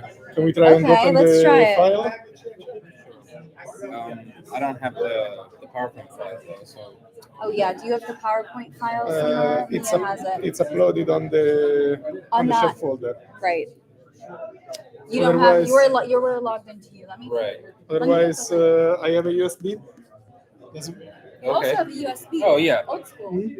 That works. There's a Okay. USB connection, so we can do it that way, I guess. Should we just do that?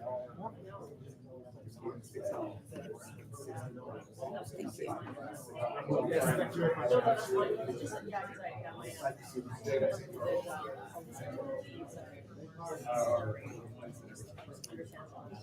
Is the lady you're talking about the Marjorie person? I don't want to be responsible for unhooking this computer. I don't know if everything's going to fall apart. The world might explode. Who knows?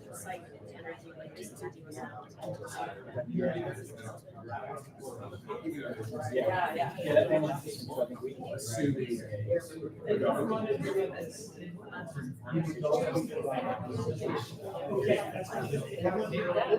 I need to download like an app that has a timer. Or I do it on my computer.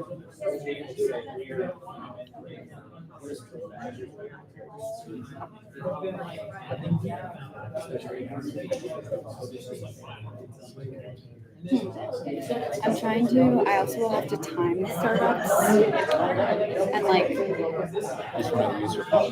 signal to them like How long do they have? they have 8 minutes. I mean, it's not like we cut them off when they're done, but as long as they're sticking to like 8 to 10, so we don't get too behind. I honestly wonder if I just use a notebook and flash up like 5 minutes left. I think that's Yeah, the notebook or yeah. I just have. So, did you guys find out if you can film at the site visits tomorrow? Let's. Madeline, sorry, just 1 second. Mia was saying that you guys all wanted to have this one as the last slide of the presentation. Is that correct or not? Yes. Okay, so I can say it.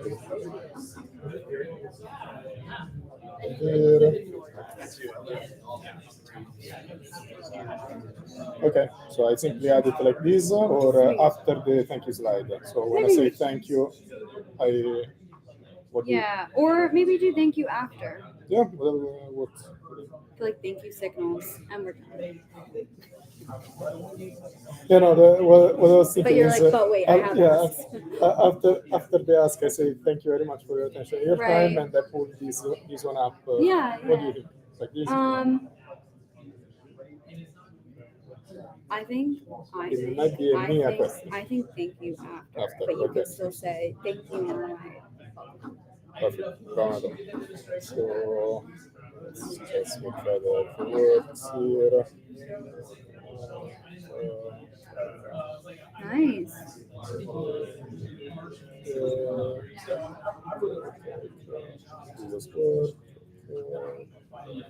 Yeah, this is what you were gonna.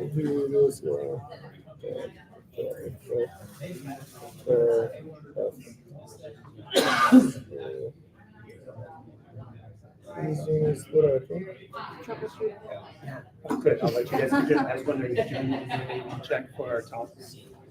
Not unless you see some sort of issue, but I haven't tested it on your equipment. So that's we knew his. So he had a video that was too big, so it was more minimal. It's We're all good. Yeah, quick question. Do you want this one at the end, right? Yeah, that'd be Okay, great. perfect. We did it. We did it. So, Did you invite them to get stuff? To what? So they're just gonna import the slides I'm assuming these are like no big staff. Oh, yeah, this Thank way we you. don't need to connect a different computer. We just it has PowerPoint, so we just switch. I mean, they gave us the room for free, so that's great. Oh, yeah. Thank you. Oh, of course. Thank you very much. Do we sort out for Mantle as well? No, we're doing that. Okay. Step by step. Step by step. That's all. What's wrong with Mantle again? So Mantle's video. it's. I think it's Google Slides. Google Yeah, you Slides. have Okay. to upload it to Google Drive or to YouTube. But we don't or have the to original code of the video. Well, now you do. Now we do, yeah. But you're saying there's an issue. So it's this one here. There are a couple of videos. That's the problem. Okay. Couple of So, videos on one page. Videos do good storytelling, so I get it. Can we just put it on desktop? This way we. Can you Can we copy it on desktop so that and then we will erase it? Oh, Or I see. what do you think? Sure. Just so that this way I don't forget this one. Okay. Yeah, That's my- this is you, right? So basically, then we'll basically put the slides on the side for air loop, then have her face. Here, Wait, hold on. or- We'll talk about that next. Oh, I want to okay. make sure you're okay. Okay. Yeah. I think so. So how do I eject my hard drive? I'm sorry, I don't know how to use a Mac.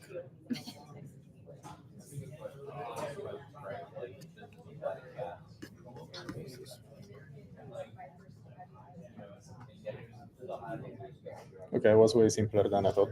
Yeah. Okay. There you go. Thank you. And now Yeah, so it's can sitting we? right there. Yeah. Can we trend open it? Are you Italian? Yes. Roman, Oh, wow.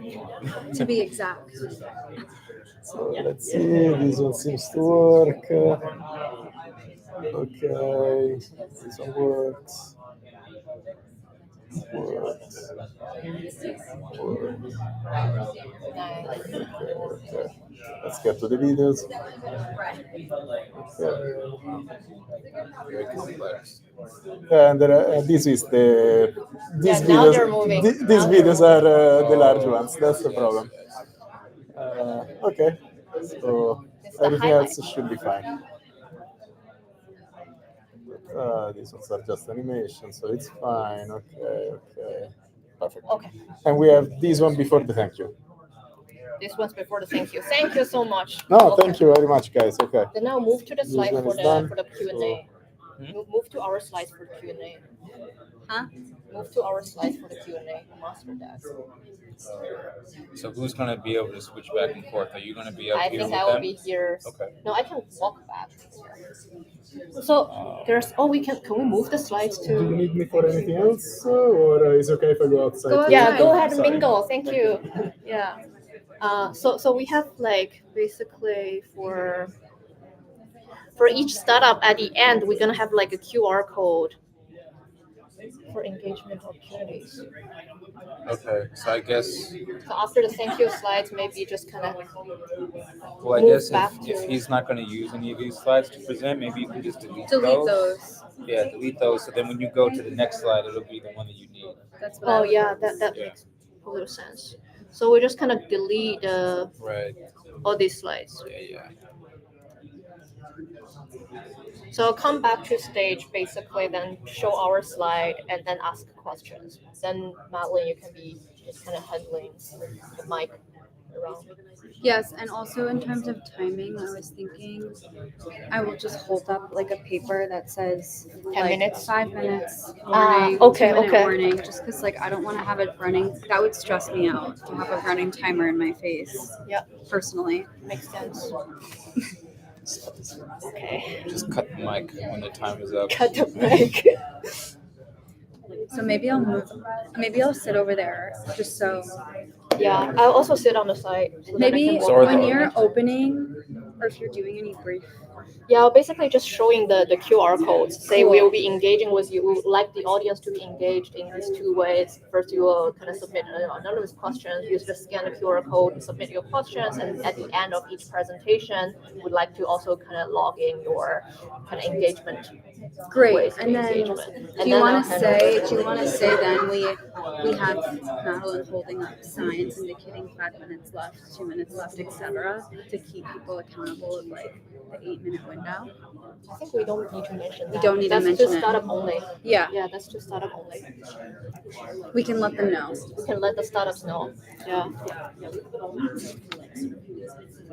Maybe I'll go. Yeah, I'll be like as brief as possible for the intro so that we can say yeah, mention video can play. We need to find her. Well, let's go pull it up here and make sure. So Are they up top? no, they're at the end. Very end. Last one. So yeah, you see like these two slides. Basically these slides, the video should kind of move technology until I resigned. Director. It's not moving. It was in Canada. This thing should be moving. These should be moving. Yeah. Is that it? No, and this slide as well. So these bubbles should be moving. But we can only see the image, not the videos. Got it. We just Okay. kind of ask her if it's okay. Yeah, or if let's ask she her. wanted. And then in the meantime, we can. Yeah. Yeah.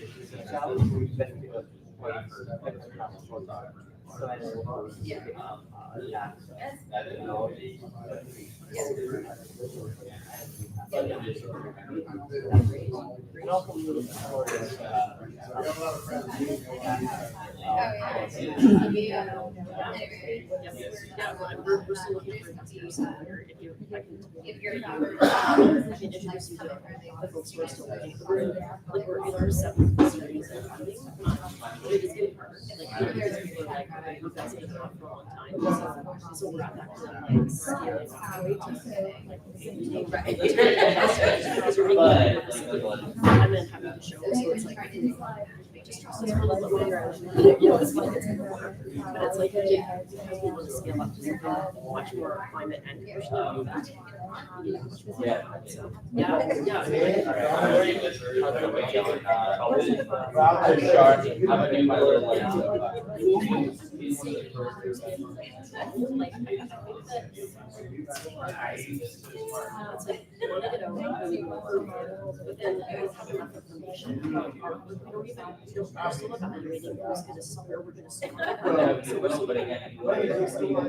also, but in the background, there are folks in the community, like it's a very strong, there's a big, very active environmental justice, and they're opposed to carbon storage. But I think their perception is, like, we try to engage with them and we're gonna keep on trying. They're, it seems to be the public meetings where there's like, conversations,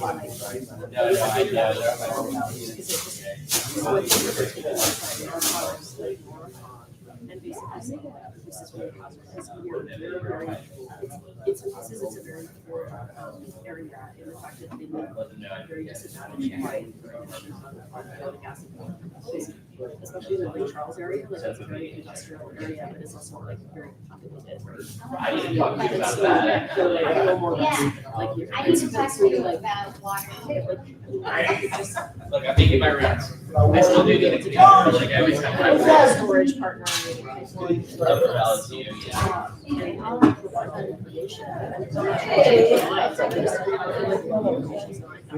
Yeah.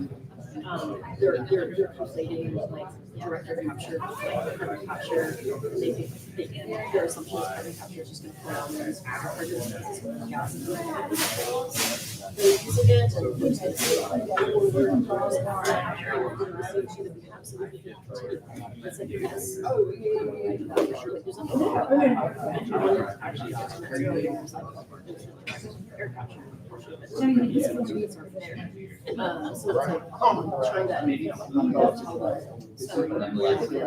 to tell the story. I think that's been the distance. And so like I want to I also want and I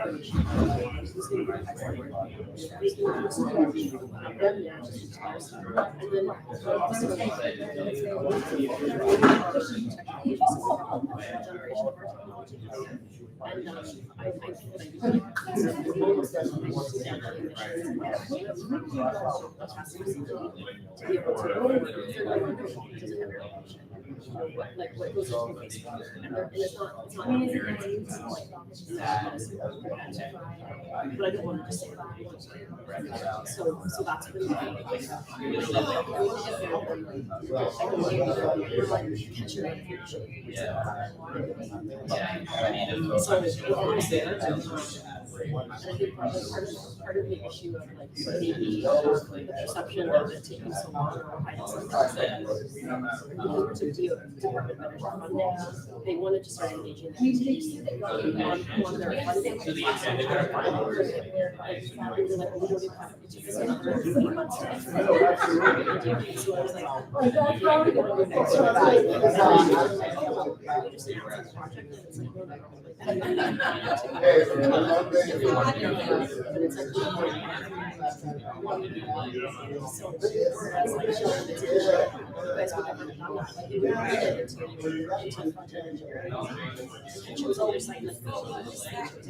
And so people were like, where's it gonna be?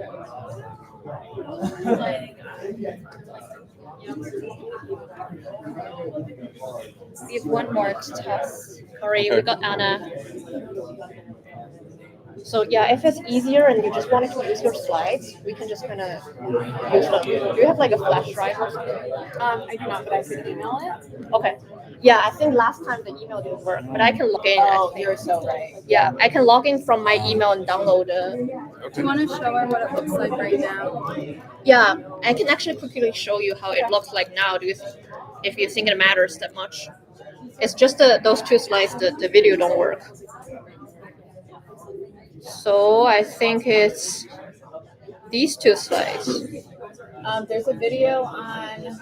So here it should be moving, right? Oh, yeah, that's blurry. Yeah, it's not moving. I think the following slides, so this slide, I think when I was testing it, there should be some movement with the bubbles. So this is not working. Yeah. Or is it working? Yeah, not working. Yeah. So we should be not using them, I think. Well, you have PowerPoint? Yeah. Okay, Yeah. we have PowerPoint on here, so why don't we just pull it up on PowerPoint? Yeah, do you have like, is this, can I use this? If I we have get her an slides. email- I have her slides. The email, it cannot go through email because it's too big. It's like 100-ish megabytes. So you were on the SharePoint. Yeah, I'm on the SharePoint. I can download it from my email. Okay. Yeah. Can we try that? Yeah. Is this computer connected? I don't want to show the email. Oh. Yeah, do you think we can, it's easier just to use the flash drive. Do you think I can just kind of unplug this? Which unplug what? Oh, okay. Actually, never mind because I don't have. I also have it on my laptop. If you want to just plug in the flash drive. My laptop. Although I don't know if it's someone else's. Yeah, if it's someone else's flash drive. Yeah. Okay. Yeah. Okay. So is the email? What's the sent to- easiest I think way? it's fine. Should I just Corey's log email. in? It's No. all video stuff. Okay. So should I just kind of send the login to? I can forward that. Yeah, forward it. Perfect. Okay. It was a super big file, so there was something on like the sender and whatever. Yeah. No, I mean some of at some degree, if worst case scenario, it's fine. But it's possible. Yeah. No, we're gonna find a way. Yeah, we'll try to make We it. have a few options. We still have time. So yeah, there's animations on 136, 38. We'll just use your slides, so you can just use the entire deck, I guess. Yeah. Yeah. Because it happened to another company as well. So It also looks like the import to Google Slides did something weird on like 139. yeah, I think the Google Slides kind of messed up with the format of it. Yeah. So share the folder. Okay. So it's Corey, right? Yeah. Perfect. Okay. Just kind of forward it, and we can download it from here. There we go. There we go. So let's download this.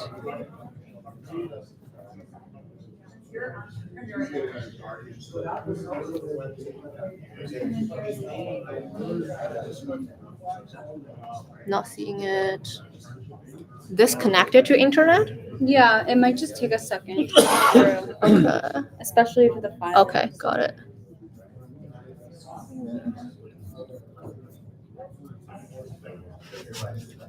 Should be fine. So it's coming. Got some smart people in this room. Definitely not. The videos. Yeah. Definitely not my forte, but I'm gonna try my best. It's the code.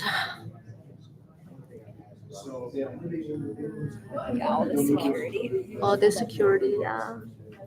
Microsoft just hates us I kind of miss Microsoft. because we use Google.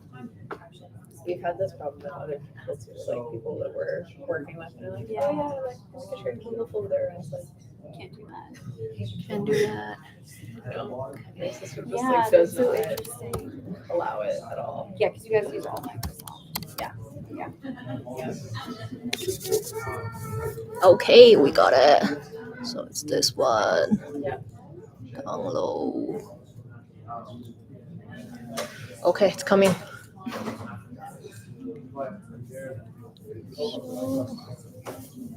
Yeah, you can just use your deck here. That's great. Yeah. Okay, perfect. It's still Yeah, we can just use it. Is this showing up okay?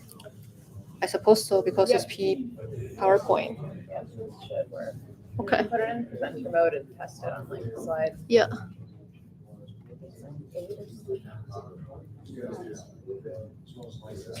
Yeah, I think it looks fine. You click one, figure it. Yeah, there we go. There we go. Ooh.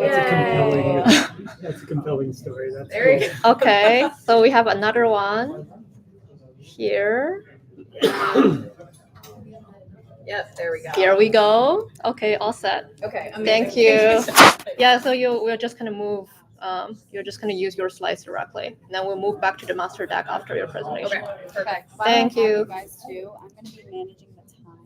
It's not like I've gotten nervous watching a few other people. Do you mind if we just go to my deck? Yep, and sounds good. quickly? I Yeah. suspect it's straightforward because I don't have any videos. 5 minutes. like 5 minutes left. Happy to show you. Let me go back.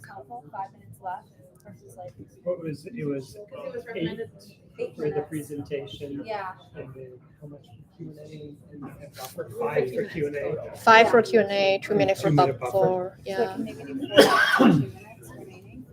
So let me just kind of get rid of these Yeah. slides. No, you're great. Okay. So that's the. So you'll give a topic 10 minutes is basically what you said. 8 minutes, man? Or 8 minutes, 10 yeah. minutes? So you will know, but if you go beyond a little bit, A little bit. that's fine. A little into Q&A. It's less Q&A. Yeah. We'll be using QR codes to kind of basically collect all the questions. So if we don't get them answered, Audience questions. yeah. So if we don't get, like, there will be live stream, so there will be questions from, I guess, anywhere. So we'll be kind of collecting them. So we'll be basically selecting up to 3 questions to be answered live. But if there are any like other interesting questions, we'll be also sending them to you and who asked those questions so that you can follow up. Amazing. So Ben, you let me go back. Thank you, Anna. Okay. No.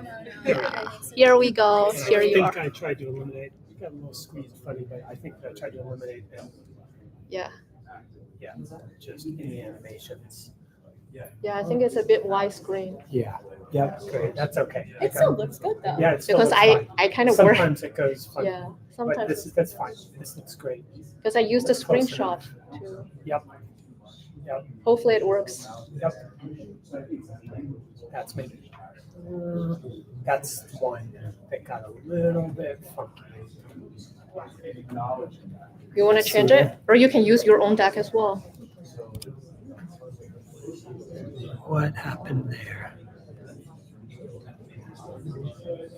Is it just I think it just got widened. those number? No. The numbers got, Blurred. yeah, somehow, right? I don't even know whether there was number here. You know, yeah, there are numbers there, but what we can do is we can just get rid of the numbers Okay. because there's numbers here, Okay. right? Yeah, this And looks just good. call it, Yeah. just call it that. Thank you. Yep. Great.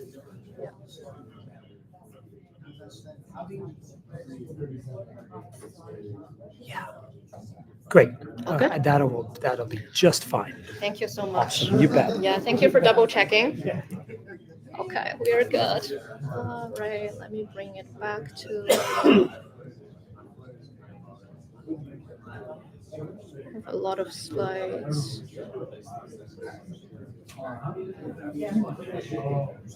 Lunch break.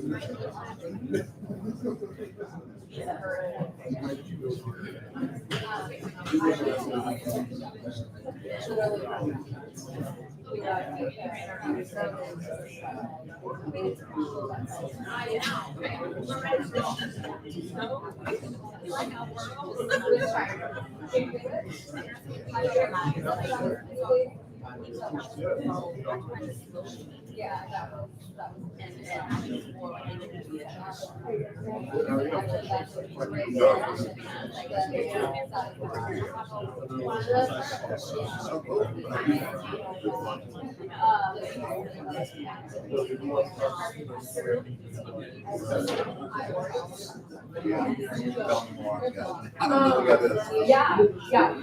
Are you familiar with yeah,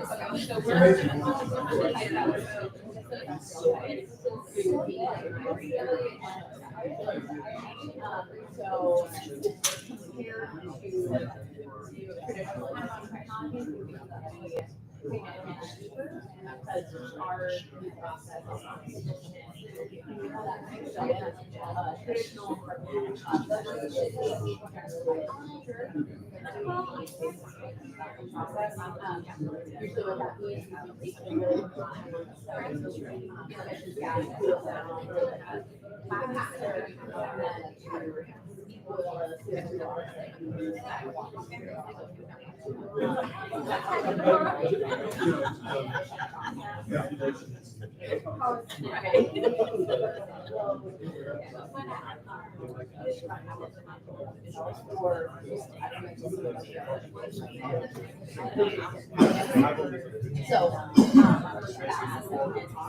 So I was so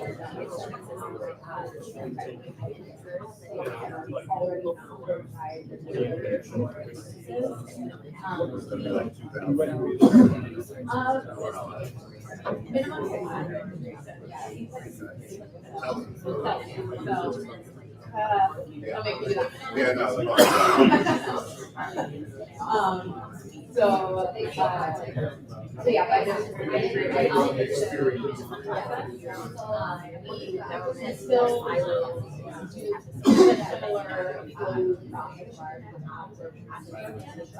but since the whole thing is not cover all of it, so it's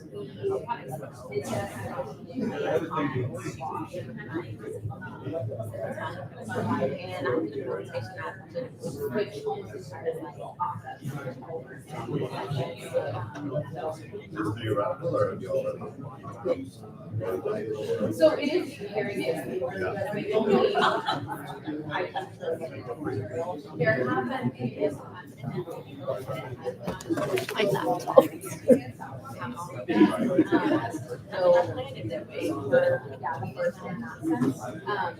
We are operating a pilot at our headquarters right now, which does that a day. We're in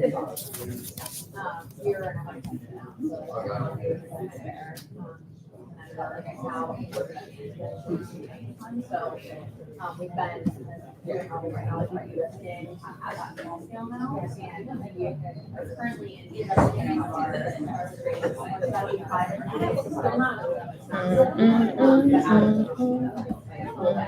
Still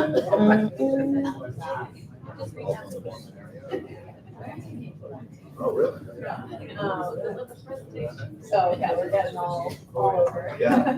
You're in the right state for Yeah, I mean, we're interested in, for sure, our like potential scale here.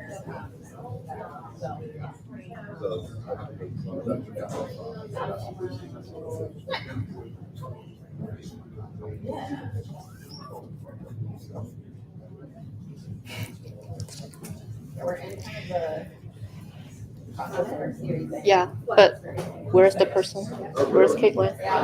I don't know. Is she supposed to be on already? Because it's Probably. 12:45? Yeah. Yeah. Check your email. Yeah, I mean.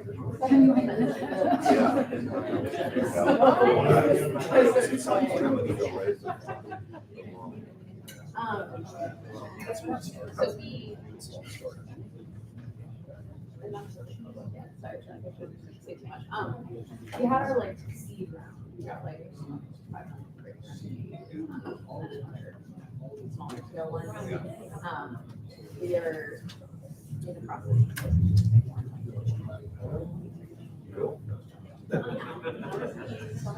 Should be exciting. Basically already there. The final thing. So I run a lot of the business development people.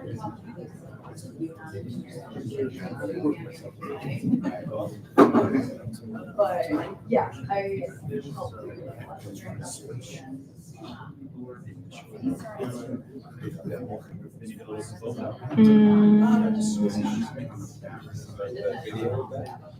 Yeah, I don't see her. I don't see her on. Okay, okay. We're gonna have her dial in. Yeah.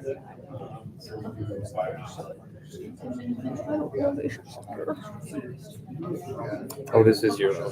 Yeah, so this is gonna be the person, and then we're gonna put the slide here. Does it look okay? No. Or do you want to just have the person? Does she need to see the slides too? I don't think so. There's like not really any slides. It's just some visual that we can keep in the background. Yeah. Or if you think it's kind of too much, we just kind of have her face on.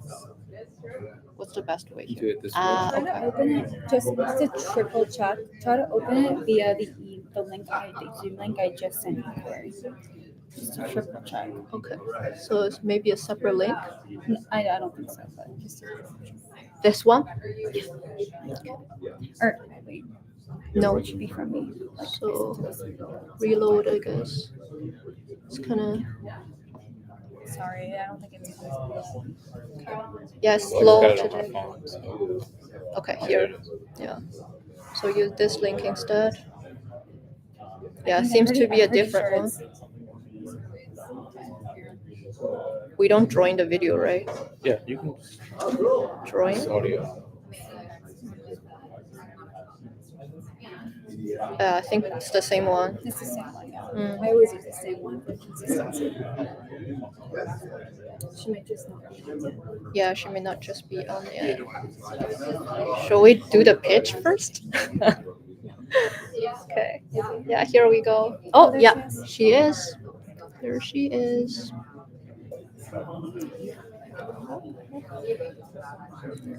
How do we just kind of have her?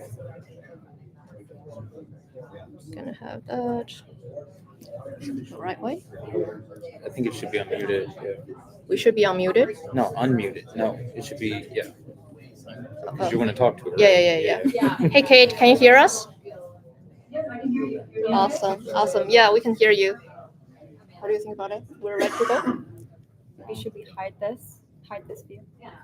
How do you do that? I don't know. Go to. Sorry, everyone, just troubleshooting. Yeah. Hide this view. Okay, awesome. Yeah. I would just do it this way. How's that work? Is that fine? Should be fine. Yeah.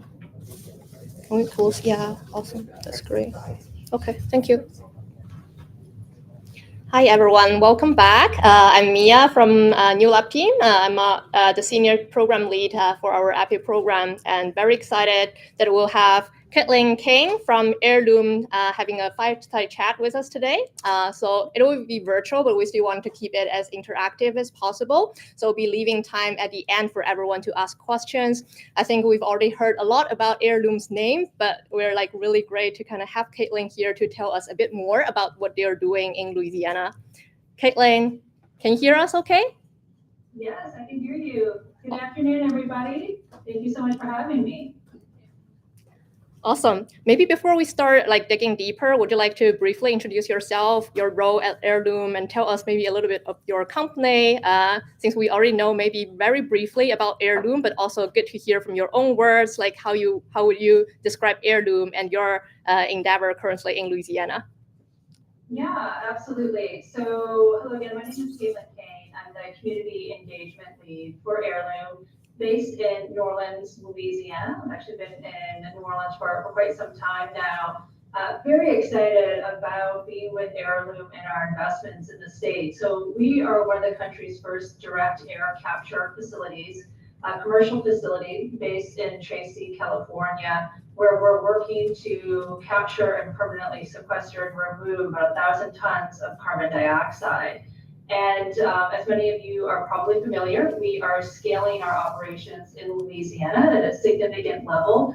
Part of this scaling will be in partnership with Project Cypress, with Climeworks, Battelle, and Department of Energy, which we had made an announcement about a few months back now. But we're also doing another investment, a private investment, also up in the Shreveport region that is underway right now, and that will be a 17,000 ton carbon dioxide removal facility, which I'm happy to chat more about both of those projects moving forward. Thank you, Kate. We'd also maybe love to know a little bit more about, Heirloom's technology. Can you also maybe just in 1 to 2 sentences to describe your process a little bit further for us? And then how do you think your technology is unique in the direct air capture space? Yeah, actually, there's a slide that kind of speaks that up. Beat me to it. So the technology with Heirloom, it's pretty novel because it is very sort of basic. So essentially what we do is we utilize limestone. And many of you are probably familiar that limestone in its natural state absorbs carbon dioxide, but it does this over many, many years. Essentially what our technology does is we accelerate this process over 2 to 3 days. So we take limestone, and the diagram will illustrate in 4 different steps is how we permanently sequester this carbon dioxide. We'll take the limestone, we crush it up into powder pellets, we spread it onto trays, and then we take those trays and we heat up the limestone in a kiln. That heating process essentially extracts the carbon dioxide. What's left is a calcium oxide. We apply a steam to that calcium oxide, so it becomes a hydroxide. At this state, the limestone essentially wants to absorb carbon dioxide again, kind of coming back to its natural limestone state. So it acts like a sponge wanting to soak up that limestone. So we spread it back on the tray to do just that. And it absorbs that limestone over a 2 to 3 day process, and then we just loop it continually. So it's a constant looping of the limestone and extraction of the carbon dioxide. Awesome. Yeah, I think we've already heard about your amazing partners and your journey currently in Louisiana, deploying, scaling up your technology. Maybe tell us a little bit more about originally, why did you choose Louisiana to be the place for these projects? What strategic advantages you're seeing in Louisiana, and any maybe more specific site considerations, like parameters that you took into consideration in the initial planning phase? Yeah, no, absolutely. So Louisiana has a variety of different competitive advantages for us. One, oddly enough, it's the climate. Hard to believe, but it actually is. Limestone really loves a hot, humid climate. So today, during the summer months, you can imagine this works really well for our technology. So the Gulf Coast in particular is definitely a kind of a crucible of opportunity for us. But why Louisiana versus some of the other states in the Gulf Coast? And the major differentiator in Louisiana for us is one on workforce. As you all well know, Louisiana is an energy state. There's a lot of infrastructure and workforce talent in Louisiana based on traditional energy sectors, oil, gas, petrochem, and a lot of our technology draws upon that latent talent that already exists here. So we're taking advantage of the engineering, the very pronounced engineering that is present here in Louisiana, along with the construction of these facilities. As you know, Louisiana has a lot of industrial operations. Again, there's a lot of knowledge from the construction side on how to build these types of industrial facilities and the relationship to traditional oil and gas sectors and petrochem sectors, because we share a common infrastructure. And that common infrastructure in which we both kind of sit atop of is the pipeline opportunities, the sequestration in terms of Class 6 storage wells, and all of that knowledge base that goes into the transportation of carbon dioxide and the safety and regulation around that is incredibly important to our work. So again, the infrastructure is also really important to us. Again, that's Class 6 wells and existing pipeline, because we require that to be in existence for the transportation of the carbon dioxide. And then finally, really the ecosystem that exists in Louisiana is incredibly important to us. There are quite a few public-private partnerships that have been formed or are also in the process of further evolving that are really beneficial to the work that we do as it relates to kind of growing this type of technology and an awareness about DAC, particularly in the Gulf Coast area. Awesome. Yeah, seems like since you guys like already very deep in the weeds about like your project development, like wondering like are there any like specific challenges that you see, like even like thinking about all the kind of ideal environment and kind of dynamics in the state already, but only like in the Gulf specifically, like any specific challenges as you actually develop, like deploy the technology into the field? Like, can you share maybe with us a little bit on that part, and then how we can potentially like leverage your experience to avoid those challenges, especially as our kind of cohort, like other emerging technologies focused on carbon management and hydrogen are trying to make their entry into the state? Yeah, no, I think what makes me incredibly excited, especially about a cohort like today that's gathered together, it's also very multi-sectoral as it relates to climate tech, right? And so it takes an all hands on deck approach to make this type of technology and to make the relationships work. So what y'all are doing today is incredibly important. And it's incredibly important to our work too. We wouldn't be here without other partners as part of this overarching effort. So there's certainly a very strong role for public policy to play, a very strong role on the advocacy side, again, from a variety of different partners operating in this space that all need to come together to coalesce around key advocacy issues as it relates to supporting this type of technology. And to be very specific about that, a huge advocacy issue for us, it will be infrastructure, right? As we continue to move forward. Again, we're very attracted to Louisiana because the infrastructure exists. There's a lot of pore space for the storage of carbon dioxide. The Class 6 well is incredibly important for the work that we do. But continuing to advocate and create levels of awareness around that existing infrastructure is very important for us, and that is also a need for a multi-sectoral lens to that in terms of the safety, storage, and opportunities around that. I think the more folks that are aware of this, that work in these different spaces and that can speak to these issues is incredibly important. I think one of the challenges and also an opportunity too that we see on the advocacy side, Airlift has been very proactive on federal and state advocacy efforts in CDR space, especially around procurement, but also opportunities of linking legislation with reinvestment as it relates to community benefits planning. One of the key differentiators with our partnership as part of Project Cypress, which includes Climeworks, and I don't know if Climeworks is in the room, but shout out to Climeworks for there, and also to the TEL, is the need to start thinking a little bit more about reinvestment back in community, and what does that really mean?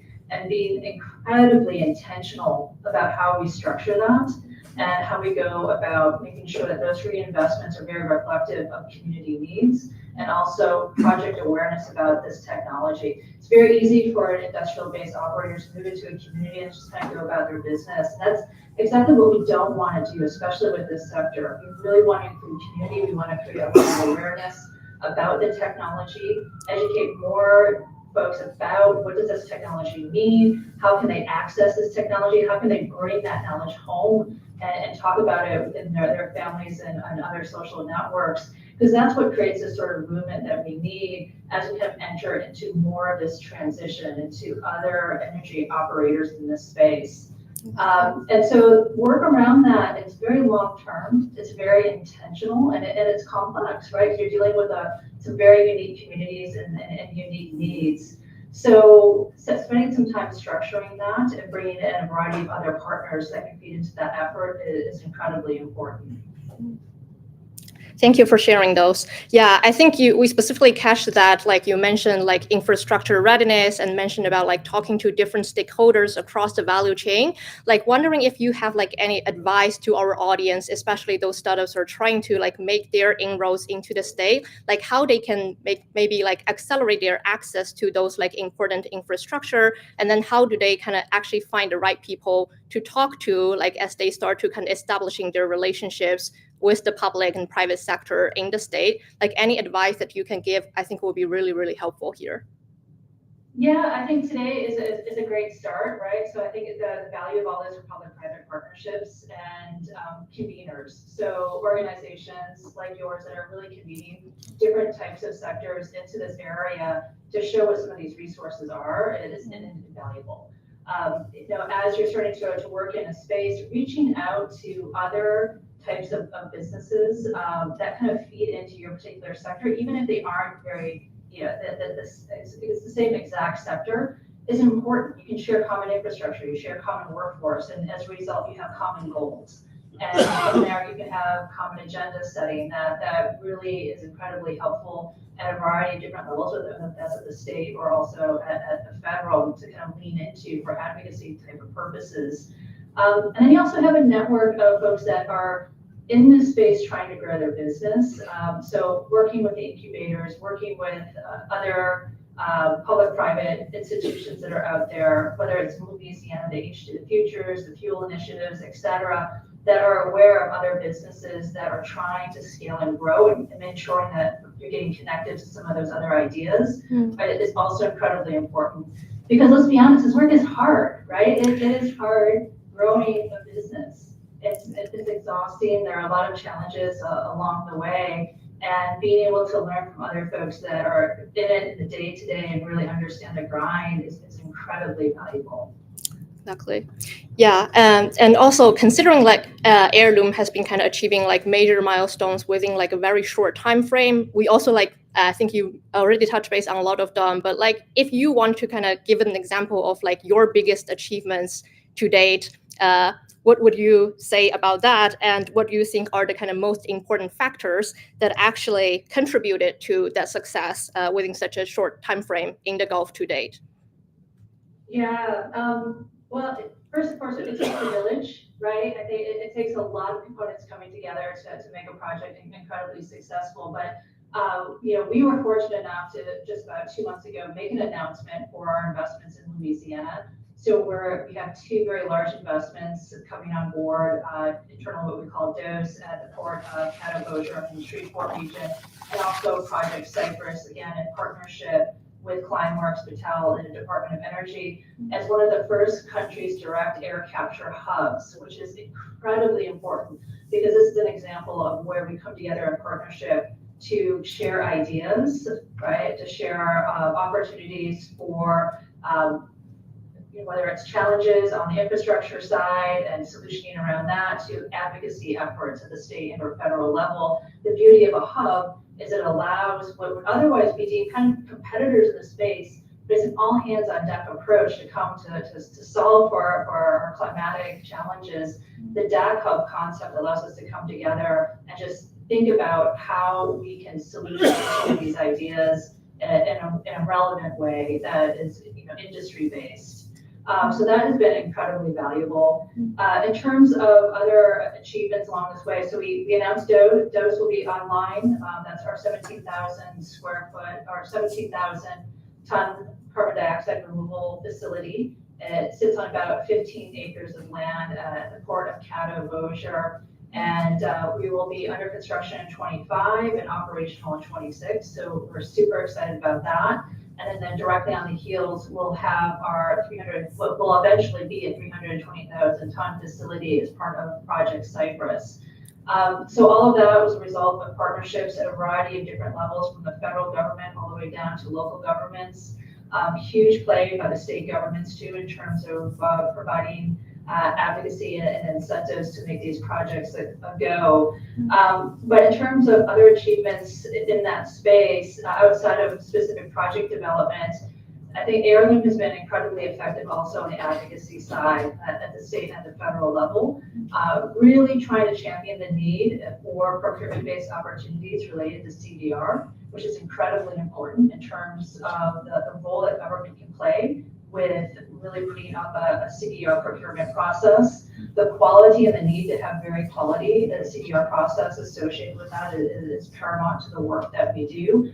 And those sort of conversations, again, are very multi-sectoral in terms of approach and need and opportunities for that. So advocacy is incredibly important. If you don't have a strong advocacy arm, I'd really encourage you to kind of be thinking about that and tapping into it. whether that's at the state or the federal level. There's a lot of great work taking place in the space right now, and it's truly been an incredibly valuable place for us to kind of sink our teeth and to help grow our industry. Awesome. Yeah, that's great to hear. Thank you so much. Yeah, before maybe my last question for the day before I open up to the audience, since you guys are also like very well connected in the state, like wondering like any major, I think we also discussed a lot in the morning sessions as well, like any major trends that you think like are shaping up the energy transition industry in the Gulf area that you like to you are kind of staying on top of, and you would like to kind of share with our audience so that they know and they can also kind of get ahead of the curve as well. Like any comments there that we also very appreciate it. Yeah, I think Louisiana has been very effective in adopting kind of the all of the above energy play, right? In terms of kind of positioning for the energy transition. So realizing that there's a role certainly for traditional energy majors and moving the economy forward, but also the growing role and relevance of so many other new sectors on the renewable side, whether that's wind, solar, et cetera. All incredibly important to the work that we do. Much like Climeworks, we rely on a lot of renewable energy to power our facilities. So having that ability to tap into renewables is incredibly important to our work. We were very interested in Louisiana because this is also an area that they're trying to grow. So again, being able to kind of feed into advocacy efforts around renewables, the importance of renewables that extend into all of these different sectors is incredibly important and challenging at the same time. But there's a lot that Louisiana offers, and again, more so it kind of goes back to the infrastructure, which is the infrastructure already exists in Louisiana. You're not creating something new, and that's incredibly important because anyone that's in the infrastructure side knows how long it is and how long it takes to create these sort of infrastructure needs, whether it's a road network, a pipeline network, et cetera. All of that already exists here, and so there's an ability to kind of tap into the existing infrastructure and all of that talent that already exists here that's been working on that infrastructure with traditional energy companies for decades. Thank you. Yeah, I don't want to take up all our time today. I think we may have still 15 minutes to ask the audience if there are any questions. So feel free to raise your hand now if you have any questions. Then we'll hand over to Kate.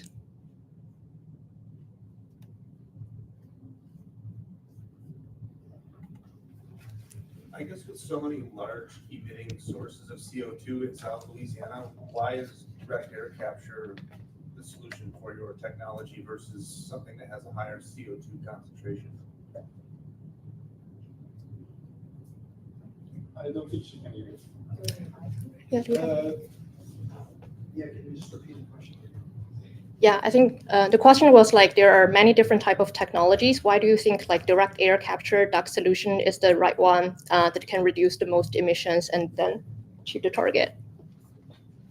Yeah, great question. So I think DAC is one of many technologies, right? It's going to take, again, and I alluded to this before, kind of an all hands on deck approach as we're trying to meet our climatic goals. There's not just one ultimate solution. DAC is one of the solutions that it's going to take, that is recognized by PCC to take to meet our climatic opportunities.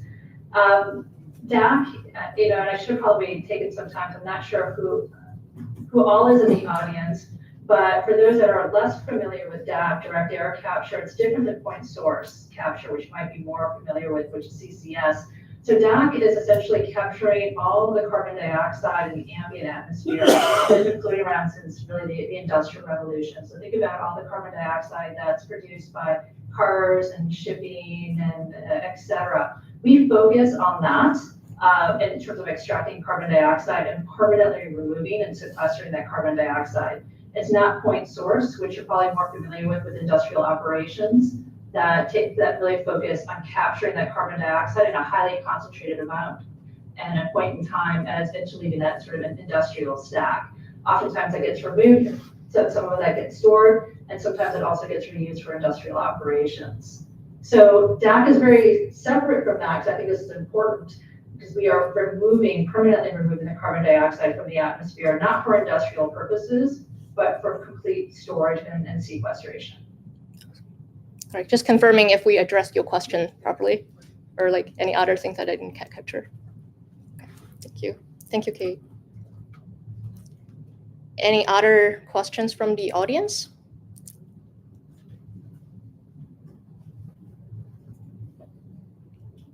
Okay, I think we can also wrap up. Thank you for your time, Kate, and great to have you here. Thank you, appreciate the time. Good luck to you. Thank you so much.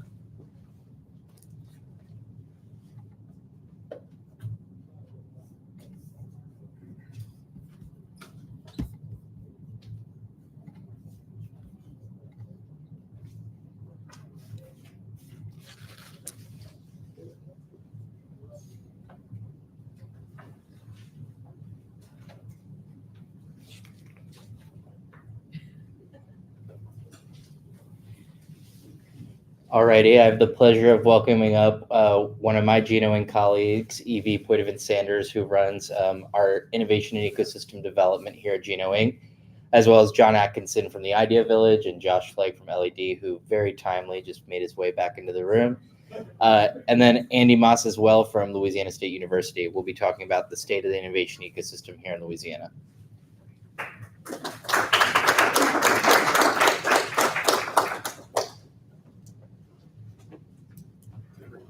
Testing. Yes. You can't drink coffee after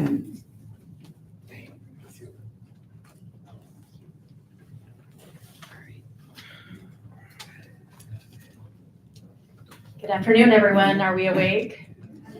Are you sure? There's lots of iced coffee left if you need it to recharge.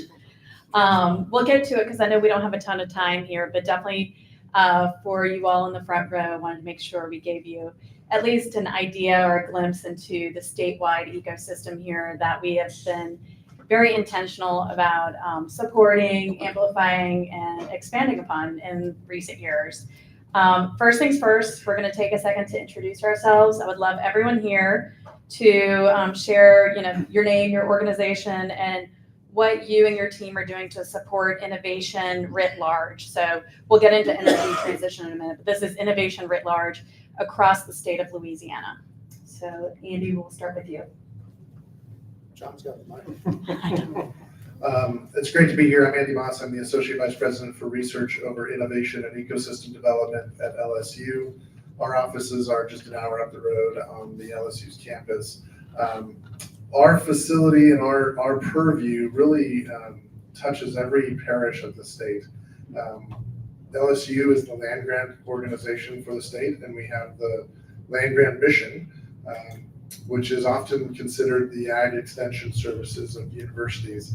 And so we have ag extension services in every parish of the state, which was tasked back when it was founded for the purpose of educating for economic development, really focused on the agricultural components of universities. However, as we've gone through transitions in our sectors and our growth, it now applies across the board.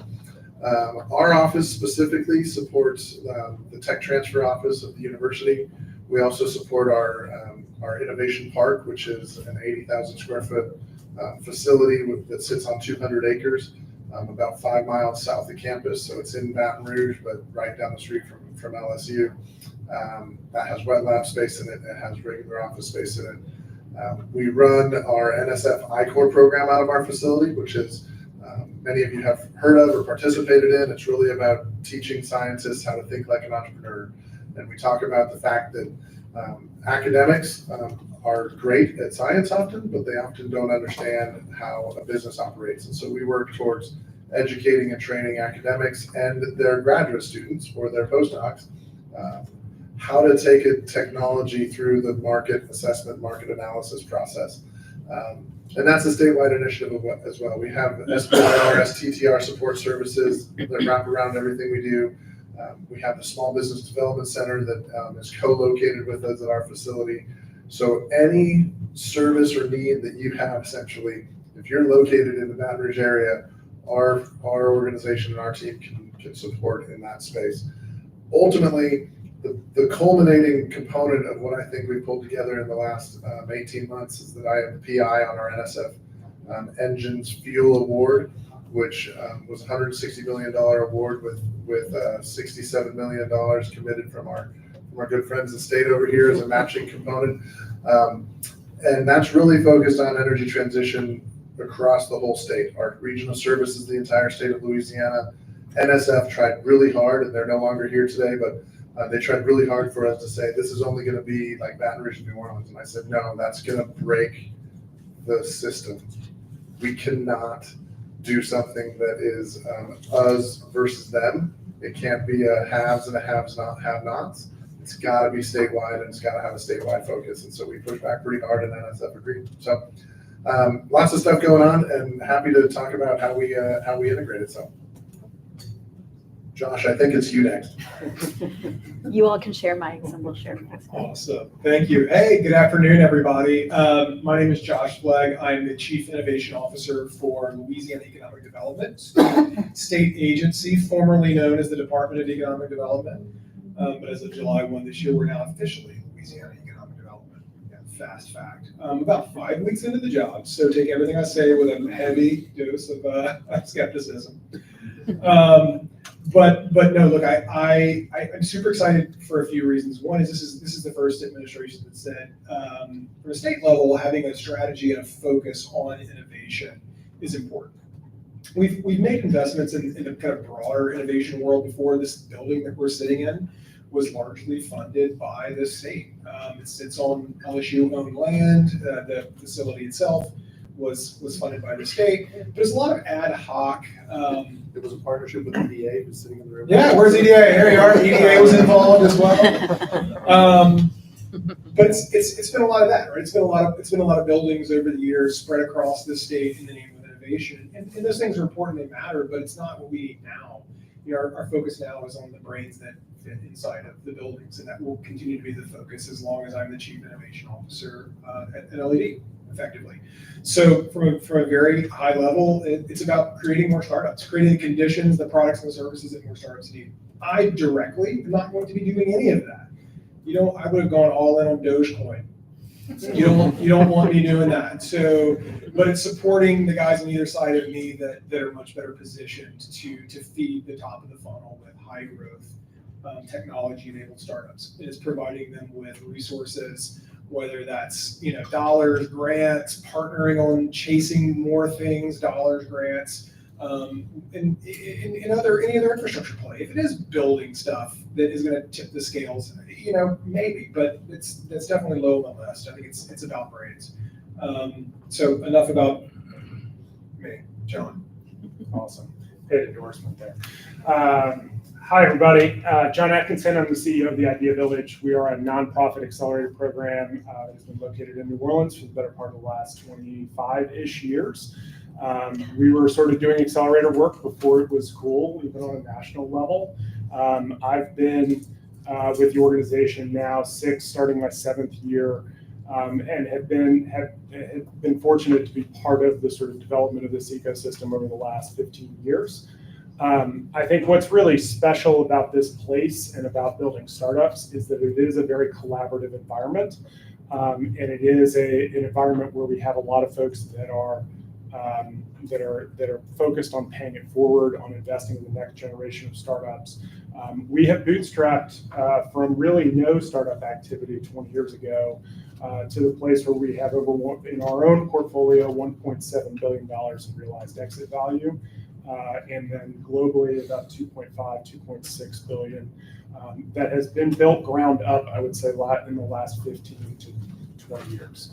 And so that's really exciting. That's a big part of why I enjoy doing this work here and why I think you all should be here. I think that is particularly important as we start to think about climate tech, because all of that success was done in spite of the surrounding resources.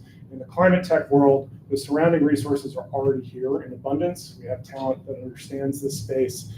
We have people with money that are looking for investment opportunities in the future of energy and have made their money in the energy space. And we have the customers here on our back doorstep whether that's the folks like Airland Carbon that are taking CO2 out of the air, or the people that are emitting it are here. And so if we're going to be part of that solution, it's going to come through Louisiana. So I'm super excited about this space. I think it represents a real generational opportunity, not just globally, but also locally. And so excited to see you all here. And I'm Evie Poitevin. I'm Director of Innovation and Entrepreneurship at Greater New Orleans, Inc. We're the regional economic development organization. You've seen some of my colleagues up here already.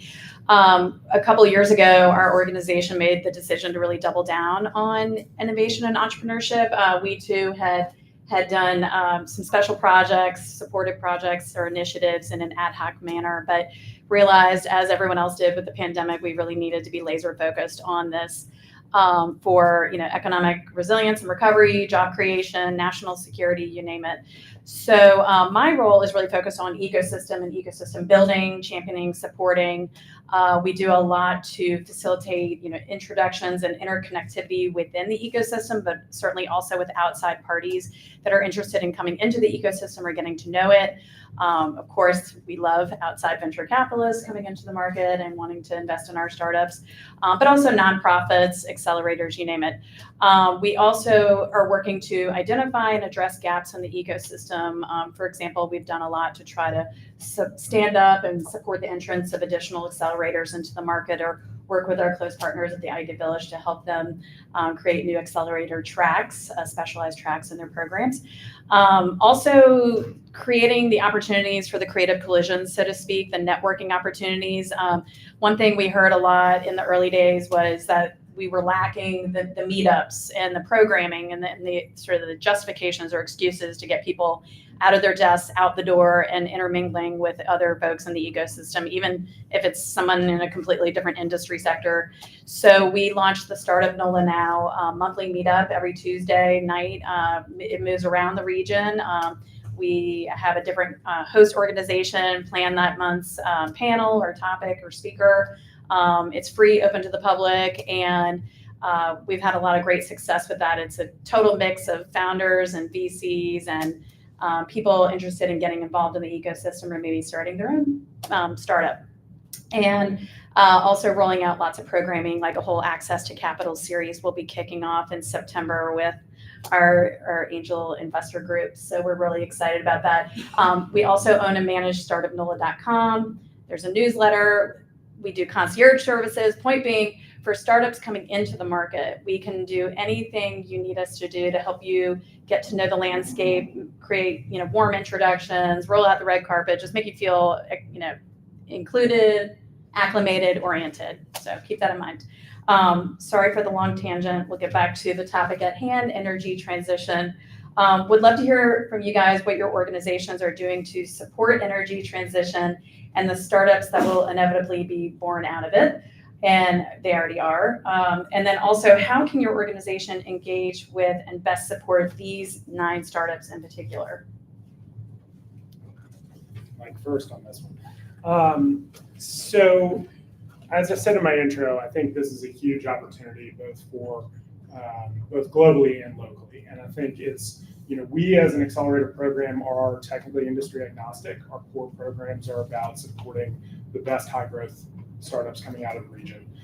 But we've started to see opportunities to specifically build the asset base around particular industries. And 2 of the industries that we've really focused on recently have been culture tech and climate tech. And so we're working on a pretty big long-term initiative to build dedicated climate tech accelerator programming within our own umbrella. We think that starts with really getting the local companies engaged, because the thing that I can do, most startups, when they show up on my doorstep, it's because they're looking for capital. And they see this as a way to get access to capital. But what they actually find out they need is customers. And the more customers you can bring in, the more capital follows those customers, the more all of this sort of success flywheel starts to accelerate. And so we've been thinking about this problem from the customer backwards, and how do we how do we get the larger companies at the table locally with startups and get them to build the infrastructure, the sandboxes, if you will, for startups to come in and play before you get killed with regulation and procurement and all of those other things. And so that's been a key piece of our work over the last few years. I think it has the potential to become an even bigger piece going forward. We also host a big event called New Orleans Entrepreneur Week. We've made that climate tech theme a key component for New Orleans Entrepreneur Week as a way to drive attention and to have an excuse to bring the players together. And so we've started to build that connectivity. It's what we lack, honestly, is you all. It's the startups in the room to actually sell the solutions. So I have some theories about that. I think one of the challenges we face is that specifically in the climate tech space, the opportunity cost is really high. Most of the people with the skill set to start a startup in this space can also go get a $200,000 or $300,000 a year job. And that keeps people who know the space from starting things. So we have to figure out how to create the community that's going to support folks in taking that plunge. And in making that culturally, psychologically, career resume-wise okay to say, I'm going to take a risk on proving this thing, solving this problem that I saw in my day-to-day work, and doing that outside of a company rather than inside of a company. So that's a little broad, but I think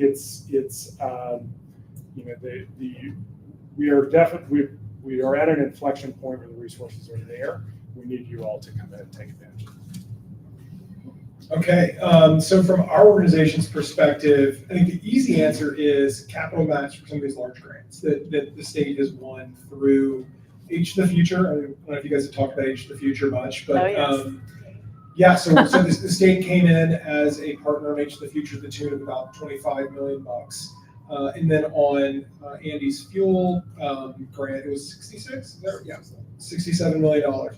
So, but look, it's seemingly dumb money, right? Like in that, like we're not the one leading this. We're the one just saying if federal dollars flow into the state, we will match it so that we can win that. It's a pretty easy calculation for stakeholders to understand.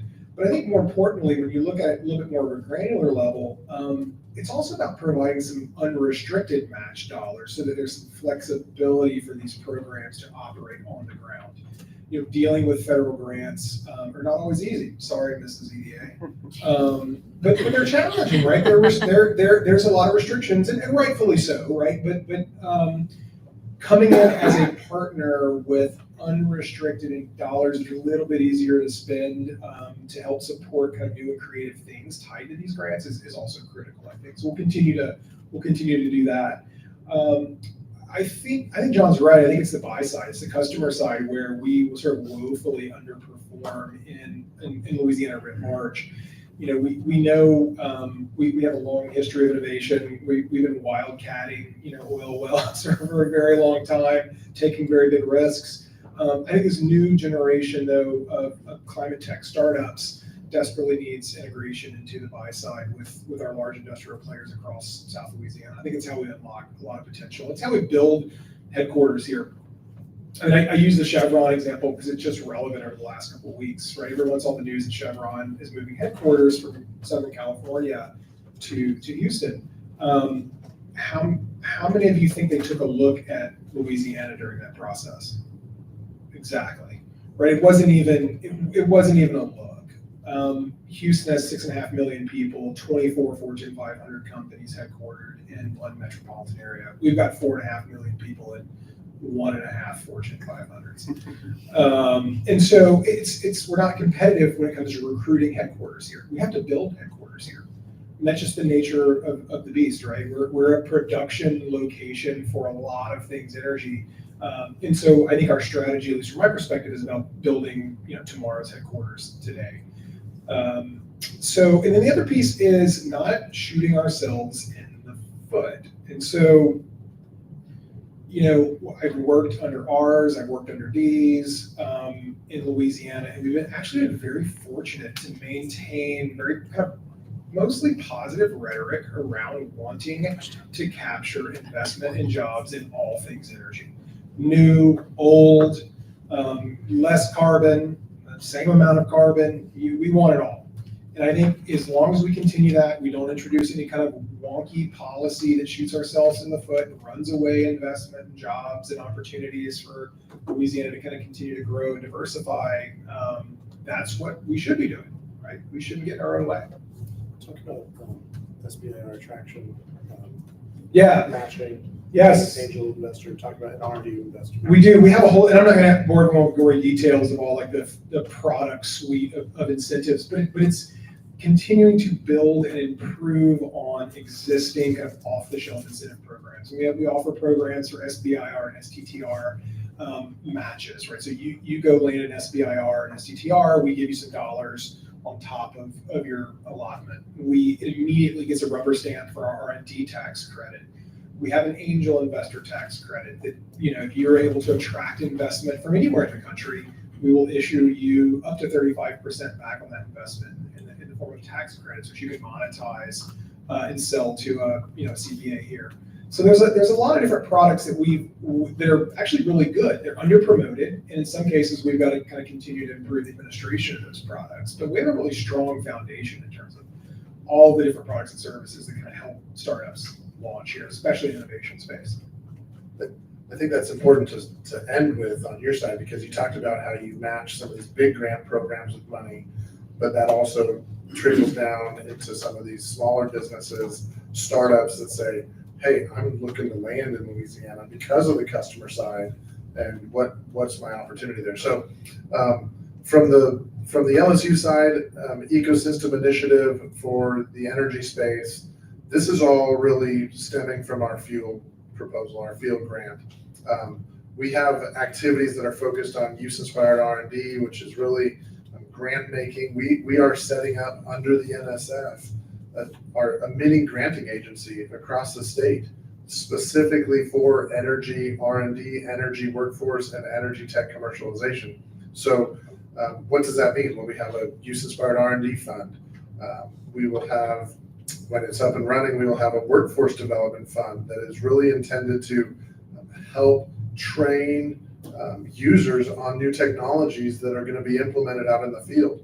And then we have a proof of concept fund focused on taking early stage technologies, whether it's in a startup or whether it's at a university or whether it's in a big company that they want to spin out into a startup, and funding those to get to proof of concept.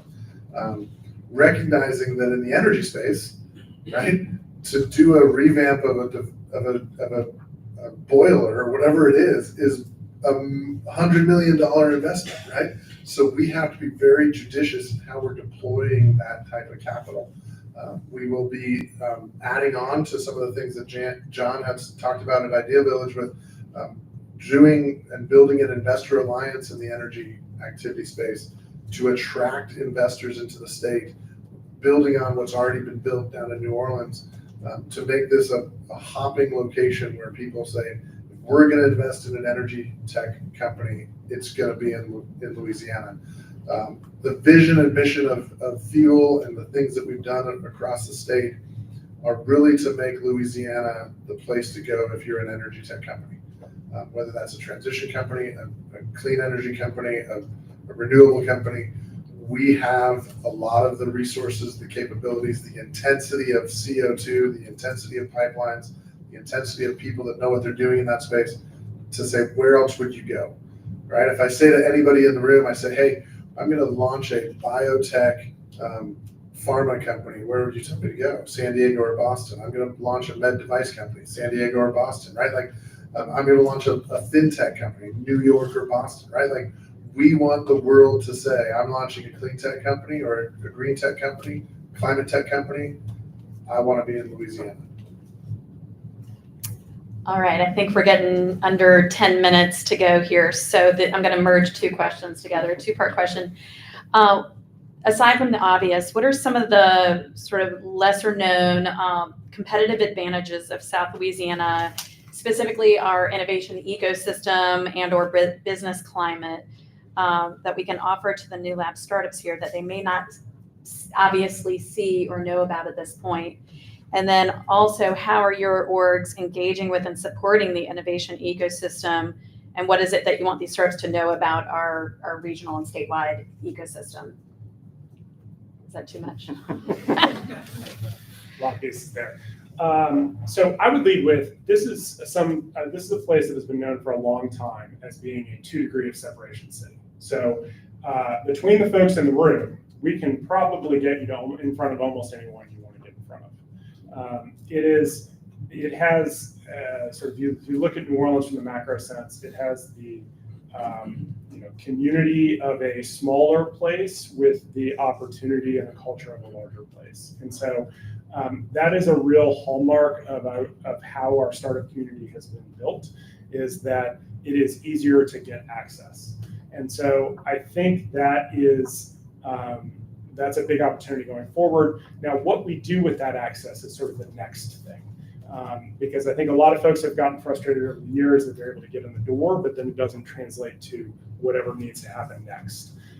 And so one of the things we focus on within our own programs is training folks in how to make the most of those introductions and of those opportunities and of getting in front of somebody for that initial meeting. I think it's and I think that what's exciting about this is there's a compounding effect, is the more people who can successfully show that a startup can walk in the door and move the needle for Chevron or Shell or Exxon or Monsanto or whoever, the more people are going to be able to come behind, and the easier it's going to be for the next person behind them. And we've started that flywheel effect. So, that has started to happen, but we're at a moment where it's either going to pick up momentum and it's going to become a thing, and 10 years from now we're going to be looking back and saying this is the place you go for energy tech and climate tech, or we're going to say we lost it, right? We didn't make the most of that opportunity.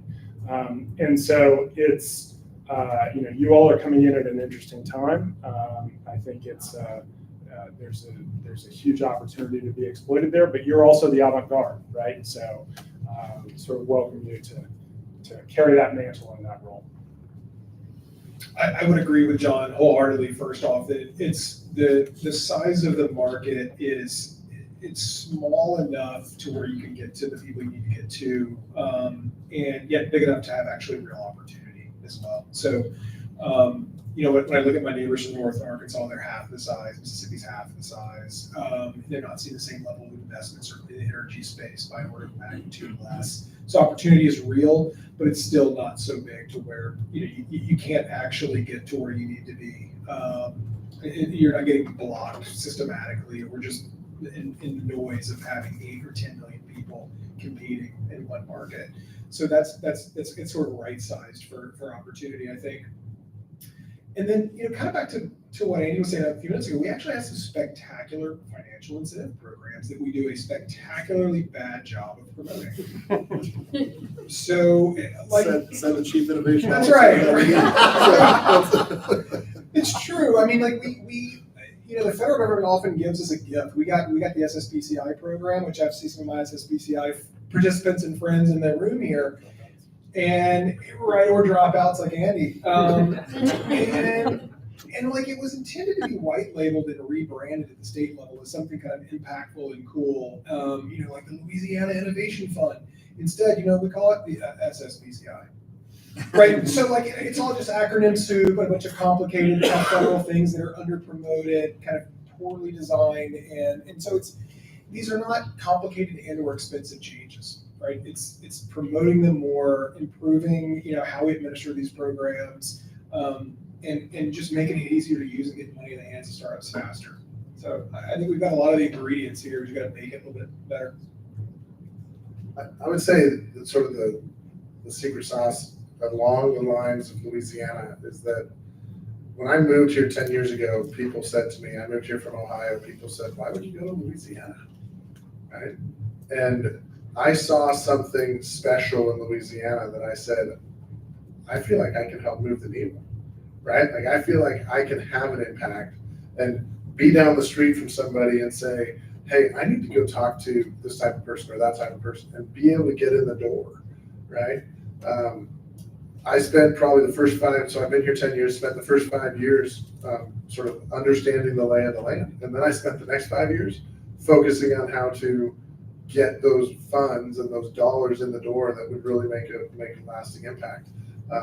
In the last 3 years, we've brought in funding to support the ecosystem around the small business development centers and around the field program that represent $25 million a year of other people's money, right? And when we talk about sort of economic development and ecosystem development, I don't think it's about recycling money inside your organization or inside your footprint.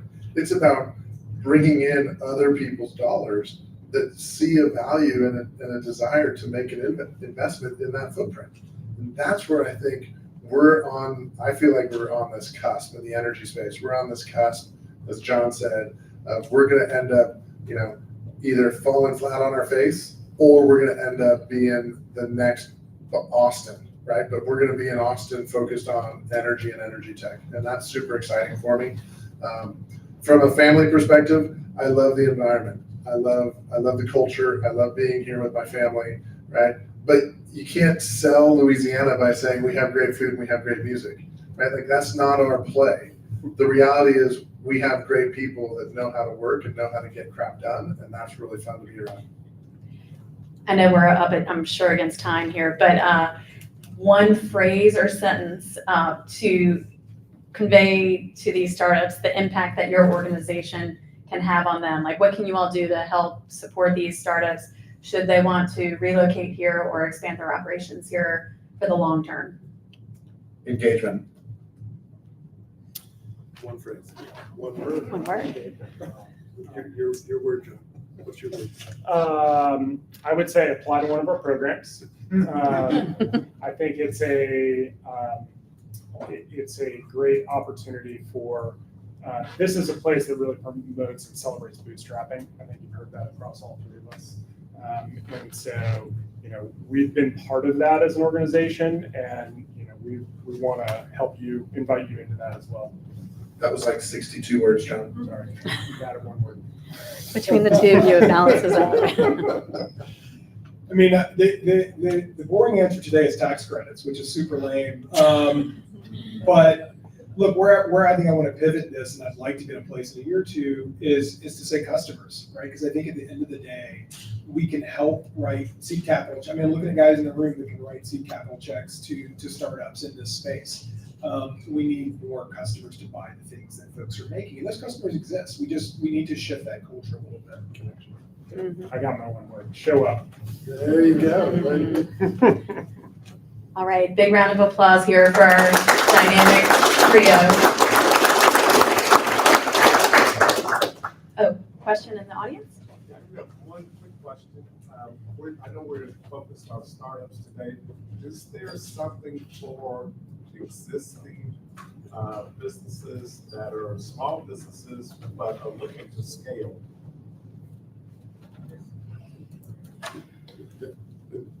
In the energy space, I'd say yes, and that's specifically around some of the programming that we have built into our field program. We also have some of the programming agnostic to energy around the Small Business Development Center, which is for any company under the size of 500 in most sectors, right?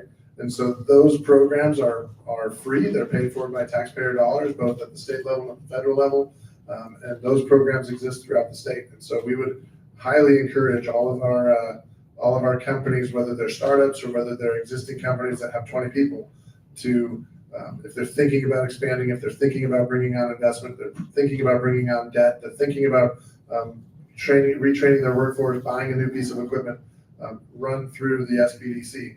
Hutch McClendon's here. Raise your hand. He's part of our SBDC, and he can help connect any of those companies into the right place.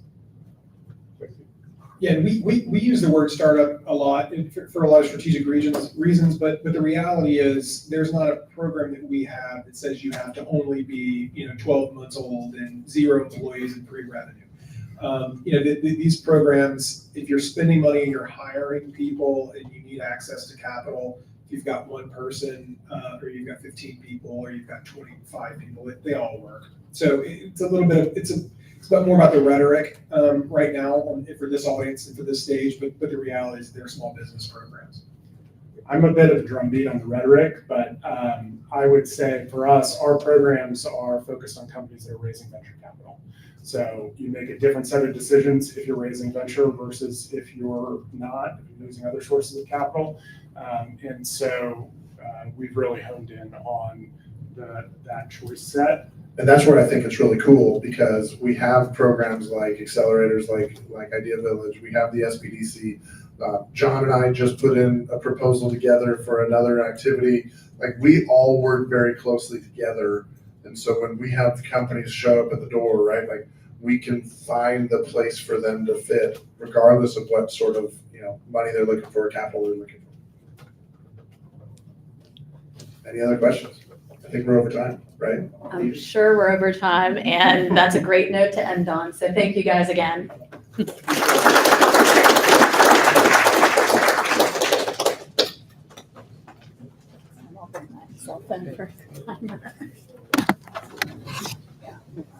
All right. Well, we've spent a lot of time so far talking about what's going on here to the startups. We're flipping it over. It's now the time to hear from the startups on what they're working on.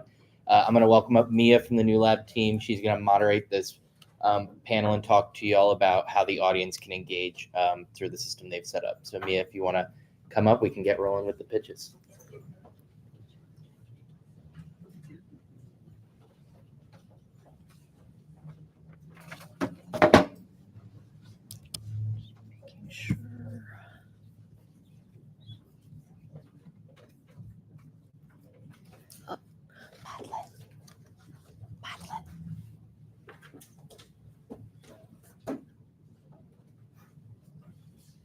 Which meeting are we using?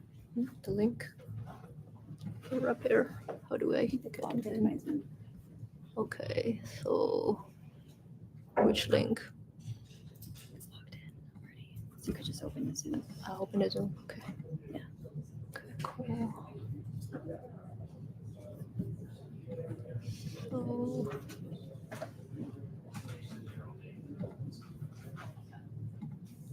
yeah, I think we can start with the intro and then have him. I'm sure they. I don't see him yet. Okay.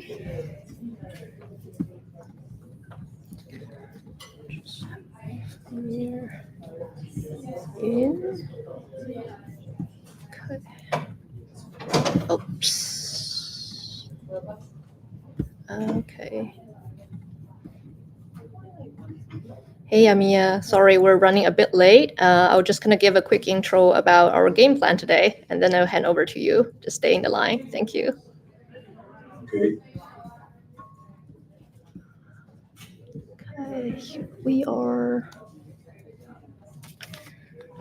Okay, just giving a few minutes for the folks to come in, but I'm really excited and honored to introduce our cohort of 9 startups for our EPIC program today. And then just kind of quickly, I'll also keep the intro as brief as possible so that we leave most of the time to our amazing cohort startups.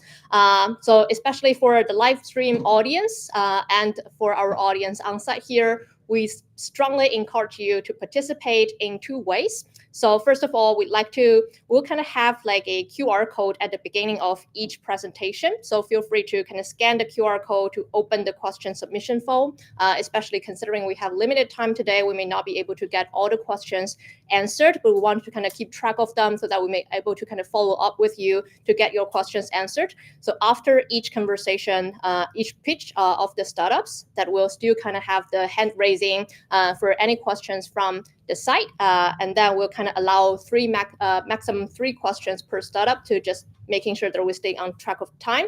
And then also at the end of each presentation, we'd like you to revisit the link and then scan the QR code again to indicate what resources you could activate to support the startups. And also kind of before we get into it, I love to do like a show of hands from the audience right now to let us know like a little bit about our current mix of the audience. So if you consider yourself, so just for our startups to know like what you're expecting, and then they can kind of position their pitch properly. So if you consider yourself from the industry, please feel free to raise your hand now. Okay, cool.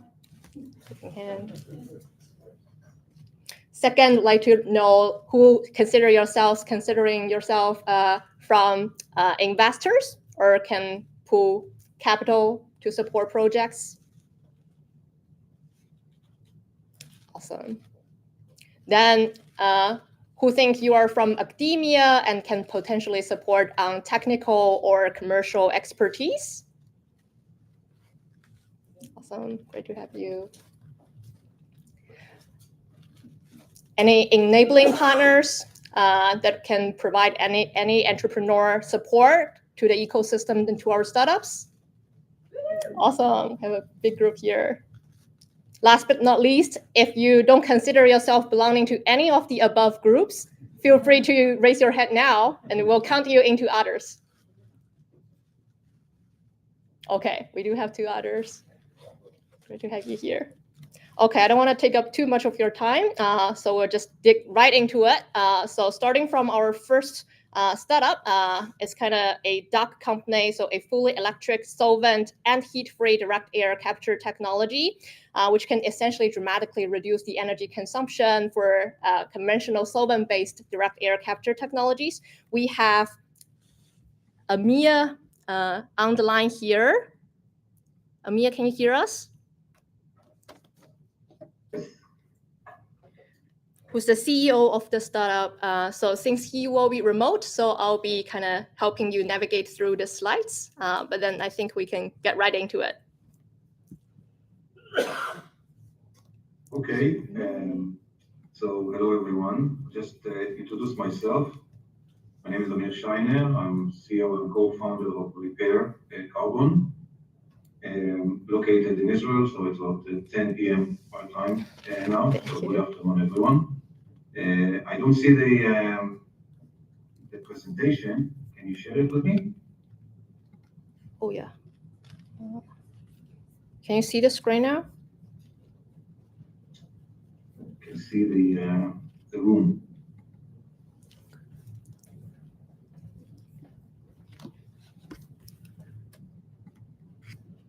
Okay, I need to share that.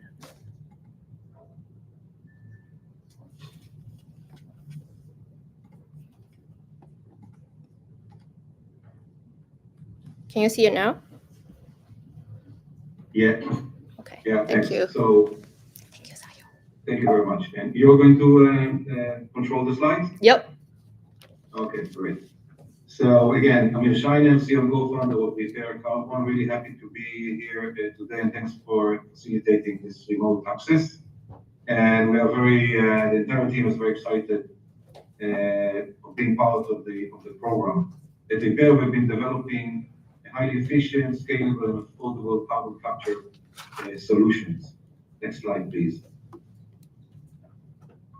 I think we all know by now that direct air capture is imperative in order to reach net zero by 2050, as humanity must remove 6 to 10 billion tons directly from the atmosphere every year in order to reach this target. And direct air capture presents a highly permanent and relatively fast means to reach to meet that goal. Next slide, please. However, conventional direct air capture are simply not economically viable at scale. That is in the scale that is needed, since they're too energy intensive with over 2 megawatt-hours per ton of CO2 removed, and too expensive with over $200-300 per ton levelized cost at scale. Next slide, please.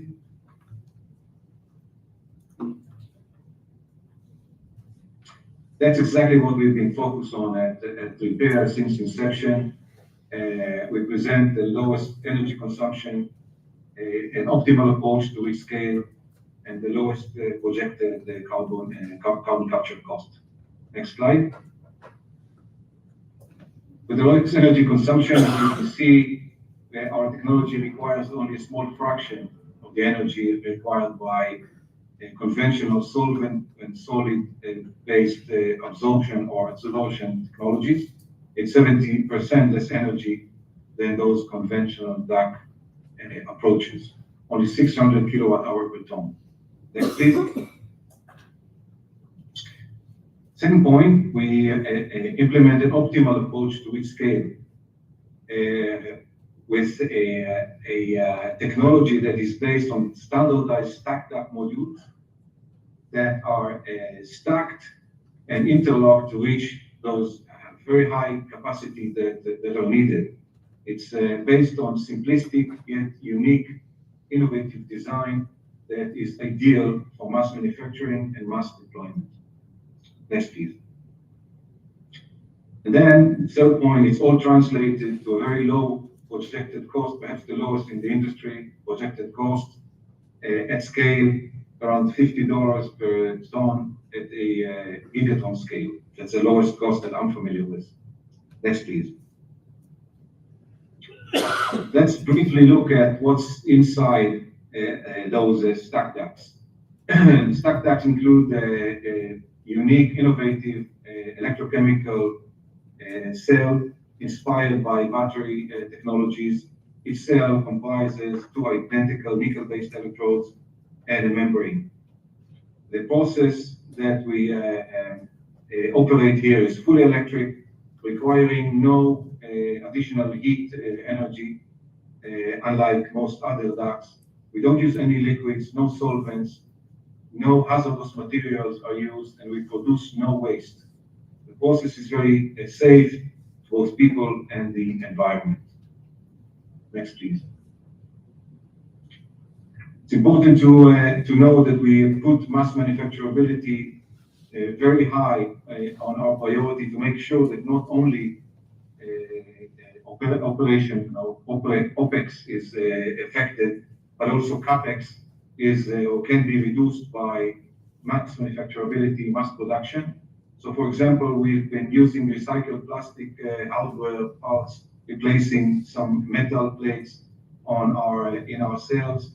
We base our electrodes on nickel, which is very abundant, low-cost material, and apply other design features that will allow us to make those stacks in mass production. Next, please. We have a very detailed techno-economic assessment that demonstrates how we can get from the current scale to the megaton scale at around $70 per ton levelized cost, and then down to the $50 per ton at the end of the kind project. And we will be able to talk more about this on one-on-one meetings as required later in this program. Next, please. Important to know that we've been growing the company globally. We started the company in Israel based on a technology that emerged from the US, from University of Delaware, and we are now operating in Europe and in the US.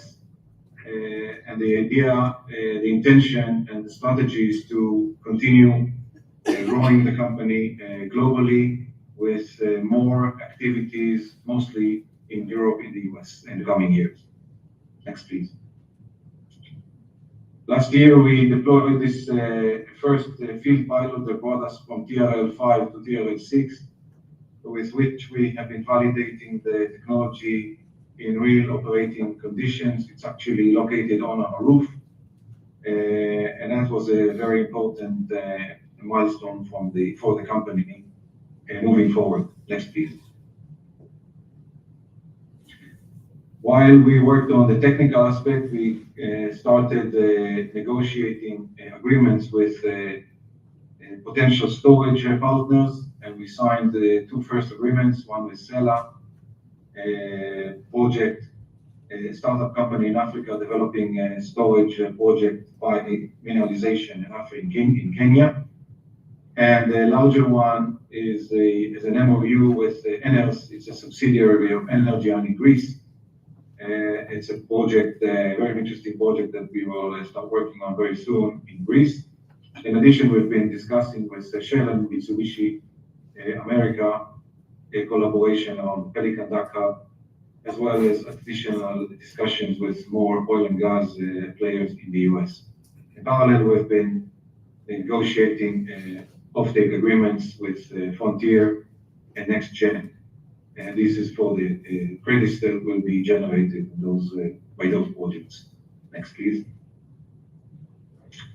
Those are just a few more details about the project in Greece with NS, and we're going to start working on it next year with a 1 kiloton per year initial capacity, then growing to 30,000 ton per year, and then to 100,000.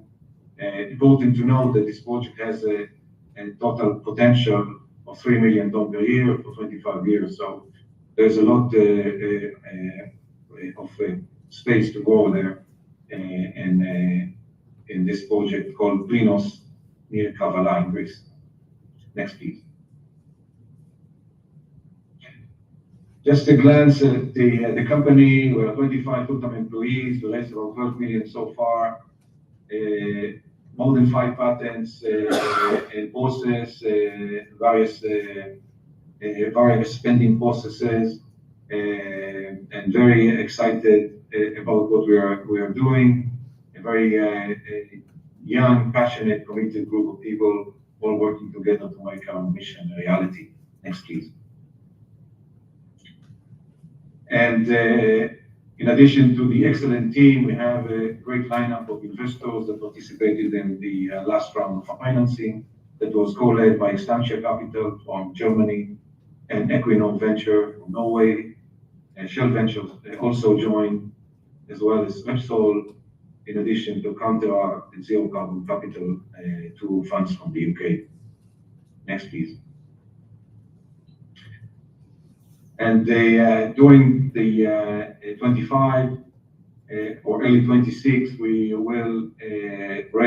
intend to raise a substantial amount of financing of about 50 million that will allow us to scale the technology, to grow it from the 1,000 ton to the 30,000 that I mentioned, 100,000 in the few years to come. Next, please.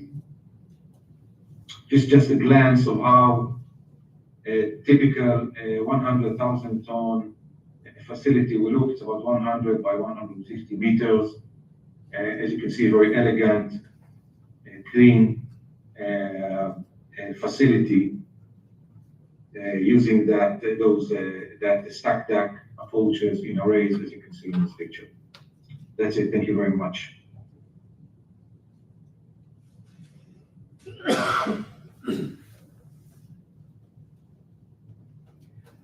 Thank you. Now we will open up to the audience for any questions to RapAir. If you have a minute right now, we also strongly encourage you to scan the QR code and get into our survey. Let us know how you want to support, or if any connections you can help connect to support RapAir's project vision in Louisiana.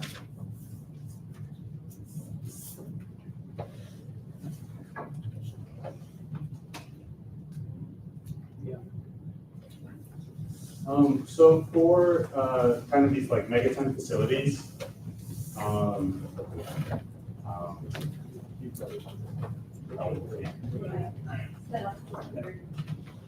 so for these megaton facilities, what's kind of the workforce that's needed to operate and maintain and keep up and running? It's since. Yeah. Okay. Go ahead. Yeah, go ahead, please. Oh, I was just going to say, did you hear my question? I don't know if you could because the microphone was on. Yeah, it was very, very good. You repeat it, please? Yes, I can. So for like these megaton facilities that you have that are kind of like the end goal, at least for now, what's kind of the required workforce that's needed to kind of maintain, operate, keep up these facilities? Well, of course, it will depend on the capacity. 100,000 ton facility will require a couple of dozen, maybe around 20 to 30 people to work and maintain. several operators and a few technicians. I'll just say that since it is fully electrical and we will be able to monitor and control the operation of those stacks remotely, most of the work will have to be done through a control room, and some minimal maintenance like stack replacement and certain adjustments, but not very intensive maintenance is going to be required on site. What we envision is replacing entire stacks when we as needed, going to replace the stack, while the rest of the system will continue operating, and we will and the system will eventually know, or it will eventually indicate the right time where it is going to be needed for the team to intervene. Thank you. Appreciate it. Can probably take one more question.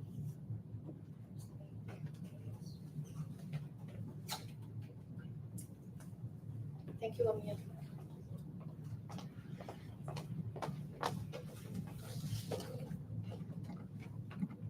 Thank you, Lamia, for dialing in. I think we're good here. Okay, thank you very much.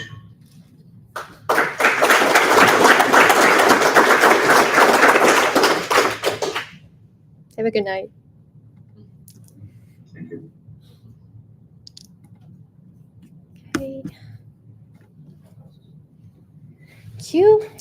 Then the coming up is our carbon utilization representative called Encore CO2. They're actually a LSU spin out, so a local startup here is developing an electrochemical conversion technology that's converting carbon dioxide directly into valuable carbon-based products.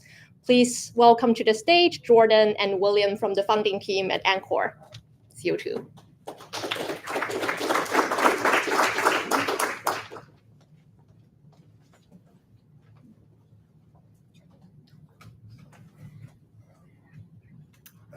Thank you all for having us here today. We're very excited to be here. We are Encore CO2. We turn byproduct and waste CO2 into valuable chemicals. Our startup story began about 2 years ago, and it kind of sounds like a classic joke. A professor, a beer brewer, and a yoga teacher walk into a bar, but our bar is actually a gym. Dr. John Flake and I became good friends at our gym, and one day he came over to me and said, you know, you make ethanol and emit CO2. He said, well, I take CO2 and turn it into ethanol. And so he said he's looking to commercialize the technology. And he said, you know, let me know what you think about it. So after a couple of conversations, Encore CO2 was born. We chose the name Encore CO2 because we take CO2 and give it an additional performance as a new valuable product. So we started working on building out the team, and I asked him if he had any leads on any good engineers. He said, well, you know Jordan from the gym, right? I said, the yoga teacher? He said, well, yeah, but she's also my star student and is a fantastic chemical engineer. So welcome Jordan to the team. And she's going to run you through some slides and tell you a little bit about the company. Thank you. All right, good afternoon, everyone. I just want to start by saying how inspiring it is to be here in this room surrounded by so many innovators and leaders in climate technology. So as we are all aware, addressing climate change is something that is imminent, especially here in Louisiana. With atmospheric carbon dioxide levels reaching really an all-time sustained high, I wanted to pose a question to everyone. What if, instead of just merely reducing that carbon dioxide or removing it from the atmosphere, what if we can take that very same carbon waste and convert it into something valuable?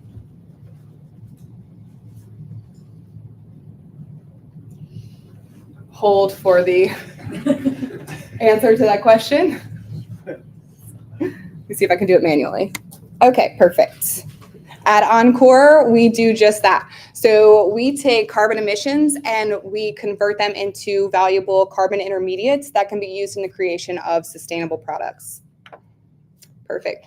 So the way our technology works, it's best to kind of describe it in relation to traditional manufacturing. So currently fossil fuels are used to break down into these specific carbon intermediates that are used in everyday products. And that produces obviously carbon dioxide emissions as a byproduct of that reaction. And what we do with our technology is we flip that opposite. So we take carbon dioxide, combine it with water and renewable energy in our electrolyzer, which turns that into those very same carbon intermediates that can be used for the creation of those sustainable products. And what sets us apart here at Encore is our advancements in technology. So we have an advanced electrolyzer design, membranes, and catalysts that allow us to selectively produce 4 key products. Those are ethanol, ethylene, acetate, and we can also produce carbon monoxide. Our co-founders lab currently holds the world record in 2 carbon production from this electrolytic process that we're talking about. And breaking down into a little bit of what we can do with those core products, ethanol is, we're currently going to start by using it to create sustainable beverages, but it can obviously be used for fuels and sustainable aviation fuels.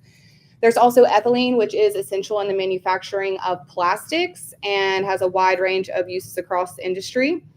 Acetate is really our most favored product, and it can be used as a sustainable feed stream in both agriculture and pharmaceutical applications. We'll talk a little bit more about that in detail. And many industrial plants currently use carbon monoxide in their feed streams or in their operations, and we have the ability to convert their byproduct, CO2, into CO to just integrate seamlessly into their operations. So imagine a world where we could take emissions and make things anywhere from sustainable fuels to foods to medicines. And that is exactly the future we're trying to build here at Encore. So our revenue model includes 3 key components designed to maximize both impact and profitability. We offer conversion as a service where we install conversion units into facilities. We convert those emissions into these valuable intermediates. Intermediates can be integrated directly into existing operations, or they can be sold. And we have long-term agreements to ensure stability. Second, we license technology and sell units with long-term, again, agreements for generating revenue through the maintenance process or service agreements. And our third key component is vertical integration or consumer products, where we essentially focus on utilizing our technology to create high value, high margin goods from carbon dioxide. So I'll talk a little bit about some of the products we're developing and also the ones that we plan on developing in partnership with different key manufacturers and leading brands. So the first, our partnership with Tin Roof Brewery, as William talked about earlier, led to our flagship product, which is the world's first hard seltzer made with electrolytic ethanol. And we're actually launching this product this fall. If you're from Louisiana, you know that's right in time for football season. And we also have a few other high value products that we are also planning and working on. So one is a groundbreaking solution for the pharmaceutical industry. So when it comes to the pharmaceutical industry, we actually can produce acetate, which we can use as a feedstock or a carbon source for algae to produce recombinant antibodies. And recombinant antibodies are critical in the treating of certain cancers, autoimmune disorders, as well as infectious diseases. With antibody production poised to emit as much carbon dioxide as 5 million cars within the next 5 years, we offer a pretty robust solution to kind of mitigating these challenges. The next is targeting the agriculture industry or the agriculture sector with the production of single cell proteins, which is basically a fancy word from making proteins from microorganisms. And this market is expected to soar within the next decade, largely due to global population growth, as well as a demand for protein-rich foods. So again, we take our acetate as a feed source and we're able to actually grow protein independent of land, independent of water, virtually independent, and without the need of a reliance on growing seasons. So that again creates that sustainable alternative to traditional protein sources. And at last, we want to try to tackle some of the fashion industry through developing or using our acetate to develop a specific chemical called ethylene vinyl acetate, which is used in the manufacturing of shoes. And by developing a line of sustainable footwear, we can tap into a market and help decarbonize the fashion industry, which currently accounts for 10% of global emissions. It's important to note that these, high margin, high value consumer products, not only do they open revenue streams, but they also allow us to demonstrate the versatility and the impact of Encore's technology across diverse markets. All right, so moving on to where we're at, we're currently seeking seed funding to help strengthen our core team. We want to build out our facility, our initial facility. We also want to forge those key partnerships I mentioned earlier and launch those initial products. So we are currently co-located within Tin Roof Brewery, and that really allows us to avoid a lot of the high cost of a startup pilot plant. And it also gives us a carbon source immediately through the fermentation of beer, as well as a perfect avenue for that downstream manufacturing of our initial product.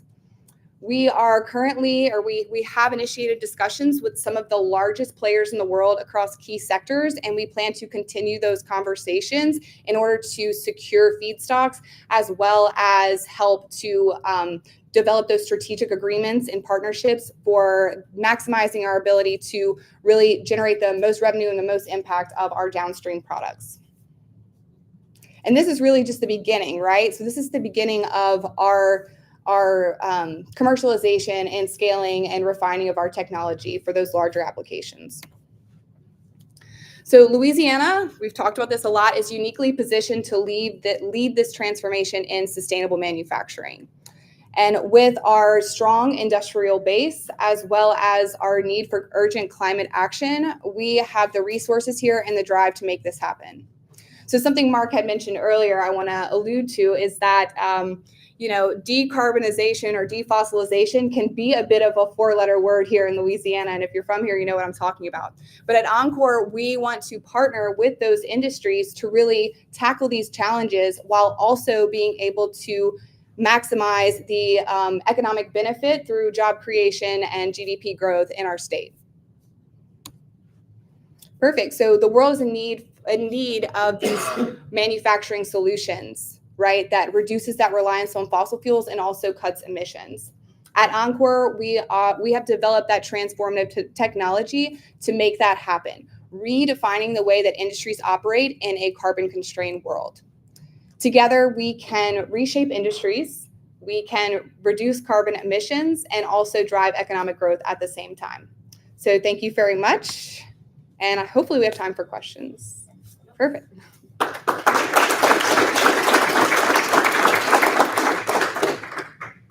Questions from the audience, please feel free to raise your hand. Any questions for the Encore team?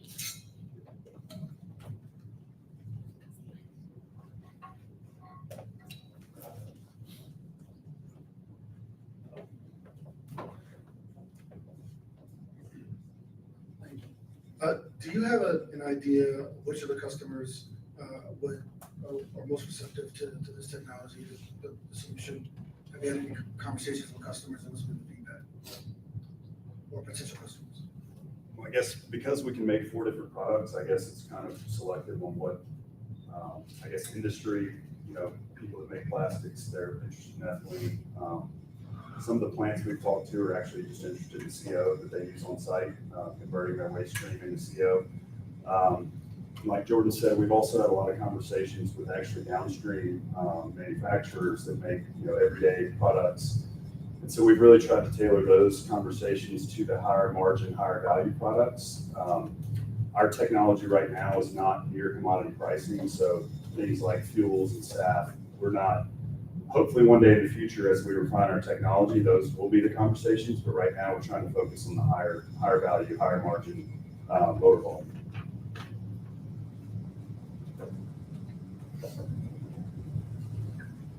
You just shut it up. Did you bring any examples of the cells? By the end of the cohort, we'll have some.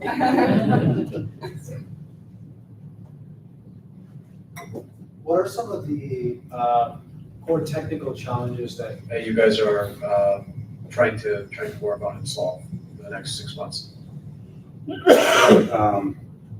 The biggest challenge to our technology is just scaling up, mostly, and it's just CO2 electrolysis in general. It's mostly been done on lab scales, and the challenge is scaling up those reactors.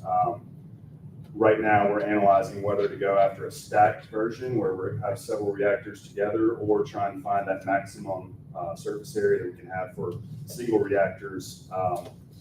We believe that it's always going to be a modular technology, kind of like the Red Bear, that you're not going to have a single electrolyzer as big as this room, that it's just going to be stacked technology. But so that's kind of where our biggest challenge in the next year or so is figuring out that sweet spot. What volume of gas do you need to make the equivalent volume of liquid? Like, how much gas do you have to process to get to the liquids in your process? That's probably a John question, which he'll be around tomorrow. You can ask him specifically. It's essentially a one-to-one. Yeah, it's about a one-to-one. But yes, Dr. Flake, our technical expert, could not be here today, so we're very sorry about that. I'll make sure to give him a hard time. Yeah. You should. Take one last question if there are any. Is this licensed through LSU, or do you have an agreement with LSU, or? Not yet. We're not in that phase of startup yet. But you are going to face that, is that right? Yes. LSU own the IP, in other words.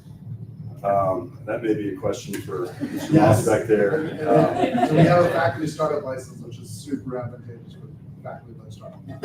And that's what they did the execute.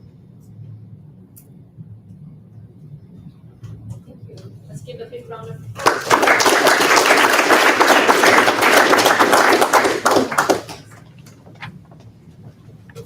Okay. And don't forget to submit your interest here if you wanted to work with the Anchor team, and then we'll be sure to follow up. Next coming up will be our transport representative here. I think he's more than excited to tell you a little bit more about their technology, which is a robotically deployed natural gas pipeline coating technology for safe transport of hydrogen, pure or even blended, or even carbon dioxide transport. So I'll hand over. Thanks, Mia. Just hold on for a second here. Wrong.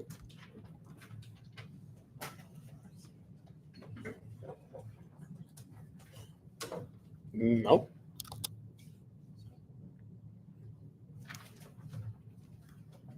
Sorry, I'm an engineer. I never used the Mac before, so. Yeah. I know it's ridiculous. I got a PhD from MIT and I cannot play this one. Okay. So hello everyone. I'm Gianluca Roscioli, founder and CEO of Arculus Solutions. And our mission is to future-proof natural gas transmission pipelines so that you can use them to either transport a blend of hydrogen and natural gas or use them to transport pure CO2. Now, the reason why we do this is because hydrogen is key for decarbonization. We know this because if you just manage to blend 20% of hydrogen into natural gas, you can actually save well over 870 million metric tons of CO2 equivalent every year. Big number, doesn't mean much, but it's approximately 190 million cars every year saved.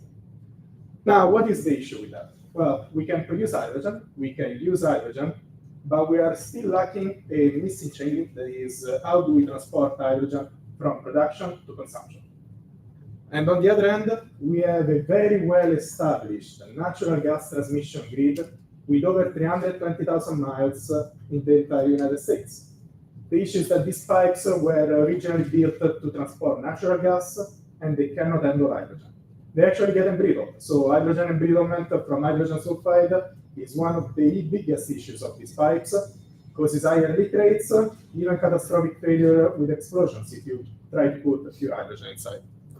Full replacement costs over $1 billion, so nobody wants to put that amount of money. That's where we come into place. So we developed at MIT a hydrogen barrier coating that you can also use for CO2, parentheses, which presents a completely safe solution because it prevents hydrogen from reaching the steel substrate, or in the case of CO2, it prevents carbonic acid to reach the steel and so corrode the steel. So completely safe because we protect the steel of the pipeline. It's also cost effective, costing less than 1/20 the amount of replacing pipes, and it is effortless for pipe owner companies and utility companies since we do not need to dig out the infrastructure or take it apart, as we are developing a smart pig, you probably are familiar with them, but a smart robot that travels inside pipes in order to apply the coating on the internal surface. This is the robot that we have currently developed in the labs that we have in Newark, New Jersey, and this is it traveling through bent sections and vertically up and down inside the 12-inch pipe. I know it's a plastic pipe, it's just so that you can see the robot traveling, otherwise it won't be much of a video, but it's already 12 inch in diameter, which is the smallest natural gas transmission pipe that we have. Last but not least, you want me to use the microphone? Sorry. Perfect. Can you hear me better? Okay, sorry.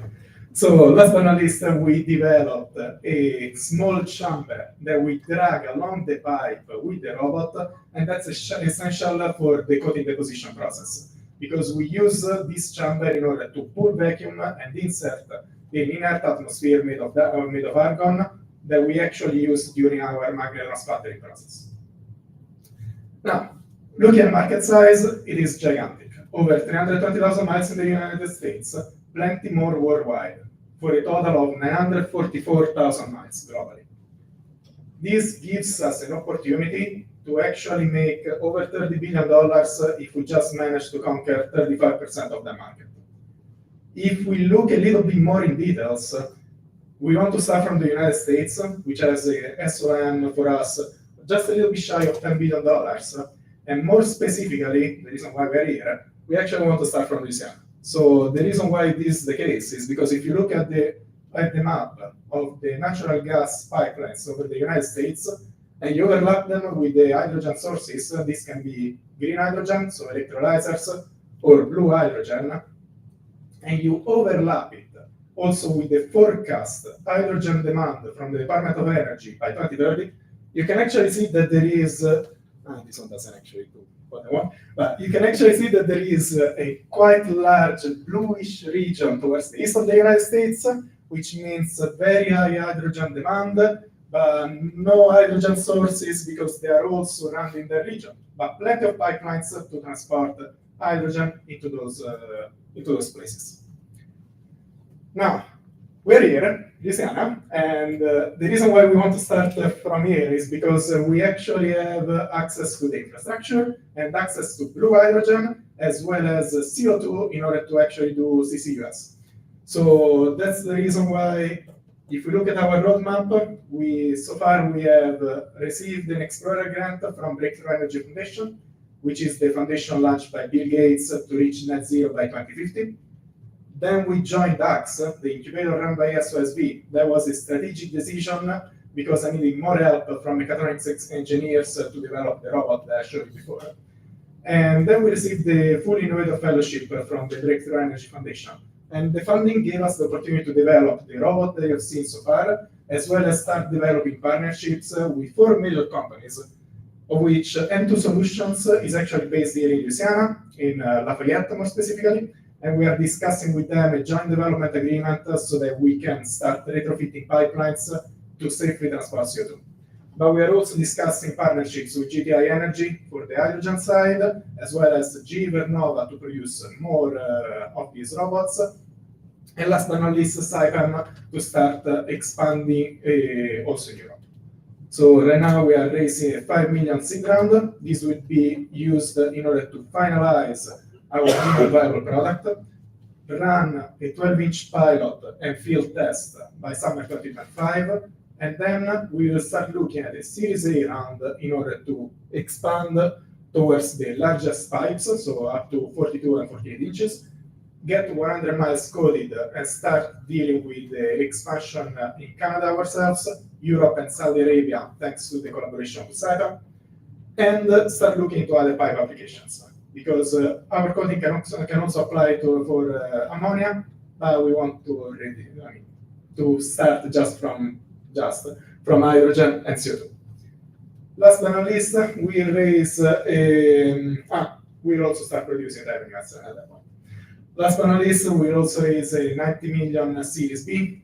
This is the last raise that we forecast, and that's in order to develop a full-scale manufacturing facility for these robots, so that we can actually get to 10,000 miles coated, start looking into expansion in other regions worldwide, so APAC, Africa, and South America, and start looking also at other application industries, because the coating does not apply only to pipelines, but also to maritime, automotive, and later on also aviation. I want to introduce you to our team. That is our biggest strength.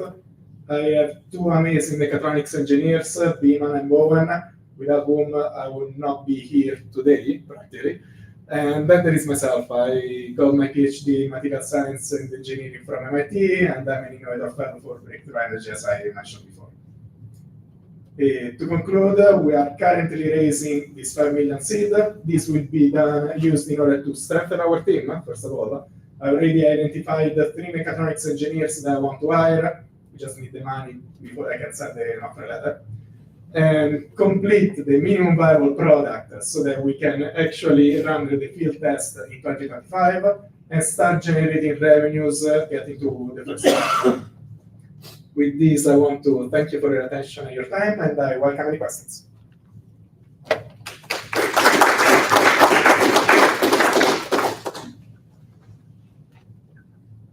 Plenty. So you have the robot, the coding, and process. Do you own all of that? Yes, so coding developed at MIT, so belongs to MIT. We license the patents. Everything developed in-house on the robot belongs to us. So we filed for provisional patents, still discussing internally with our legal counsel if we want to move them to full patents, full patent applications, or keep some of them as trade secrets. But yes, thanks. Yeah.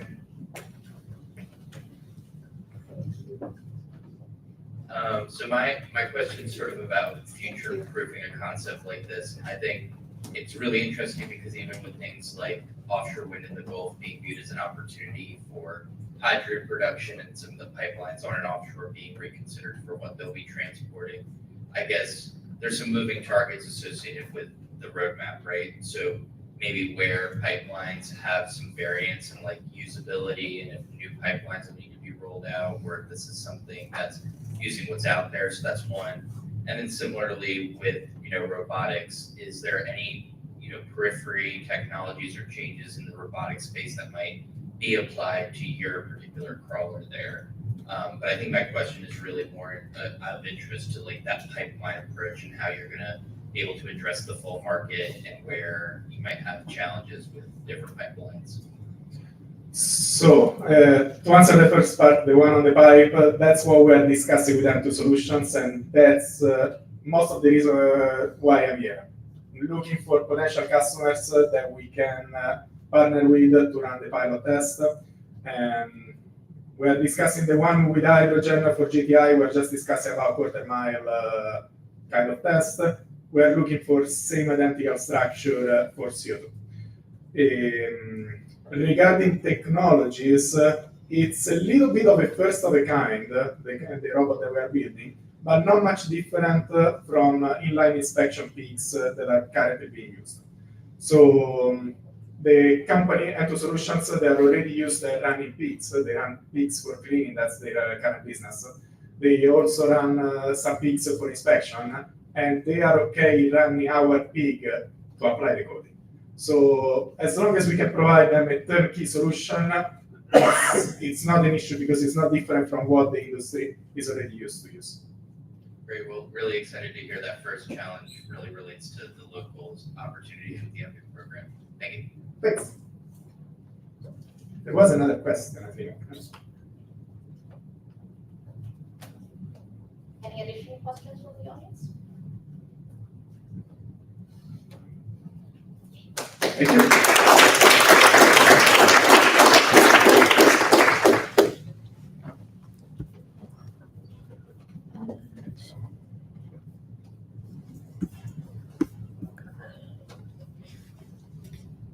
Yep. Just give 15 seconds probably to submit your interest this year if you wanted to work with or engage with Arculus.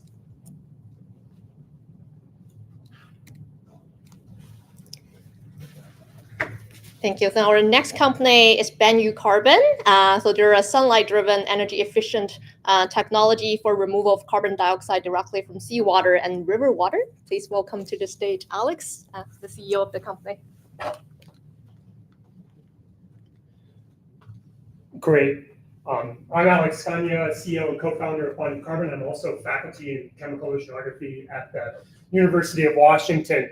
As mentioned, we're doing a direct ocean capture, direct river capture, carbon dioxide removal approach. And as you heard in the first talk, every viable plan to keep global temperatures below dangerous limits involves and requires billions of tons of CO2 to be removed from the atmosphere, from the environment, starting in the 2030s. And so I bring this up again for a number of reasons. One is it's a huge technical challenge to scale up. Global capacity is somewhere around a few tens of thousands of tons per year right now, generously. And so that's a massive scale up. It's also a massive opportunity, right? At $100 per ton, that's a $1 billion to $1 trillion new industry that's been created by carbon removal. And also when you think about scale up, if you have carbon removal processes that are energy intensive, this is going to be really hard to scale because everyone's going to be competing for that same renewable energy. So for scale up to reach these sort of scales, carbon removal has to be incredibly energy efficient. So that's been really the focus of our process. And in the simplest of terms, our process is a direct ocean capture process. So we take either seawater or river water as an input that's naturally rich in carbon dioxide because it naturally concentrates it from the atmosphere.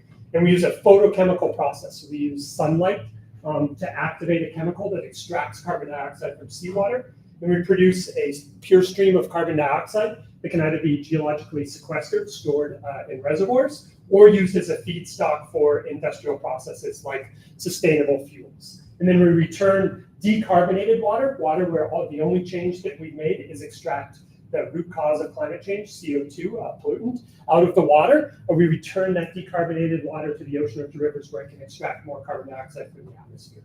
And because, as I'll share later, we only use a portion of the sunlight that hits our process, we can repurpose some of that sunlight for electricity production, and in some modes of our operation are actually projected to be a net energy producer. So we do direct ocean capture, right? We're pulling carbon dioxide from the surface ocean. And this leaves a deficit in the surface ocean with respect to, sorry, I didn't realize I had a laser pointer going this whole time. This leaves a deficit in the surface ocean with respect to air-sea gas exchange. So carbon dioxide is distributed from emissions are distributed across the planet and are in rapid equilibrium with the surface ocean. So on the time scale of months to years, which is short compared to the residence time of water in the surface ocean in most parts of the ocean. This CO2 is an exchange. And so if you pull carbon dioxide out of the surface ocean, it leaves a deficit, and we'll pull carbon dioxide from the atmosphere. This is, the physics and chemistry of this is well understood. And many people don't appreciate just the central role in carbon removal in general. Even when you do direct air capture, if you're pulling carbon dioxide out of the air, that actually is leaving a deficit in the atmosphere with respect to surface ocean. And so DAC actually ends up pulling carbon dioxide out of the ocean or storing less carbon dioxide in the ocean. So pretty much every carbon removal process, when we think about it, actually involves the oceans and this, this process. We're able to take advantage of, I think I lost battery here. We're able to take advantage of and focus on this connection and focus on carbon dioxide removal from the ocean because it gives us a number of benefits. One is, as you've seen sort of in some of the talks and many of the ways that people have to work with direct air capture, that involves these large fan farms, gas contactors that extract carbon dioxide from the atmosphere. The ocean does this already, so it already covers most of the surface of the planet and is naturally doing this concentration and extraction of carbon dioxide. So we can eliminate a bunch of the capex associated with those large fan farms and gas contactors that are involved in other processes. Second of all, moving large volumes of seawater at scale is a really established technology. Once through cooled power plants, desal facilities, other sort of facilities that use water as cooling, move massive amounts of seawater at scale, day in, day out, have been doing for decades onto a century. The other reason or advantage of using seawater is that it naturally concentrates CO2. So there's about 140 times more carbon dioxide on a per volume basis in seawater than the atmosphere. And most importantly, the separation process is a lot easier. So if you're doing direct air capture, for every molecule of CO2 you're trying to pull out of the atmosphere, there's 2,000 other molecules or atoms in the way. CO2 is a trace gas, and it's hard to fight entropy. It's hard to unmix the atmosphere. There's real energetic penalty. On the other hand, in seawater, carbon dioxide in its hydrated and protonated forms is the most abundant dissolved gas. And it's easy to spontaneously get carbon dioxide out of seawater if you just do a shift in the pH of seawater. So most carbon dioxide dissolved in seawater, the reason that seawater and many rivers, including the Mississippi, store so much carbon is because that carbon is in hydrated and protonated forms. And if you do a pH swing, almost every approach that is doing direct ocean capture or pulling CO2 out of rivers does a pH swing. If you change the pH temporarily of that water, it'll shift all that stored carbon into CO2, or it can spontaneously come out and be extracted using off-the-shelf technology like gas contactors.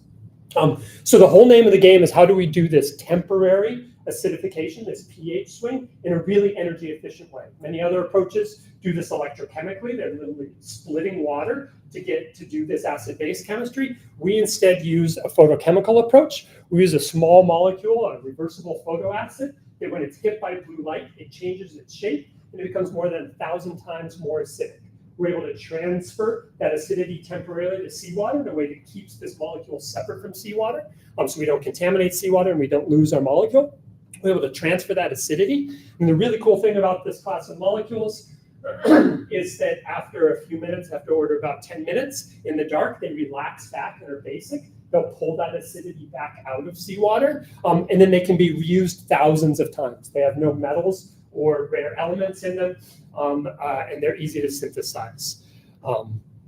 So we're able, our process works by taking sunlight, activating photoacids, transferring that acidity to seawater temporarily, then blowing CO2 off the seawater, then pulling back that acidity, cleaning up after ourselves, so that the only change to seawater is the removal of carbon dioxide, and then we can reuse these photoacids in a way where they keep being driven by light and taking the energy from sunlight to extract carbon dioxide. And then that carbon dioxide can be either stored or used in industrial processes. One of the really cool things about our process is because we only use blue light, the rest of the light that our process, the rest of the light from the sun can pass through our photoacid solution to our reactors, and the remaining light is a really good match to the spectral response of the dirt cheap silicon solar photovoltaics. And so with no extra land use, we can share the spectrum for both our process and for photovoltaic generation. And that's projected to actually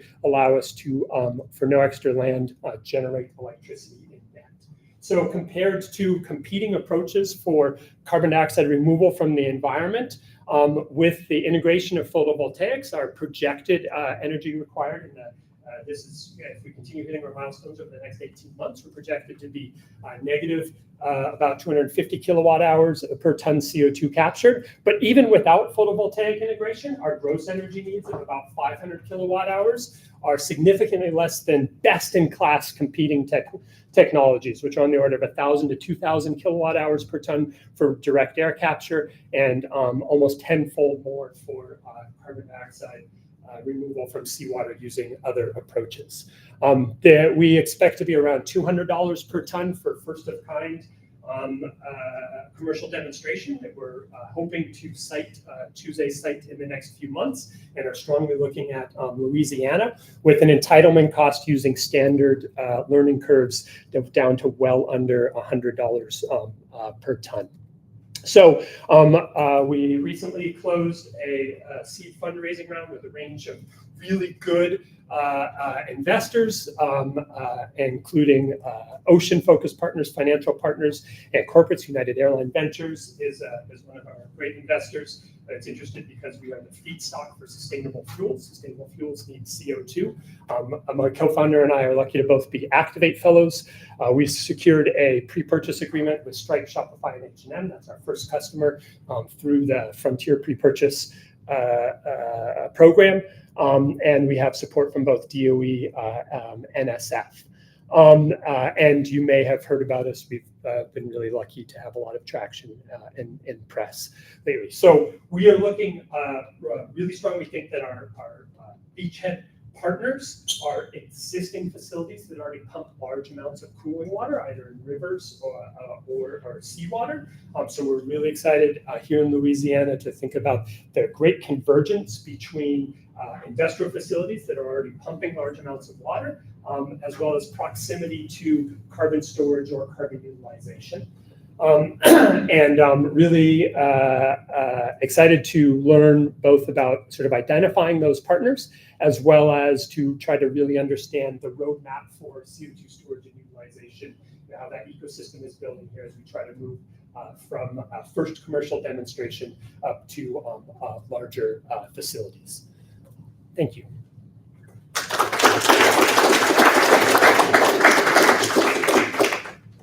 We have time for 2 questions. Please raise your hand.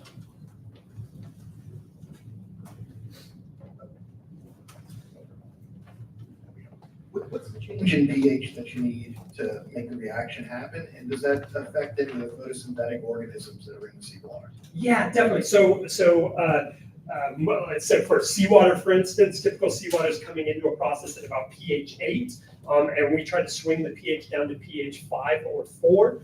It is it's a short-term, order of a few minute pH swing, but that can have some impact on marine organisms. If I was going to sort of draw the Venn diagram of what are the largest environmental impacts that when we talk with partners and that we think about permitting that are an issue, any process that takes seawater in or river water in has to think about especially fish larvae, so entrainment and entrapment in the intake system. Largely the intake system, that sort of engineering has been worked out for lots of different plants. And so sort of studies on some of the impacts for pH swing are something that us and anyone else who's doing direct ocean capture has to consider.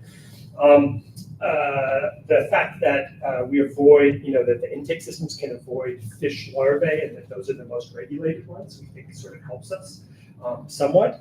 Just while talking about permitting and regulation briefly, many marine-based approaches, there's several different marine-based approaches for direct ocean capture we extract CO2. There's other approaches like alkalinity enhancement, or approaches that sort of make the ocean or rivers better sponges or allow them to store more CO2. Those can run into issues because they're net adding materials to seawater. They can run into issues associated with the laws around marine dumping and the London Protocol, and the fact that we're not adding any material to the ocean, that we're just extracting a pollutant, we think gives us a more direct permitting pathway. Thank you. One more question over here. I was wondering if you had looked at utilizing your technology as a ballast water treatment system rather than just carbon removal, especially on the ballast leg where they're not transporting cargo. Yeah. So I think there are a lot of, our process can, at its heart, what our process does is it generates acid and base really in a really energy efficient way. So there's a lot of reasons why that might be useful. We're applying it to carbon dioxide removal, and you can think about carbon dioxide removal, there's this large capacity in ships, that ships are always moving cooling water through them or whatever, and so CO2 extraction can be really useful there. There are some really cool marine-based approaches that take advantage of the distributed nature that the ships are all going through the ocean. Most of those are the type of class of processes where they're dumping extra material in the ocean. They're using this sort of fleet of ships to distribute calcium carbonate or something around the whole ocean. The challenge that I think why we haven't sort of jumped to sort of deploying this on ships is because of we produce this CO2 that then either has to be stored or used, and that infrastructure is not usually directly available on a ship. But maybe I'm not understanding the use case that you're suggesting. Yeah, we'll do it. Sounds great. Thanks.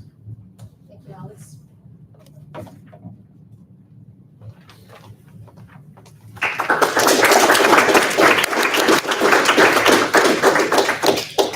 Hopefully we leave enough time for the engagement opportunities here. But if you wanted to submit your interest, please still feel free to scan the code. Now we'll have our last company just before the break, Parallel Carbon, who's doing simultaneous direct air capture and electrolytic production of clean hydrogen. Have Ryan on the stage with us. Thanks a lot. Scary to be the last one before the break. So don't fall asleep, don't get distracted. We're doing really cool stuff, okay? Simultaneous direct air capture and electrolytic production of clean hydrogen. It's a mouthful saying we're pulling CO2 out of the air through direct air capture, and we're splitting water with a new kind of electrolyzer. We like to say we're reducing and removing carbon in parallel. Global energy transition, net zero goals. This requires massive decarbonization of industry. Louisiana knows that with your blue hydrogen facilities, trying to take your methane and your other fossil resources and get the most clean energy out of it as you can at the most effective for your economy, while also leaning into this new economy of injecting CO2 underground to produce carbon removal credits and generate more clean and economic ways of operating our economy that are more responsible. But the problem behind all of that is that direct air capture and clean hydrogen are both unaffordable today. And you'll see over and over the next couple of years, a lot of plants get designed and developed and don't make it through FID. And that's because they are not actually affordable. This is a huge problem in the clean hydrogen space. Everyone's trying to split water into hydrogen. And those projects largely don't work because of the economics. Direct air capture is tricky as an early stage technology. It's getting a lot of early support. You're hearing a lot of DAC teams talk about CDR credits. It's a nice beachhead market. And we are focused on it just like many others. But we're approaching it in a new way. In that we have a parallel processing technology. We use renewable power to feed into our system to co-produce hydrogen and CO2. That little permanent storage partner for the CO2, that's our beachhead market, indicating that we're storing CO2 for the revenue for high quality CDR credits, carbon dioxide removal credits. Our 2030 goals, and this is because of what I'm about to say about our technology, is that we're going to hit $1 per kilogram hydrogen and $100 per ton CO2 at the same time, creating an affordable, renewable pathway to clean fuels, chemicals, or just carbon negative hydrogen for things like long-term energy storage. So behind all of this is our technology. It's one electrolyzer with two products. That's why our economics work. That's why we think that we can make hydrogen economic.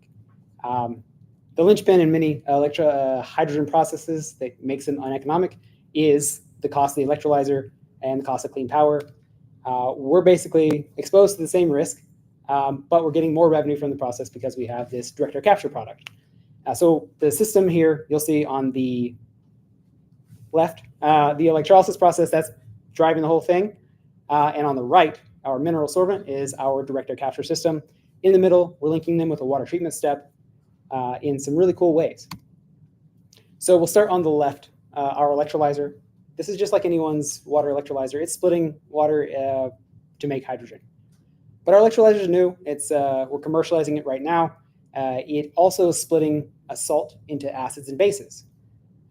This is really cool. Acids and bases that we're making are fairly benign. They store nicely on sites in tanks. And we're using that chemical energy. We're storing on site to essentially treat it like a battery, such that we can run a direct air capture process around the clock without power. Now, how do you run a direct air capture process without power? This is because we have a very low-cost air contactor that's passive. You heard the word passive earlier from Heirloom. We use a limestone-based sorbent. It literally sits in trays and reacts over a couple days in hot, humid Louisiana environment. It's perfect for us. We want to basically put this limestone out in the world, let it gobble up your CO2, and then we treat it in our water treatment process, which is these green tanks here, where the acids and bases, they liberate the CO2 such that you can inject it continuously underground or supply it continuously to industry that is utilizing that CO2. And then we regenerate that sorbent in another with our base. This is a nice closed loop process. All of our calcium limestone-based sorbent is circularly recycled in the system, and all of the acids and bases, when they get used up, that salt water goes right back to our electrolyzer, also perfectly recycled. What that means is we use air, power, and a little bit of water to make hydrogen and clean supply of CO2, and most logistics are therefore solved. Putting this together, the economics is really why we're excited behind this, is that we get to talk about direct air capture costs a little bit different than other direct air capture teams. Usually that's all the CapEx and OpEx that go into a project is ascribed to direct air capture. In our case, we're getting revenue from that hydrogen. That revenue from the hydrogen is basically subsidizing the cost of our direct air capture, or the other way around, our direct air capture is subsidizing the cost of hydrogen. They're kind of scratching each other's backs. What it means is both become more affordable. We are planning a demonstration project, trying to get that lined up and outlined for the Louisiana environment to begin construction in 2026. That would be on that order of scale of a couple thousand tons per year. We're actively looking for project partners, sites to deploy that technology. Right now, we're actually a little bit smaller scale than that. We're building pilot on the tens of tons per year scale. We'll have a middle jump to the hundreds of ton scale before the demo as well. And those costs are high like anyone else's demonstration or pilot project. But when we hit our first of a kind commercial in 2028, we will already be able to achieve $100 per ton CO2 in this environment where in the US, where hydrogen has value of at least $3 per kilogram from the Inflation Reduction Act for clean hydrogen production through water splitting. That's really cool because that is a first of a kind project that immediately pencils, makes sense, and gets directs investment dollars towards fully clean production of hydrogen and pulling CO2 out of the air. As we move on to the 2030s and hit our 10th of a kind and beyond commercial plant, we're talking $100 per ton CO2 and $1 per kilogram hydrogen, basically anywhere in the world where we can get low cost renewable power, hydrogen demand, and CO2 offtake. And this is all because of these three core differentiators. We are designing our electrolyzer such that it can run fully off-grid and behind the meter. All the power going into our system, well, 95% of it goes into that electrolyzer, and it's fully flexible, which means it can operate off-grid or behind the meter with those low-cost electrons without getting in the way of your grid decarbonization efforts, trying to get more clean power into the grid. You don't have to worry about that. These can sit off behind the grid and operate. Because they have this low capex system, it's a very affordable electrolyzer and a very low capex direct air capture system, it can operate intermittently. And that intermittent operation, even though we may run 40% of the year, is still amortized very well across the year to be a very low levelized cost for the capital equipment. And then finally, we talk about CO2, DAC, hydrogen. We like to say that our technology is a hardware platform for the post-fossil fuel economy. Now, I know you guys love fossil fuels sometimes. Okay, fine. But if you can make more money doing something clean by making carbon negative fuels and chemicals, carbon negative long-term energy storage to keep your grid balanced as you get more and more renewable power onto it, things get very interesting from an investment perspective. You can propel your economy without the emissions. So as of today, when we're out looking for pilot sites in Louisiana, this would look like someone who's already making hydrogen through a process where they're turning natural gas into hydrogen and they're storing that CO2 underground, what's sometimes known as blue hydrogen projects. That hydrogen often is going to ammonia, or fertilizer, methanol, maybe some sustainable aviation fuel development. We want to pilot at that site, provide our hydrogen CO2 the same places, same products, and the same supply chains, simplify everything for ourselves. In the future, we envision carbon negative fuels and chemicals as a key greenfield development for our technology in the Louisiana economy.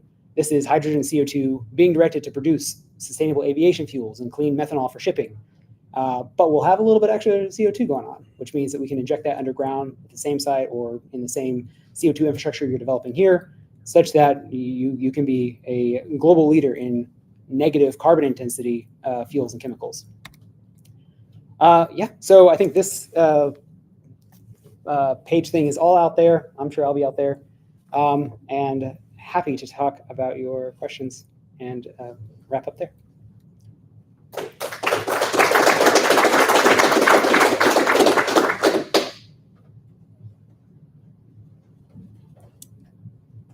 Thank you.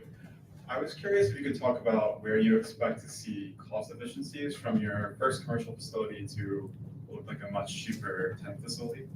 Yeah, the first commercial facility is already quite cost effective. And this comes down to first it being of a scale that's on the order of 50 megawatts. It's towards utility scale, but probably small enough that we can get risk adjusted capital in there. The cost, largely the cost of the project, there are two really big cost factors. That's the cost of our electrolyzer and the cost of clean power. Economies of scale do play a part here. Where there are some, it's not a fully linearly modular technology on costs. So what you're seeing here is a 50-ish 1,000 ton per year facility. As we get to 10th, we're now getting up to that 100 megawatt scale or larger projects. A lot of cost efficiencies to start coming in, as does the fact that in 2030s, the cost of clean energy behind the meter should be in the mid $20s per megawatt hour, as opposed to 2028, which it may still be around $35 per megawatt hour. These are using cost projections for where renewable power will be in the future. But we're kind of leaning into this global trend that renewable energy, wind and solar are quickly coming down cost curves. Offshore development in Louisiana could be a perfect example of an overcapacity of clean power as you guys try to clean up your grid emissions. This could be a good sink for any of the extra overcapacity that gets built out there. This can eat that up, as well as provide long-term energy storage if you rely on that more for your energy needs.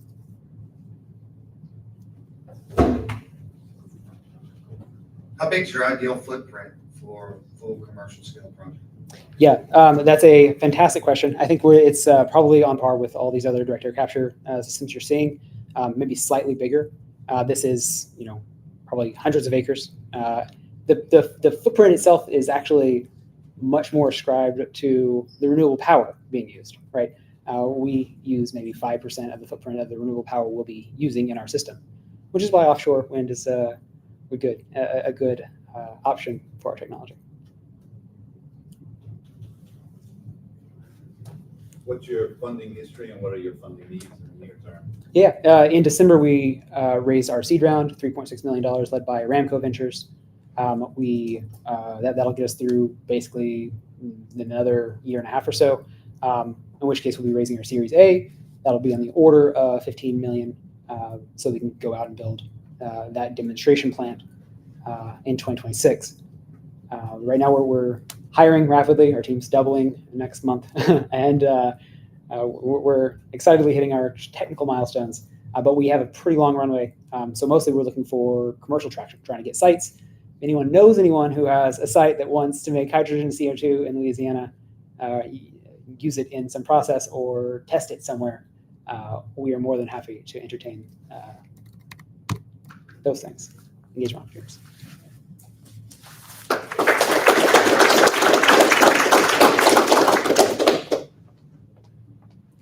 I think we're gonna have a really quick break of probably 5 minutes for you guys to get some fresh air and then come back. Please do come back. We have 4 more startups who will be giving them amazing pitches soon.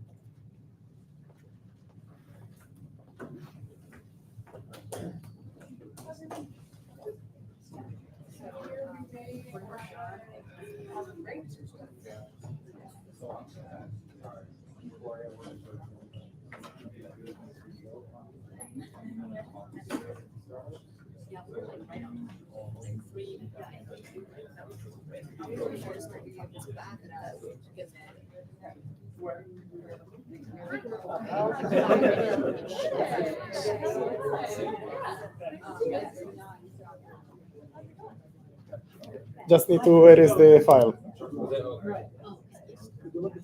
You have hydrogen. Like your blazer. Conference.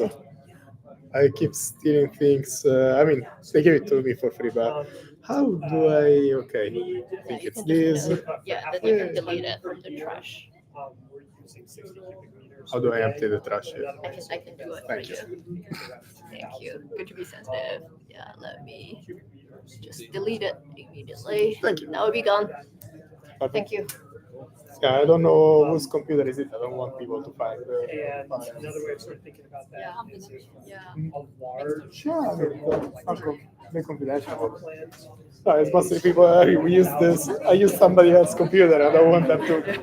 What's this? Okay. Okay. Need to Lights. find. Lights. Yeah, let's turn on the lights.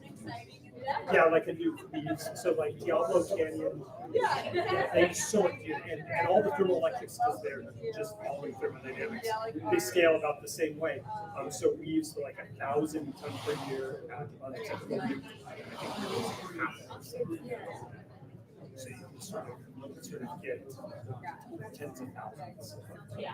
So largest seawater processing facilities in the world. Inside of each of those is about 500,000 tons. Those facilities, they do both. They're usually combined cooling water for energy production in the cells.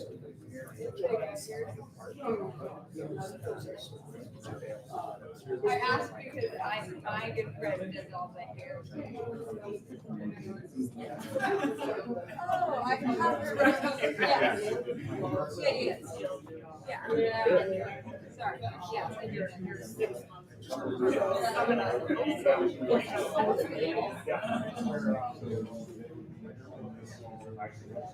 Yeah. Yeah.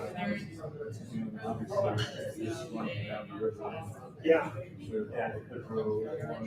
Everyone's using cold water for something, right? Right. That's kind of why I'm super excited about it. I've talked. Figure out who it's really. Yeah, but that's kind of like, that's like a layer. It's pretty low. We have like a little. It's low, it's chemical industry, so it's a low temperature swing. Yeah. It's not coastal, it's near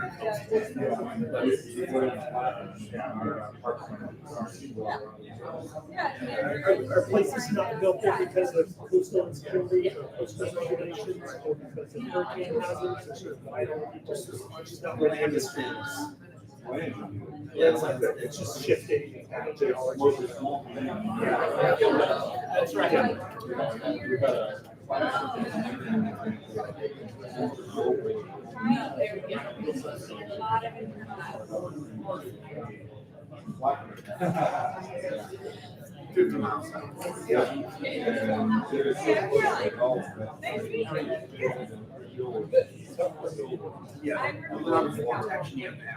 Yeah, they'll do 20-foot steel box house. And then what happens is the box goes up in water. That's gonna be like turbulence over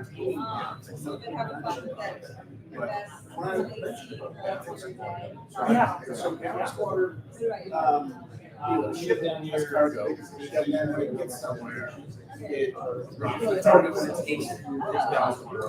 So this ballast water started about 10 years ago. The International Maritime Organization cycles you have to start treating. Basically, people were dropping spaces that there's a lot of women if you pick up, if you're and stuff like that, you pick up ballast water and then you let it sit in the body of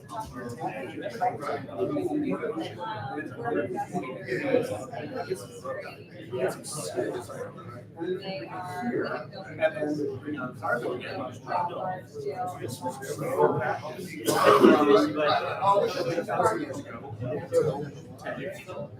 So now they have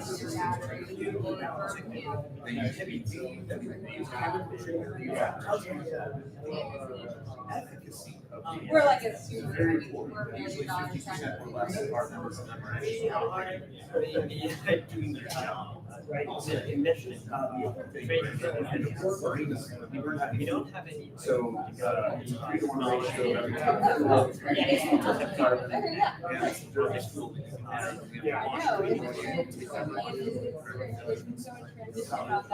Our ocean temperature has skyrocketed in the past 5 years because of our rate of sulfur.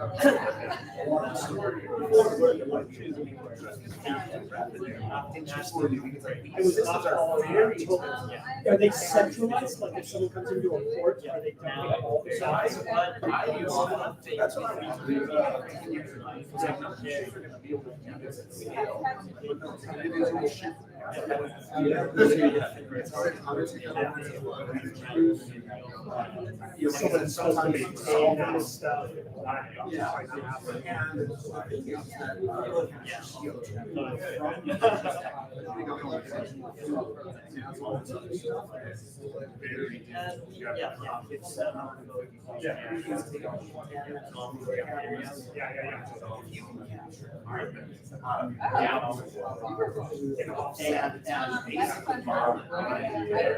This is a very unique business model because you build up cryogenic feedstock very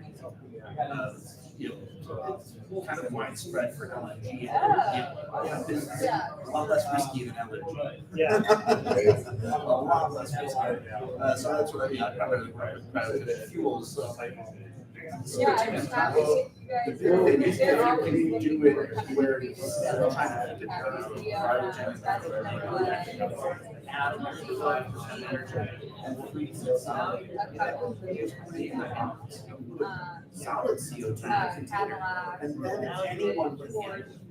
And you're going to deal with a 1% loss or whatever per day, but it's one of those where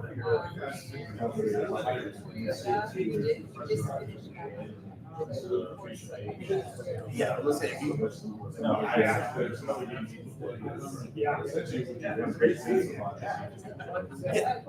for real estate, well, the marine side, cryogenic, very difficult. So if I'm handling CO2, yes, spill CO2 on the boat, it's going to hit the steel, it's going to crack the steel as opposed to you know, it's just your cost of an insulated container is like $10,000. The cost of a cryogenic tank is at least 7 figures real quick. And yeah, it's just one of those where you can then drop the box and have just a regular truck that would take dry ice, and then you deal with the cryogenic pressurized. This becomes that, you know, Type C, all this other stuff. Yeah,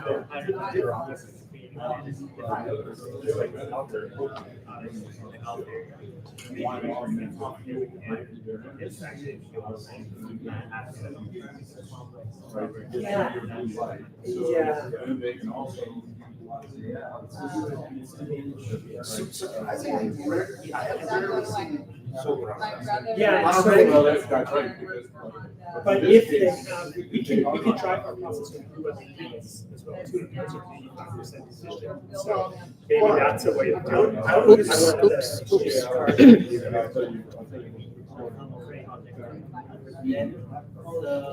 there's a unique thing with debt presentation. You know, the Mayflower came over. You're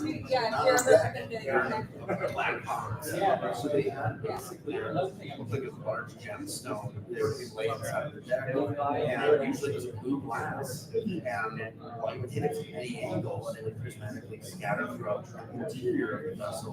So there's really a history of blue light kind of helping things along in the marine industry. And I think you can have the history of that sales story, you know, of like why this has happened before, how you can have one, basically repeat history, but the better.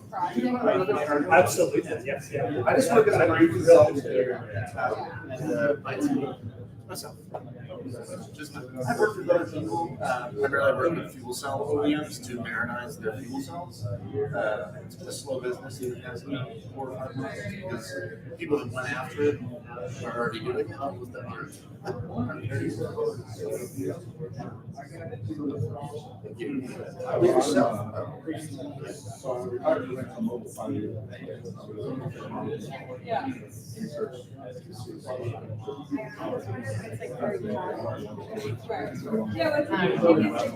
Little one right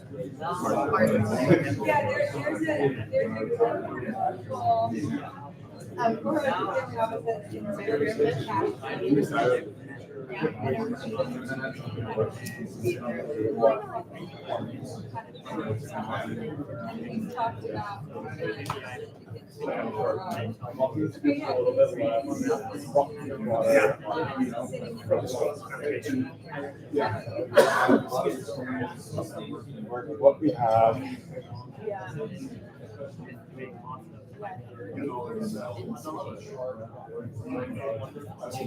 little bit.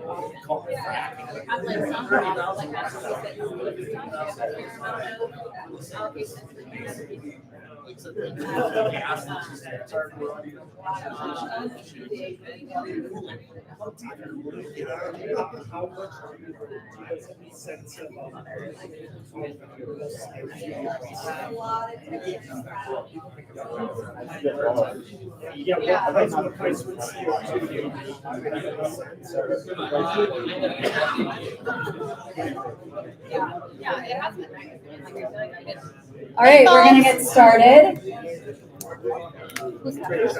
Golden is the next. Right. Hey, folks. We're ready to receive. Are you?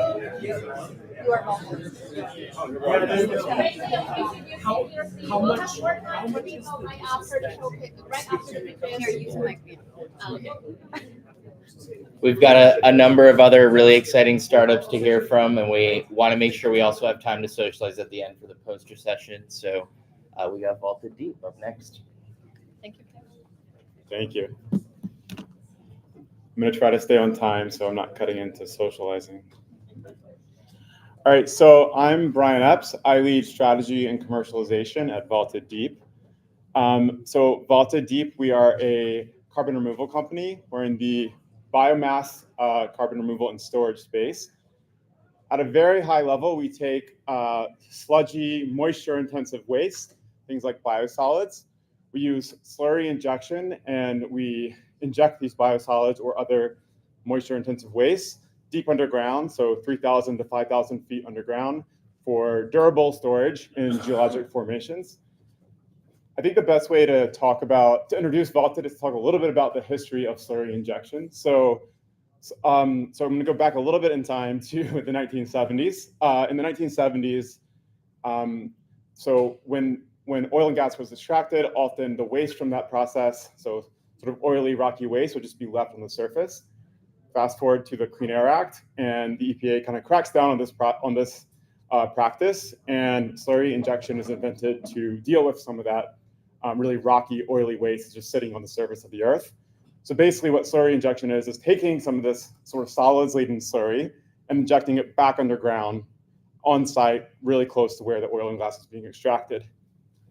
So, so basically the company that Vaulted spun out of, Advantech, has been commercializing slurry injection for the past few decades, and has sites all over the country, and has advised on operations sort of all over the world. One particular site I want to talk about is in Los Angeles. So in 2008, the DOE approached Advantech, the company we spun out of, and proposed the idea of using the same technology, so slurry injection, but applying it to biomass instead of oily, rocky waste. And the original idea of this, it was an experiment. The idea was to put this biomass underground and hopefully generate biogas. So it was a methane, biomethane experiment. Fast forward to today, basically no methane has been detected. So it was a failed experiment, which is very bad for that experiment, but very good for carbon dioxide removal. So today, this site takes about 20% of the city of LA's biosolids. We call it the biggest CDR project you've never heard of, because if it had been a CDR project, it would have sequestered about 320,000 tons of permanent CDR, which as you just mentioned, it would be almost 10x what the entire industry has produced. We have not made CDR from this because it is all financed by tipping fees from the city of LA.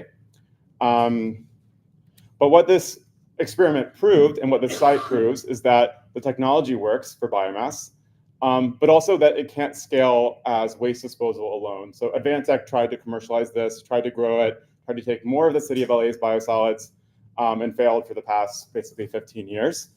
Fast forward to today, or to 2023, Vaulted raised funding led by Lower Carbon Capital to spin out of Advantech, and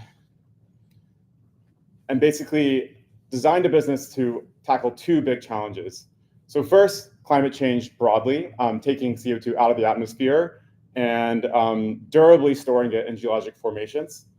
And then secondly, solving sort of a local environmental challenge. So legacy waste management systems are broken in many, many ways. They cause massive local environmental and health hazards, and also tons and tons of environmental justice issues. The places that are typically selected to dispose of waste today are almost always in lower income and communities of color. So to summarize at a very, very high level, what the technology does. So we take vegetation, we let it capture CO2, it does the hard work for us. We let it have some kind of use in the economy, so it's consumed by animals, by humans, whatever it is. We take that end-of-life biomass in the form of biosolids, manure, food and ag waste, paper sludge, really any kind of biomass that's moisture intensive and often contaminated. And then we use this patented suite of slurry injection technologies and inject it deep underground. So we think of it about 3 tons of biomass generates about 1 ton of CDR. We call it the simplest form of carbon removal because each step is extremely simple. We're using nature, we're then doing very minimal processing, and then we're just pushing it underground in geologic formations. I was very ambitious on my slides, so I'm going to skip a few. I think really important piece of our model is that we really depend on partnerships, and this is sort of why I'm particularly excited for many of you in the room today, hopeful partners. So we really depend on the biomass we take already being very aggregated. So we're trying to leverage existing legacy infrastructure for aggregating waste biomass or organic waste. And this could be in the form of sewage treatment plants that are run by municipalities, existing feedlots, landfills, paper mills, et cetera. And so what we offer to our waste disposal partners is 1, lower disposal fees. So waste managers will often pay tipping fees to get rid of their biosolids or paper sludge. We can offer much lower fees. We can limit the liability associated with the disposal. And then also we can get ahead of regulation. So at a federal level, there is sort of increased attention on PFAS, which is often in biosolids and other organic waste. And even at a state level, places like Maine have banned land application of biosolids, which is really limiting the way you can deal with biosolids. So it puts the legacy waste management systems in a really difficult situation where there's not that many options for what they can do with the waste. Skip again. So today we have 2 built and permitted sites operating at scale. That first site I mentioned in Los Angeles, we're not generating CDR from that yet, but we're very close to doing that. We sort of have a baseline that we need to generate more than we were already doing in order to call it financially additional. So working on that today. And then also the second net new site in our Great Plains facility, and this is in Hutchinson, Kansas, near Wichita. And we're already generating CDR there today. Expect to be about 34,000 tons annually. Just to walk through a little bit of our traction. So we're a very young company. We're under a year old, but we were sort of born a teenager. So an unfair advantage from the start because of this sort of well-tested and also regulated technology. So this is the beginning of the timeline is Q4 2023. So under a year ago. I think some of the critical things I want to talk about are 1, lower carbon, sort of capitalizing our spinoff. And then fast forward to early 2024, our first delivery to Frontier, the Frontier group of buyers, which is led by Stripe, but includes Google, Meta, JP Morgan, McKinsey, a number of others. So we sort of delivered almost 700 tons in record time. We also account for about 97% of Frontier's total deliveries to date. Next would be a big deal signed with Synagro, who's one of the largest managers of biosolids in the US. We signed a deal for 8 co-located biosolids wells. Next would be signing the roughly $58 million offtake agreement with Frontier to deliver tons over the next 3.5, 4 years. So that's sort of like anchoring our current sites in the next 1 or 2 maybe new sites. And then the last 2 pieces are sort of just good commercial traction. So we're a top 20 finalist for the X Prize Carbon Removal Prize, which is Elon Musk and the Musk Foundation. And then also the top 24 semifinalists for the DOE Purchase Prize. Looking forward, lots of areas for possible partnership with hopefully some of you in the room here. Really, Louisiana is one of our top choices for our net new site for a variety of reasons. It's great geology, relatively good regulatory environment for what we want to do, and also a very large amount of aggregated organic waste. So we're sort of laser focused on Louisiana as well as Florida and Colorado, but we're looking for possible waste partners, looking for assistance in identifying specific sites where we could have a co-located well. We're looking for sort of support in community engagement, so local community groups that are able to help us really proactively engage the community. And then finally, some possible financing support for project and equipment finance opportunities. So I think that's all for now, and I'll open up for questions.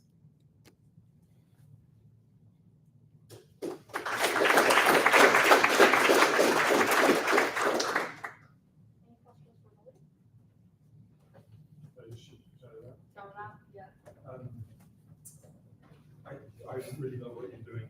I think it's fantastic. I'm really interested in, I guess because of the history, you've got a pretty good body of historical data about subsurface, storage, provenance, all that stuff. So I'm interested to hear more about that. Specifically about durability? Or just about, kind of the body of data that you've built up and your ability to kind of monitor that, because it's quite, it's obviously quite different to putting it down as gaseous or gas dense phase like CO2, which obviously.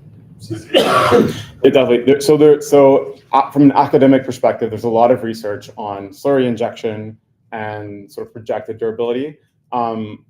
Most of the research suggests 1,000 to 10,000 plus years durability. I think like slurry injection is done by a number of companies. I think that what Advantech and now Vaulted, sort of the magic or the secret sauce is very long operating history and sort of a suite of software where sort of maximizing capacity. That's sort of like what makes it have an advantage in the slurry injection, in the slurry injection realm. So those are sort of the key competitive advantages.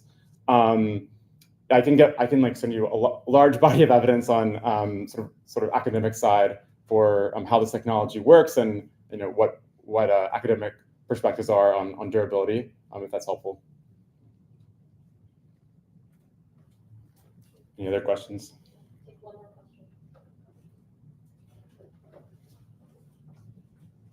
So waste management obviously has been something that humans have dealt with for our existence.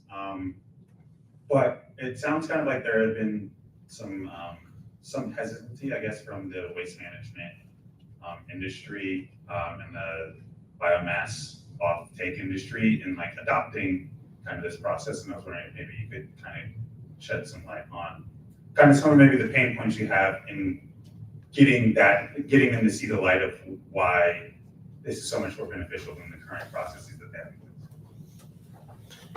Yeah, I think it's a really good question and something we ask a lot. I think there are a number of answers to this. I think one piece of the puzzle is the waste industry has not had really good options for dealing with organic waste, and so given their very limited options, I think like they don't necessarily want everyone to be aware of all the data and all the things that are happening because the options are not all great. I think something we see is we're not at scale right now, so we can't solve, for example, all of Synagros problems today. And I don't think really anyone else can. So I think what we see is an urgency to scale what we're doing and other biomass players what they're doing, so we actually can serve legacy waste management players better because the sheer volume they're dealing with is like astronomically large. And so startups are not well suited to do that. As we grow, hopefully we can do that. That's where the opportunity is. But yeah, I think it's a sizing question for the most part.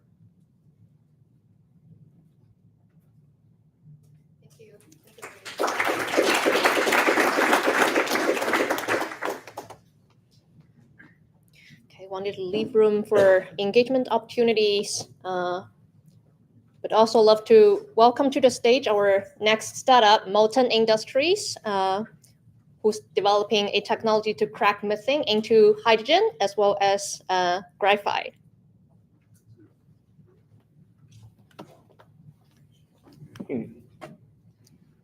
Hello. I hope everyone is still awake here. I am doing my best in the audience here. And excited to talk to you guys about Molten Industries. My name is Kevin Bush. I'm a CEO and co-founder, and we produce low-cost clean hydrogen and battery-grade graphite. I'm actually mainly going to start off with the graphite story here, but I promise you I'll tell you all about graphite. Hydrogen, sorry.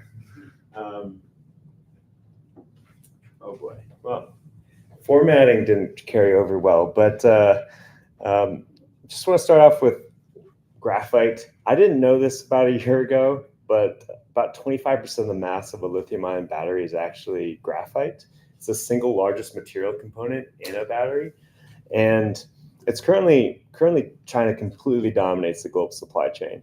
So there's generally speaking two ways of making graphite. There's natural graphite, which is mined from the ground, and synthetic graphite, which is upgraded from petroleum needle coke.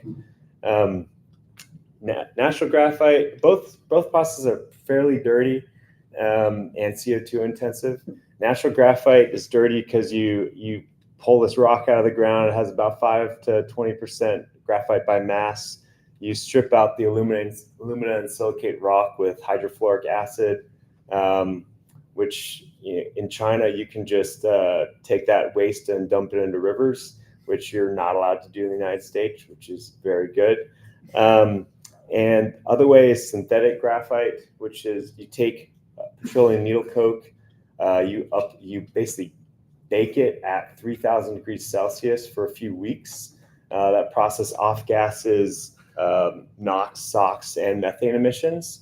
So both processes pretty dirty.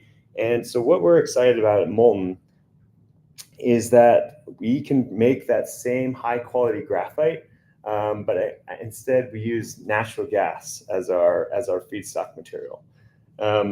So our process, we do methane pyrolysis, where we take in low cost natural gas. That's why we're here in Louisiana. You guys have, I think, the lowest cost natural gas in the country.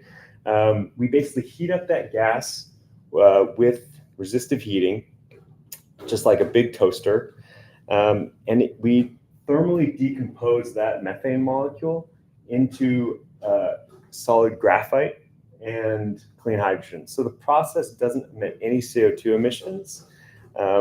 Per kilogram of hydrogen we produce, we use about 4 times less electricity than water electrolysis.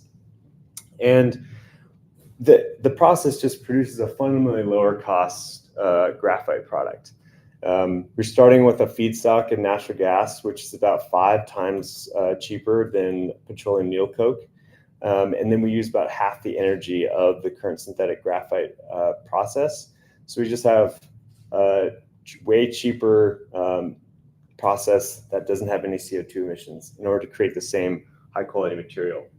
So right out of the reactor, just going to say this again, show a quick video of our reactor producing these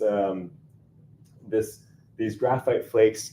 We carry out all the graphite flakes with the hydrogen we produce in the system and then separate it in a cyclone. Let's see if this works. Maybe. Nope, didn't work. Okay, well, anyway, you don't get to see the video. But basically what that shows is the graphite just dumps out of the system. We produce a fairly large particle compared to other pyrolysis processes. The material that's produced is shown in this SEM here. It's about 150 microns in size. You can see this hexagonal structure that's indicative of graphite. And the really nice thing about what comes out of our process is that it looks exactly like normal commercial graphite today. That's shown there on the left. And the benefit of that is that we can take that graphite through the same upgrading processes that are used today in order to create anode grade material. Basically what's involved is you have to take this flake, you have to decrease its size, and then roll it into a little ball. It's called spheronization. And then you do a final coating on that graphite particle. This is the ultimate, what that final powder looks like. That's a cute little sphere made from that flake. And we find that when we test our graphite in lithium-ion batteries, we perform at a very high level. We actually set a record first cycle efficiency in our testing partner's lab, and we now have charge discharge capacity is actually over 360 milliamp hours per gram, which probably doesn't mean anything to anyone, but it's among the industry best. And so this is, we are just about 2 years old now, 2.5 years old. Started in my garage where I terrified my landlord with a big flamethrower. And now we have a full pilot facility in Oakland, California. We produce about 150 kilograms of graphite a day. So we make barrels. And so it's off of lab scale. And we have the full, and we've been able to produce that. We do all of our own controls. The system is actually fully automated. It runs by itself. And we did this with a pretty small, lean team. But that lean team has decades of experience in the build of these capital equipment projects. We just raised our Series A, $25 million, led by Breakthrough Energy Ventures, and we're scaling up. So this is where we are now. We're operating that pilot plant in Oakland. We have the full utilities. We just dropped a megawatt of power to our pad to be able to do about 1 ton of hydrogen a day, 3 tons of graphite a day at our facility. we're going to build these that unit in a 20-foot shipping container. So that'll be our modular commercial scale unit that'll do a ton a day of hydrogen. And then we're looking to site our first commercial plant, where we basically drop down 20 of these 20-foot shipping containers and do 20 tons of graphite a day. 20 tons of hydrogen a day, 60 tons of graphite a day. The reason that I'm saying that size and why we're trying to build that size facility is because that would make about 10 gigawatt hours of anode grade graphite material that would qualify as a major producer of graphite. And also in our facility in Oakland, we are currently building out the second largest graphite production facility in the United States right now. Let's see. Okay. Yeah. So why we're here in Louisiana? First of all, it's really hard to build in California. Everyone kind of kicks you out with really high, gas prices, I think, are 4 or 5 times more expensive than Louisiana. Electricity prices about 2 or 3 times more expensive. And permitting is a nightmare. So I'm really interested to talk to people here about, how to leverage your natural resources and how the state could help us with that through that permitting construction process, connect with the EPCs, and understand what it takes to build in Louisiana. Thank you.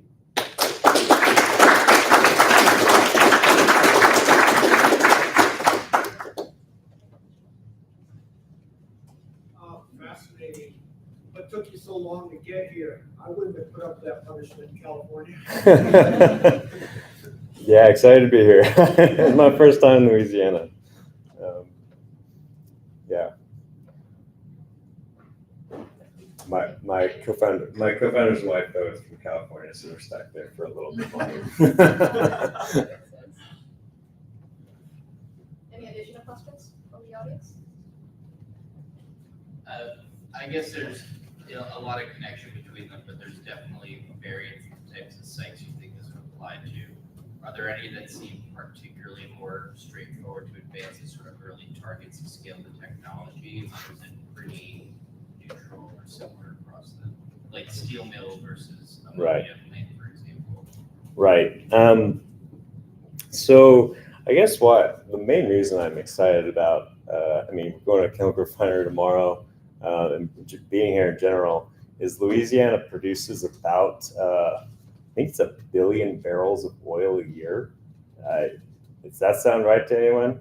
I think that's true. I think that's true. In order to create a barrel of oil, you need about 1 to 2 kilograms of hydrogen for the hydrotreating and hydrocracking processes. And so 1 to 2 kilograms is not a lot per barrel, but when you're making 1 billion barrels, that is 1 million tons of hydrogen a year. So what we are looking to do, that first plant we produce, since hydrogen is basically a byproduct or co-product of our process, at that first commercial plant, we want to sell hydrogen at $1 to $1 to $2 a kilogram. And it is considered clean because basically, if you go through the modeling for the 45V tax credits, our hydrogen is actually considered carbon negative because it's the byproduct of a significantly cleaner graphite process. So even when you use grid electricity or natural gas and consider its upstream methane emissions, our hydrogen is still considered clean and carbon negative. So one thing that we're very interested in is chemical refineries, but also happy to consider, methanol production or ammonia as well.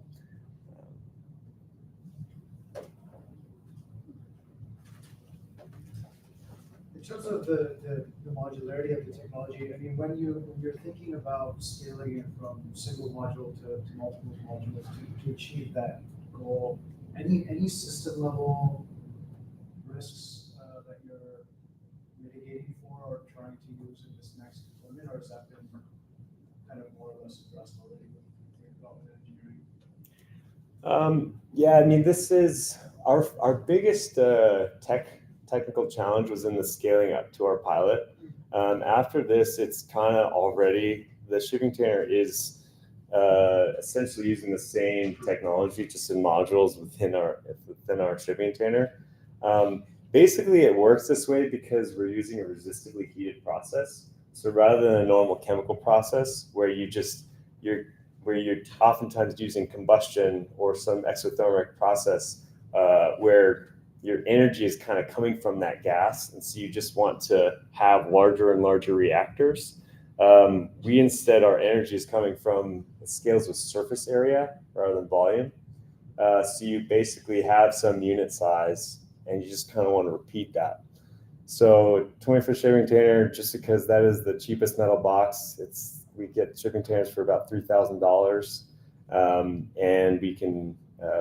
It's just a nice size for us to copy paste.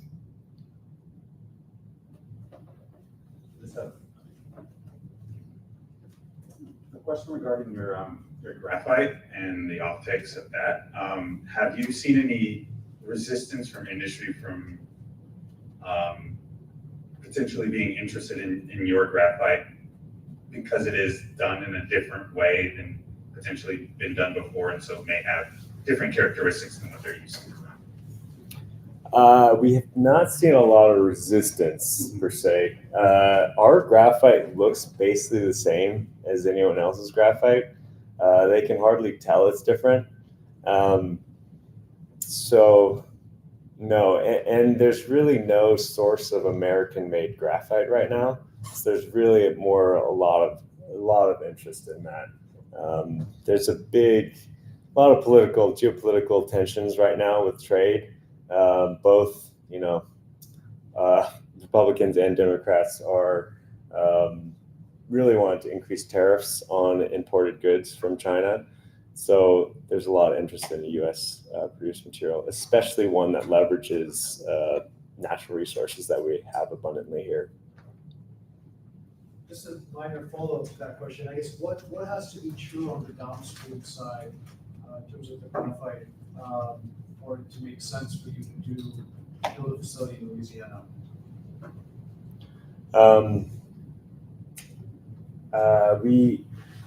Can you restate that? What do you mean? I guess from an off-take perspective, the graphite to then be able to use it in batteries and manufacture batteries and other applications of the material.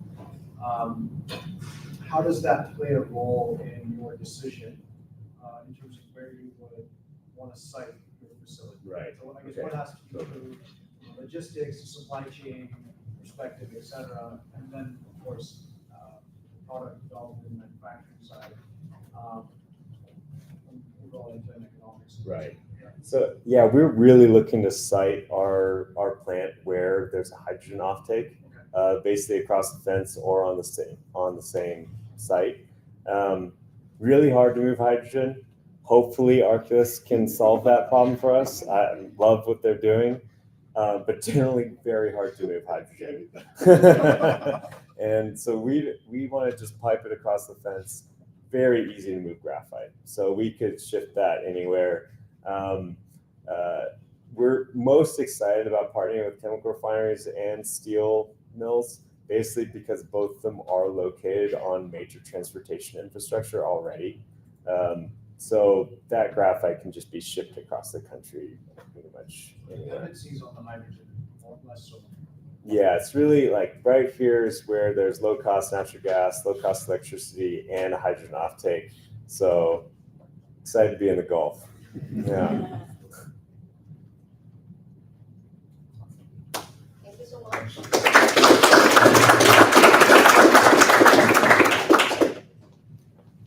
Thank you.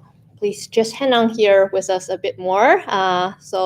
And some interested here to work with Molten Industries, and then we'll have our next direct air capture startup, AirHive, on stage.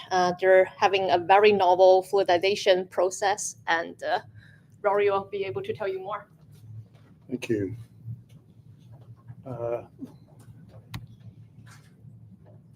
conscious we're coming up on 4, so I'll try to be brief. And just to say thank you, New Lab, and thank you for all of the people from New Orleans, Louisiana. It's been a fantastic day, and also great to hear all the other technologies. So it's been a really interesting. It's always great to be part of events like these. So yeah, we're doing straight, simple DAC, and we're trying to kind of solve for the things that really matter. We're at our core doing something around fluidization. So for anyone who's a chemical engineer, that'd be kind of bread and butter, but not that common for anyone else. Although if you've ever eaten food, you've probably interacted indirectly with a fluidized bed. So it sounds like it's got something to do with liquid. It doesn't. Fluidization or fluid beds are basically a gas-solid contacting technology. So you basically blow a gas through a bed of solid particles, and by the gas bubbling initially and then at higher velocities, essentially creating a kind of turbulent sandstorm of those particles. The particles take on the property of a fluid, like a gas and a liquid is a fluid. So what we do is use a fluid bed reactor in quite an unusual form. This is a horizontal fluid bed reactor, and the reason we do that is because you're trying to push huge amounts of air through the system, and you're trying to do that in the most energy efficient way possible. So effectively, it looks like this bit on the left. That's basically, I guess conceptually, it's a bit like an air hockey table with a box on top.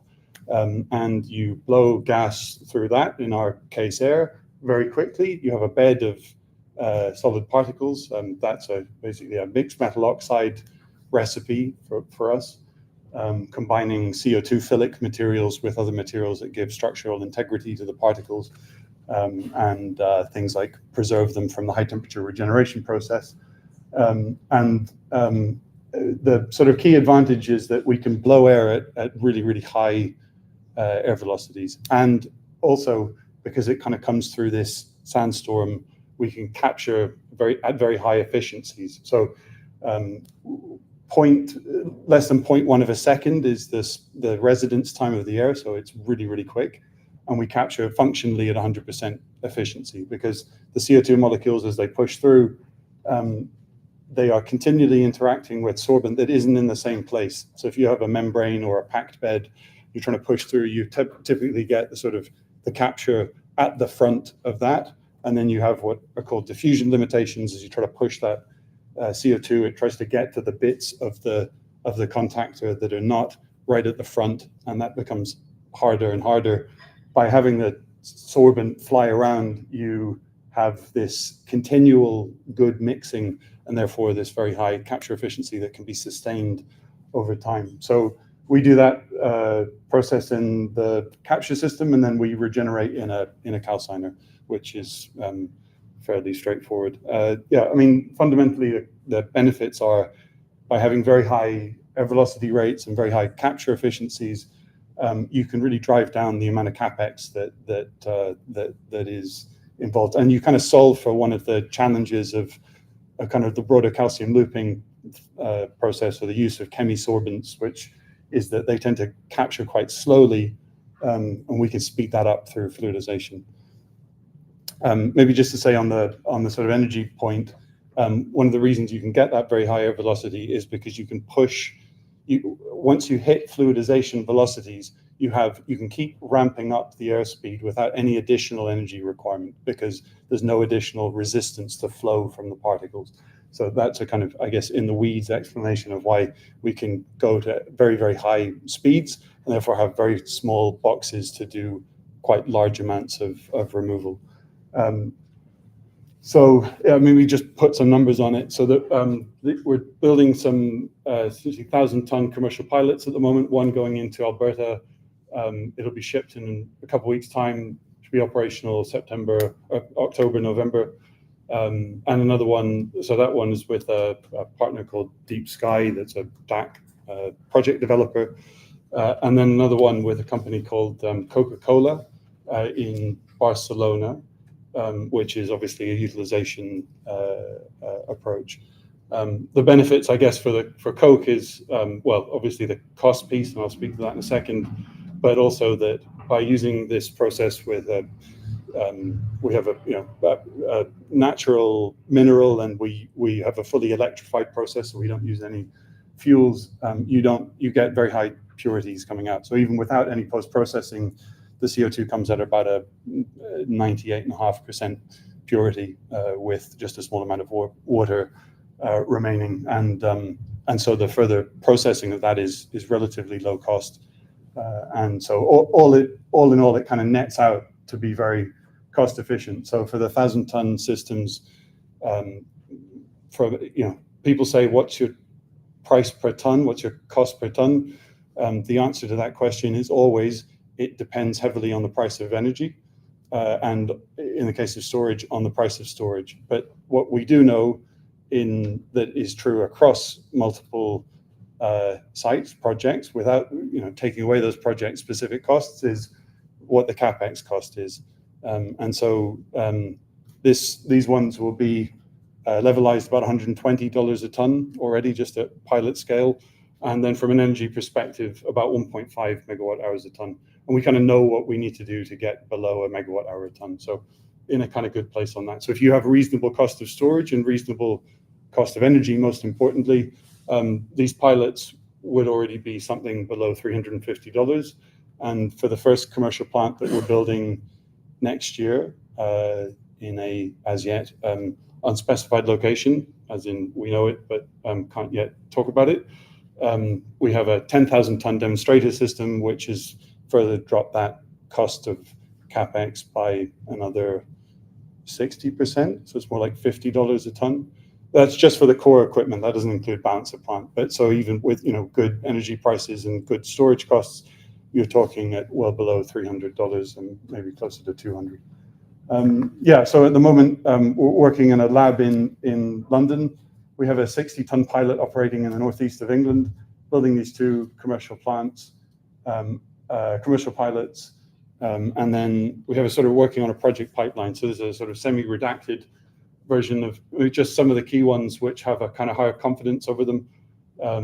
So we're really excited in the mix about Louisiana for a whole bunch of reasons. And I would say, I know from a number of conversations that I would be extremely surprised if there weren't 5 direct air capture plants. I mean, it already with Heirloom and Climeworks, but with some of the others that I think are likely to be under development, like Louisiana will be either number 1 or in the top 3 kind of direct air capture locations in the US by the end of the decade. And I think that's kind of immensely exciting and great for DAC companies too, because you've got workforce, you get all the agglomeration effects that you get with any industry kind of clustering in a particular location. So I think it's a really exciting location from that perspective too, on top of all of the kind of project fundamentals advantages that already exist here, that we've heard a lot about today. Then some other projects in England and I guess across like 4 continents at the moment in terms of the ones that are kind of real and that we're working on, although that start kind of are fairly staggered over the next 6 years. I'll just stop there, conscious of time. So thank you very much.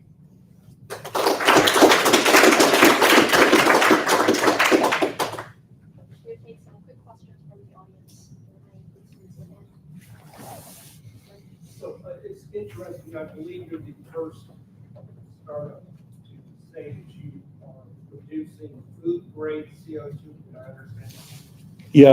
Food grade with an additional post-processing system, but straight out of the calciner, straight out of the regeneration system, so food grade is 4 nines.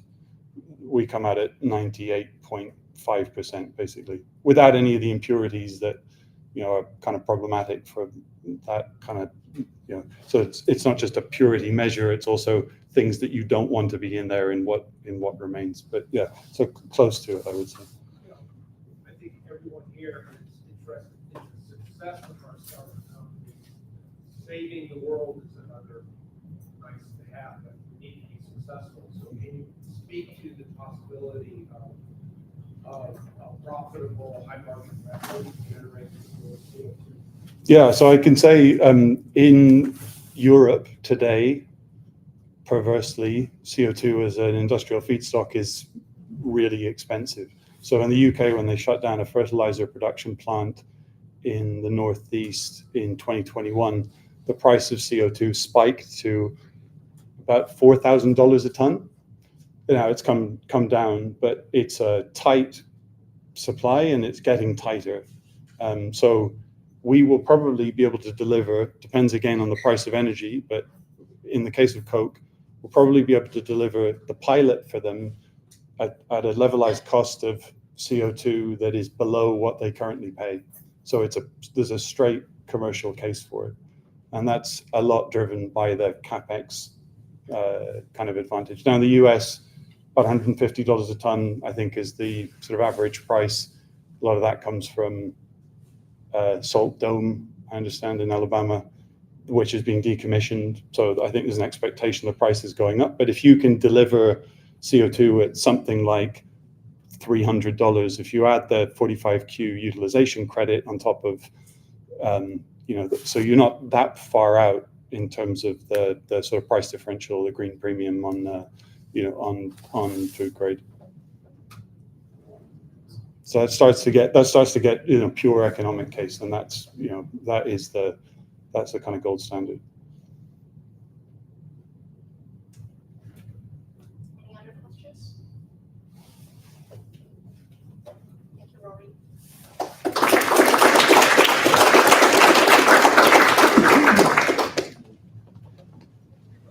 Okay. Yeah, just pause here for 15 seconds if we still have them. And then we'll welcome our last startup of the day, our point source carbon capture representative. And then just wanted to quickly highlight that our startups will still be staying around for a bit right after this for a quick showcase moment. So if you want to stay around and get connected with them, please feel free to do so. Thank you. Where are the slides? Here we go. Yeah. Just go from start. Yeah. Okay, amazing. Thank you all for still being here. I know it's been a long day. Anyways, my name is Anna. I'm here with Mantle Capture, the material solution to carbon capture. We're commercializing a new technology, our molten borates, which reduces the cost of industrial decarbonization by nearly half.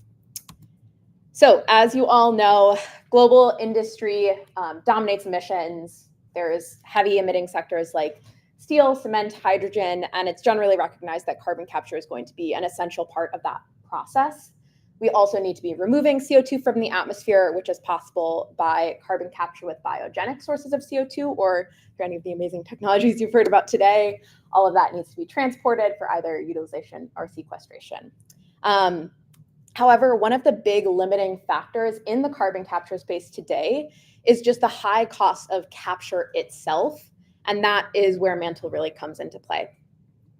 So Mantle is the first and only high temperature liquid phase carbon capture material, a combination which improves durability and improves energy efficiency. So let's quickly dive into why that is for all the non-science engineering people like me.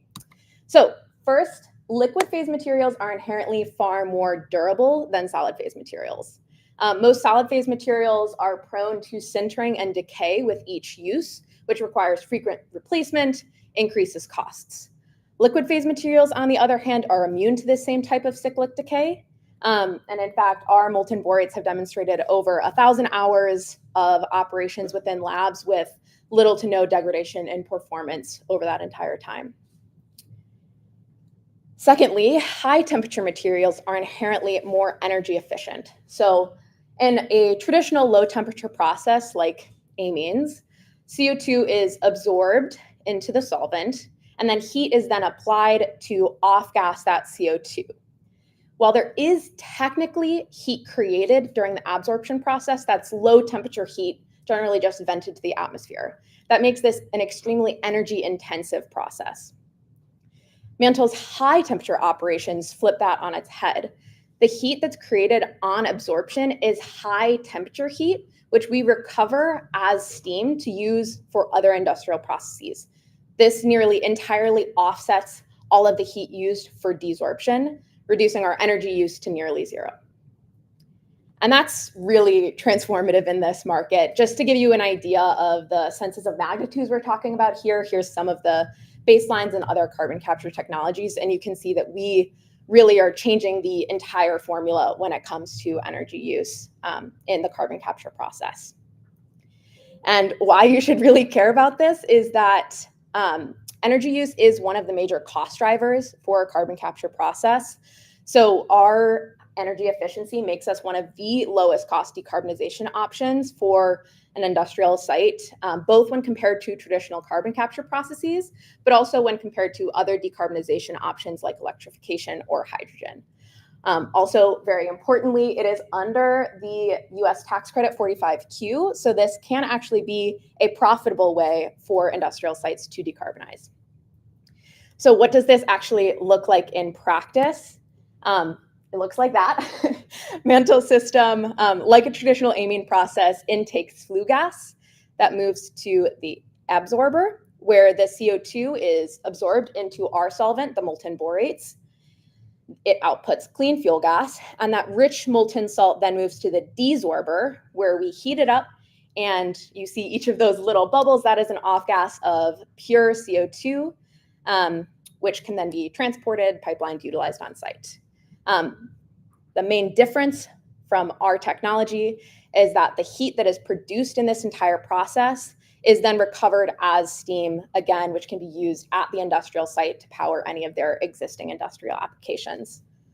A few more minor things I'd just like to point out is that there's no pretreatment of contaminants required. Our system can handle SOx and NOx, which are often heavy CapEx investments. We have really high CO2 export purity. And we have incredibly high removal efficiency rates, up to 98%. Mantle's journey began in 2018 when these materials were discovered in a lab at MIT, and our company was founded in 2022 to start commercializing these. We're currently operating our pilot test in our headquarters in Boston, are in construction for our demonstration plant, and are really focusing on Louisiana for our first commercial scale and the future scale up after that. So this is what our pilot flow loop looks like. That's about 15 feet tall for reference. Our system here captures around 200 tons per year, or half a ton a day-ish. And we still use this system to get all of the scaling parameters for our larger scale systems and have a ton of ongoing R&D efforts. A lot of the engineering team focus right now is on our demonstration project, which is cited for a pulp and paper mill in Quebec. This will decarbonize around 5% of the site, will feed into the main steam header for the site, allowing them to turn down their existing boilers. And the CO2 will be utilized on site for their paper acidification process. A lot of what we're focusing now on, though, in our commercial pipeline is this first commercial plant, which is really going to be that first plant to target commercial viability and profitability. So kind of two pathways to get involved here. One is on that 10 megawatt thermal system. That's our smaller scale commercial. We're actively seeking project partners for that now with a goal to commission in 2027. And we are simultaneously also eager to have initial conversations on our significantly larger scale systems. These projects are massive, would be 2 to 4 million tons of CO2 per year. So do require some lead time. And if we want to commission that in 2030, these are conversations we are eager to start having now. General process for anyone who's interested, that usually starts with scoping conversations just to confirm mutual fit for the site and our technology. We then move into a pre-feed study where we do an initial scoping, design, general cost estimates, which would progress to a feed study, all of the information needed to get to final investment decision, with then approximately 2-ish years after to get to full commercial scale operations. So with that, like I said, we're really excited about Louisiana for that first commercial and our future scale up. So first and foremost, if you are an industrial or power generation site, We definitely love to chat. If you know one who's interested, also direct them our way. But since we're also bullish on Louisiana, definitely willing to have conversations with community partners, potential off-takers for this CO2 if it doesn't end up being utilized on site. And then I would just point out, since I also do a lot of grants, state and local grants are super helpful. We found that they can really accelerate our commercial partnerships, even at that early pre-feed feed level, just to kind of bring partners to this table early on and get them interested. So I am very aware that this is social time, so I will not keep you much longer. But again, my name is Anna with Mantle, and eager to your questions and to chatting later.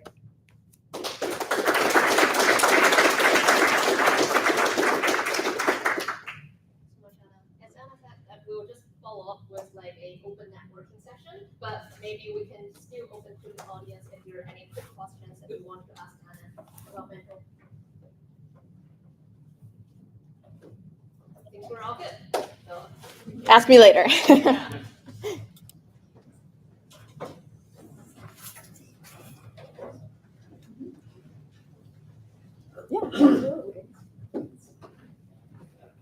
Thank you so much, everyone, for spending the day with us. I know it was a long day, but I hope all of you found it interesting and productive. We're really excited to be here and to kind of create an opportunity to help all these really interesting technology companies find paths to demonstration and deployment. And really can't make it happen without each one of you here, from the ecosystem, from the investors to industry players to the entrepreneurial support organizations, government, academia. There's EPCs. There's so many. It truly takes an integrated ecosystem to help these deep tech companies actually scale.